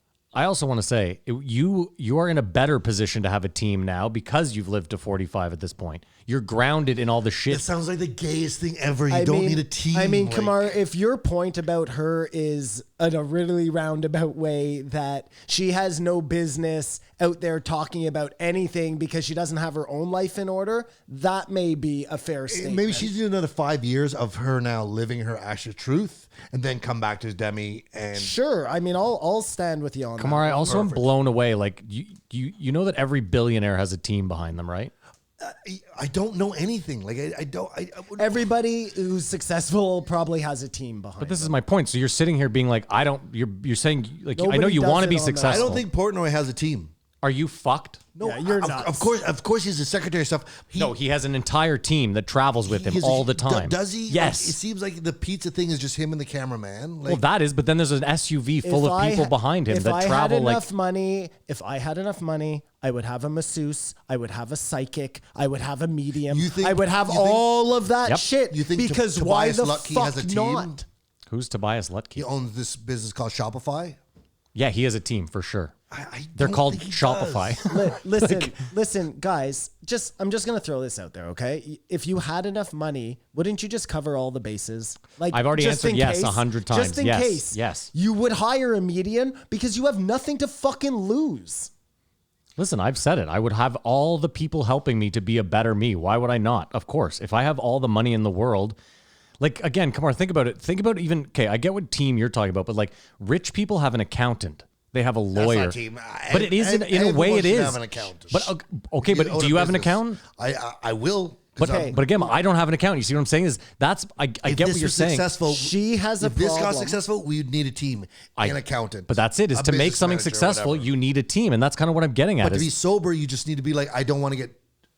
She fucked up obviously anymore. has Okay, a but- problem, Kamar, and can afford to be able to get people to help her. You're In a way, you're AA hating on her for the wrong thing. in a I way, think. hold on. Entourages are stupid. In a That's all I'm way, saying. AA is supposed to be a team. That's supposed to be your fucking like. It's the team you same don't kind know, of right? idea, right? So I don't really understand. Like the way to get better is again, like we're kind of a support for each other. Like I couldn't do this podcast alone. You went to tape the thing up, and I sat here like a bumbling idiot for We 2 are the- seconds. So we are the team. Again, like I think to be successful, you're better surrounding yourself with better people and having a team. And I guess everyone has a team. I'm just trying to think of successful people that don't have teams, and like, yeah, If having a team I think- makes you know you what? happy and you can afford it, all the power to But you. I was just going to say this too, so Kumar. I think the unnatural. other I think thing that's what about I'm the saying. other thing about successful people is they make it seem like they're just doing it on their own. That's part of success. That's part of the illusion or mirage of success is that I'm just out here doing it on my own. Like Robert Downey Jr. is a good example. Like he gives his wife all the credit. He's like, if it weren't for her, she gave me an ultimatum that made me get clean because I Simon didn't has want to a lose. team. It's his family. Then you were saying. Sure. I mean, in a way, yeah, you could. That's an argument too. But I'm just saying is like she doesn't seem like she has a lot of tight friends or family, so she's hired people to try to help her through it. And Well, when you watch your documentary, you're going to meet her team, and it just seems. well, I'm ridiculous. never watching her let me documentary. let me let's be ask you a clear. question though, Kamar. Let's just say you had a drug problem, okay? Yeah. And you needed to go to rehab. Yeah. If you had the money, wouldn't you go to a cushy rehab? Like one where they treated you good and like they helped you get off the drug instead of like locking you in a room and making you fucking puke your brains out or See, whatever? I've been to rehab, and you haven't, so you don't even know what you're talking about. But that's a weird example. They do. They all treat you well. Everyone's nice here at all rehabs. Okay, what he's saying is this: would you not rather be at the rehab The most with a expensive pool, rehab, of course. and the hot tubs. If I'm in a and hotel, the would I rather be catered in a food. Four Yeah, of Seasons? course. Yes. Yeah. What's a But that's his stupid point. question? No, it's not. Okay, fuck off. It's not a Fuck stupid on. question. at Of all. course it is. No, it's what do we call a rhetorical question. Well, because I think you're missing the point, man. That's why it's a rhetorical question. So Kamar, hold on, but then I gotta ask, why? like- Why is she fucked up and needs all this stuff? Why are you hating on her hold for on. being Let me fucked ask. up? Just let me ask a better question, I Kamar. think I'm hating on Joe for asking like, well, you seem well adjusted. Okay, but Kamar, let me ask you a more important question. So let's say right now, okay, you leave here today, you buy a lottery ticket, 70 million. Okay, well, let's just call it 70. It's a good number. It seems like a number that you can't possibly lose in your lifetime, in what's left of your life. What do you do with that money to better your life? Like, just out of curiosity, I don't know the answer. This isn't a rhetorical question. Pay off my debts. I mean, that's the obvious. You can't have that much debt, though. I can't really travel anywhere. Well, not yet. But again, you could pay. No. Because once you get this money, that's taken care of. You have the best lawyer. All of a sudden, they're going to fast track that. Well, that'd be the evil because still the only thing I want to do is do stand up comedy, and it's like I forget who was talking about it. They're talking about Jim Carrey was going back to stand up comedy, and like the real inspiration comes in the struggle. Like Jim Carrey got up on stage, was like, "Oh man, I just had sex with 4 supermodels last night. We ran out of champagne. You know what I'm saying, guys?" Like went out of his way to say he's now unrelatable. Yeah. To versus if you're talking about scrounging, joke about scrounging You're for bus missing the fare. point of his question. I don't know what I do. Like I don't know what I'm $70 million away from, Simon. But that's okay. But so I'd buy a house. okay. I'd buy a wife. Like I'd buy a wife. I'd buy kids. Like I don't understand what I need money to do that I can't do now. Like I don't ever think I'll be rich, like team rich ever. I don't imagine that, or I am going to put things together that I'll be rich like that. Like, do you think Tim Dillon has a team? I don't think Theo Vaughn has a team. Are they too small? Yeah, but Schultz does have a team. But that's what I'm saying is I don't think those people are big enough to have like what I'm talking about yet. Again, just as far as money is concerned, like you have to justify paying people a salary, right? Because if Tim Dillon could afford to have a therapist come with him on the road, I think he would. yeah. I don't think anyone can afford a therapist. I mean, think about it. Like, like Phil Ivey, for example, super rich poker player. He had his golf coach used to travel with him on a private jet. Now, again, that's just like one thing. He's just trying to better himself because he has the money to do that. Like, that's a good example, Kamar, is you could say, you know what, I have $70 million. I just want to golf for the rest of my life. Like, I have this money. Golf is something I really enjoy. I'm going to do that. And maybe a year in, you're like, well, I'm not getting much better and I have this money, so I'm going to hire a guy to come with me. And again, that's not like, I'm not talking about that's not a team. That's one guy, but that's how it starts. You know what I mean? What makes me happy is having my crew of guys come with me everywhere I go. Like, there's no difference than her entourage and that entourage. You're just pissed of what she's spending her money on. We were talking last week about how Clarissa Shields wants a team. Yeah. And we're like, I don't know if you need that, you know, but I want it. But that's the classic way that successful people blow all their money. MC Hammer, like there's stories. Well, that's an entourage, though. I mean, but see, this is the different though. Well, hold on, but hear me out, Kamar. I get what you're saying. Like, listen, if I just pay you two to be with me doing drugs all the time, that's not what I'm talking about. I'm talking about like you specifically go out and hire someone to make your life easier or better. Of course, a personal assistant. Sure, a good That's example. one person, not a team. Yeah, but here's my point. You didn't let me finish. So, in the golf thing that I'm using, okay, at first you hire a coach. Okay, and he starts helping you with your golf. But then you realize that, well, maybe it's not so much the golf. Maybe it's that I got to work on my physicality a little bit better. So then you also hire a personal trainer. So I'm just saying, but Kamar, I'm saying is... And then you got to work on your mental game. So you'll hire a fucking therapist I think it's whatever. completely madness to think that way myself. I just think But it's what like I'm telling you is heads in the clouds. what I'm telling you is that you have that because you're in the same boat I am monetarily. No, but you are in the same boat as me, but you think of these things. I'm only thinking of them now because of Demi Lovato. Yesterday, if you'd asked me this, a team never would have been on my mind because I'm so far from it.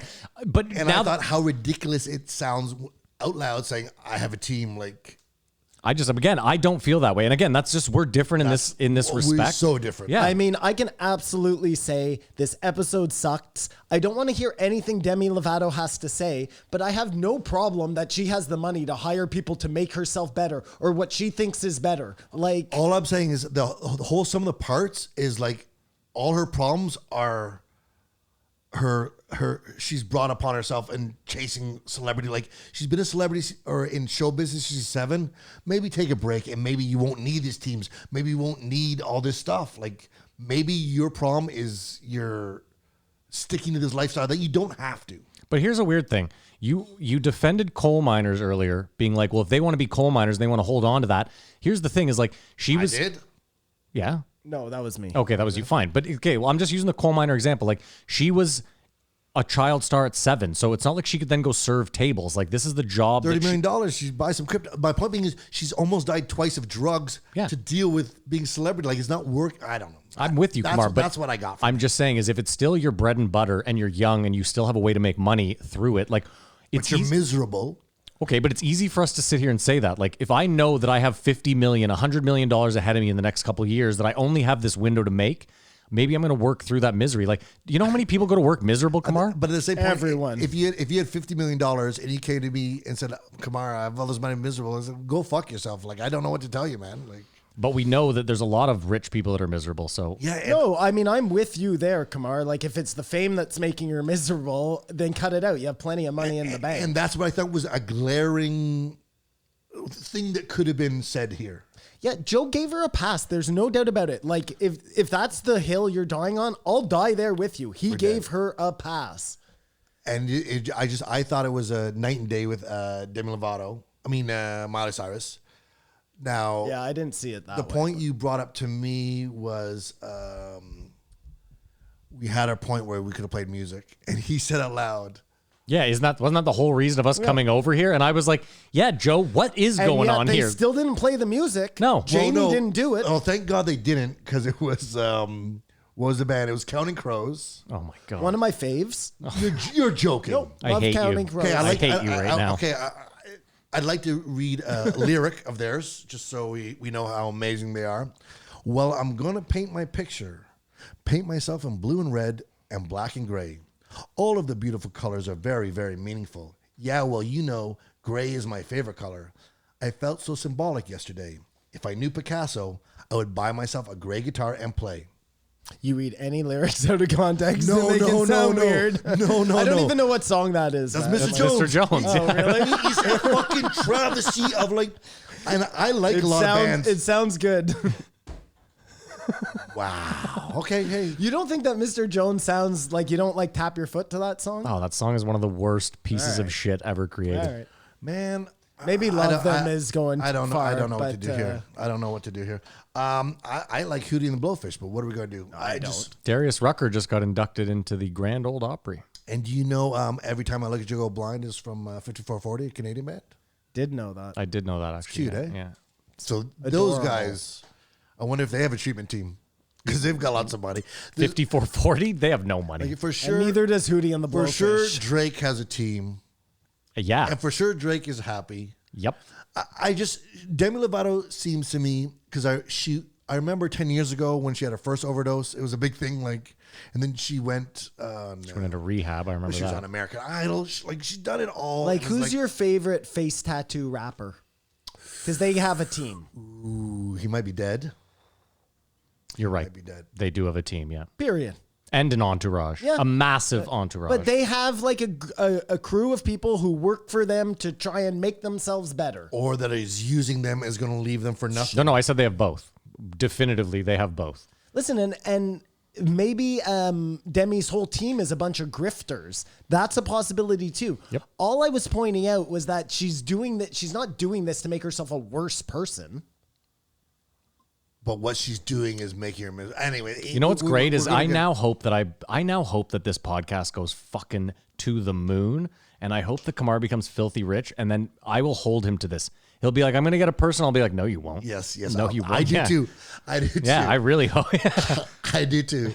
I wish. No, I hear. I've been watching that Portnoy with TikTokers. A lot of people talking about these teams, and it's like your team. If it's like to beef up your marketing on your Instagram or whatever. Yeah. She just doesn't need any of that. It's Demi Lovato. Do you know what I mean? Like, she'll never make it. What do you mean she'll never make it? I'm She's lost. already made Yeah. it. She's made it. So Yeah. What's the point of making it if you're gonna be this sad? I it's totally a sad agree. story. I totally agree with that. And to that end, it seems like she's trying to dig herself out of that hole. But that's what I'm saying is her story's not done. Like 5 years from now, Kamar, what if she's super clean and she's on top of the world making $100 million a This year? has gotta happen. This is the best case scenario. If she overdoses and dies, Let me it's ask a tragedy. you. Let me ask you. Who's worse off, her or Susan Santos? Santo, whatever the fuck her name is. Honey Gold. Of Honey. Oh, she'd fucking kill her to take her spot. I'm sure. Struggling. She'd there do you all go. the drugs. Oh, maybe Joe should hook them up and she could write songs for her and be part of her team. Well, how do you think Susan Santo feels? Because it feels like She wants a like team? she. Well, no, it feels She like is she no used team. to be the like I'm the go-to female vocalist on this show, and now that they're on Spotify, it's like move over. This just seemed like the weirdest pull of any and a Saturday drop. Oh, I was so fucking On the livid. week of So a fucking livid. Of UFC. It doesn't yeah. make any sense. Made sense because they didn't have he didn't drop an episode till Wednesday. I thought honestly, I was like, there might be 2 episodes this week. I like throwing up. You like throwing up? I like the feeling. You do? I do. Are you serious? Well, she's bulimic. That was her Oh my eating God. disorder. Yeah. You've never been so full and you throw up and you're like, oh, that feels so much better. No, never. Oh no, hold on. There's 3 seconds after you throw up that's almost euphoric, but I don't. Yeah. But it's Yeah, not okay, worth. you It's agree. not worth the whatever amount of I time. don't go out of my way to throw And up. it's always just to like rid myself of a poison, Yeah. you know? Let me say this too. I throw up so obnoxiously loud, and Mary It's a purge. throws up like a mouse. Like you, it's insane. I Dainty. woke up the other night and she wasn't in bed, and I heard like, and I was like, "What the fuck is that sound?" And I get up, and Mary's throwing up, and just, I was like, "How did I not hear that?" I once did mushrooms. Why was she throwing up? That's sort of I don't know. personal. She was fine. She said she came back to bed. She was like, "I feel better now." I once did mushrooms and then like before they kicked in, I went to Pizza and like ate half a pizza. Yeah, It was just too full. gut rot. Threw it up and then just tripped out on my puke. Oh, Like it was all dancing. Oh, It's God. and it, Oh, I thought you meant you ate your puke back up. God. I wish no. God. But it's one of the fondest memories I've ever. Well, what do my you do if you like eat your mushrooms and right away puke them up and you need the mushrooms, you know? You No, haven't that gotten trip high is yet. don. That- You're That going trip's back to the done. dealer. Yeah, there's, You don't want to start yeah. that trip like that. Yeah, that's like spilling a coffee when you walk out of the door at McDonald's. You just go back Yeah, with a yeah, photo of the yeah. puke. Like, look, dude, I don't know what to tell you. I'd rather try to drink my piss and see if it caught. Oh, Have you heard that one before? God. Oh, no. Sorry, what? If you do mushrooms, you can drink your piss and you can chip out on your piss. Interesting. I'd love to know the first asshole that figured that out. Remember what's her name and the meth? You can do that with your piss. Right? Alien girl? Which Yes. one's Alien Girl? I don't think she was ever on Rogan. Oh, the one on the skanks, Yeah. the crazy one that was doing all the meth and shit. Yeah, exactly. She would drink her own pee. God. Her last line, you know what I hate? I hate red carpets. It always bothers me because they're hardly ever red. Yeah. Okay. I'll stand Words with you. lived by Debbie. Thank you very much. I'll Get the stand fuck with outta you on that here. one too, Kamar. I hated this episode. I'll say this, Kamar, to start the week off with Marcus Luttrell and end with that quote is Yeah. pretty fucking Quite poignant. the juxtaposition. It really right? is, yeah. Everyone's struggle is different, Debbie. Yeah, that's it. That's all I got. All right, let's rate it. Like, it's really sad that like we got stuck on a semantic here because we I'm all shocked. agree that I thought this you guys was all terrible. but I think you guys chose to argue a point because No. You chose No, to argue. you chose to argue. No, I thought we were gonna My go. Oh yeah, friend. she should have mentioned AA next. I have no problem with her. I can't. I'm gonna stand by yeah, that too, man. I'll die on this I hill. think I have that's no problem I with think her that's mentioning fucking AA. mental. Like I said, It sounds like a brain. It sounds like Scientology to me. I know. So Okay, I would. I'm done. You guys are the ones in fighting closing, I would have had a big problem with her coming on and expressing other people's Of course. stories and Of sorrows course. from AA. But other than that, get fucked on this brainwash agree to horse shit. disagree. Yeah. All right, that's it. If you've made it this far, it's incredible. It's You deserve a fucking award if you It's made it this far. impossible. Through the tape, through the bullshit. Like, who the fuck? How did you make it this far? You are an incredible human being, and you deserve an award or two. It's impossible. It's impossible. It's I already improbable tuned out. and impossible. Yeah. If that being said, thank you so much. Thanks to our sponsors, The New Paper. Go check them out. You get a week on us if you go to thenewpaper.co/Rogan. Go check them out. It helps us out a bunch, and you get a free week of fun news. We have an Instagram and a Twitter. It's at JREE for both. You can follow Kamar on Instagram. Come on, Babar. I got to ask, why'd you stop doing the weather? Because I didn't do it one day and it felt amazing. Oh, fair enough. That's it. Yeah. It was affecting my life, the pressure to do it. I feel you. Okay. He And started hating the weather. I was stressing out about it. Yeah. And like being late for work or just like, And it wasn't.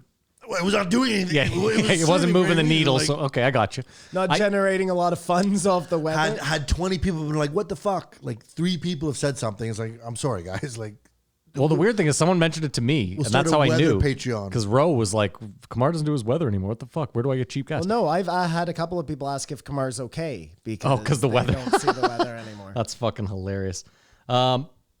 Sorry, there's a Reddit, as I mentioned before. It's r/JREE podcast. If you want to join in on the conversation, I'm usually on there a bunch. Kamar's on there a bunch. well, someone just posted they're annoyed as hell with all the people talking shit about us. And I don't get to. Yeah. Where are those people? There's a YouTube as well. If you want to watch it, this will be up there. It's youtube.com/JREE podcast. Go and hit subscribe, even if you don't ever plan on watching. We're almost at 700, which means we need 300 more subscribers, and then we'll stop asking. You don't even have to hit the like button. We don't give a shit about that. And then the Patreon, Kamar's bread and butter, the most important part of the show. Obviously, if you want to support the show, you can do so for as little as $5 a month. Head over to patreon.com/JREE podcast. For that $5 a month, you will get the post show. It's the show after the show where we talk shit about ourselves, talk about some stuff we missed, non-Joe stuff, this, that, and the next. Did I miss anything, gents? No, you're the best. Okay. Thank you guys again so much for listening. If you made it this far, that's incredible. Thanks again to our sponsors. Go check them out. Again, thenewpaper.co/Rogan for your first week for free. Thank you guys so much for listening. Have a great weekend, and as usual, Keep your eyes open.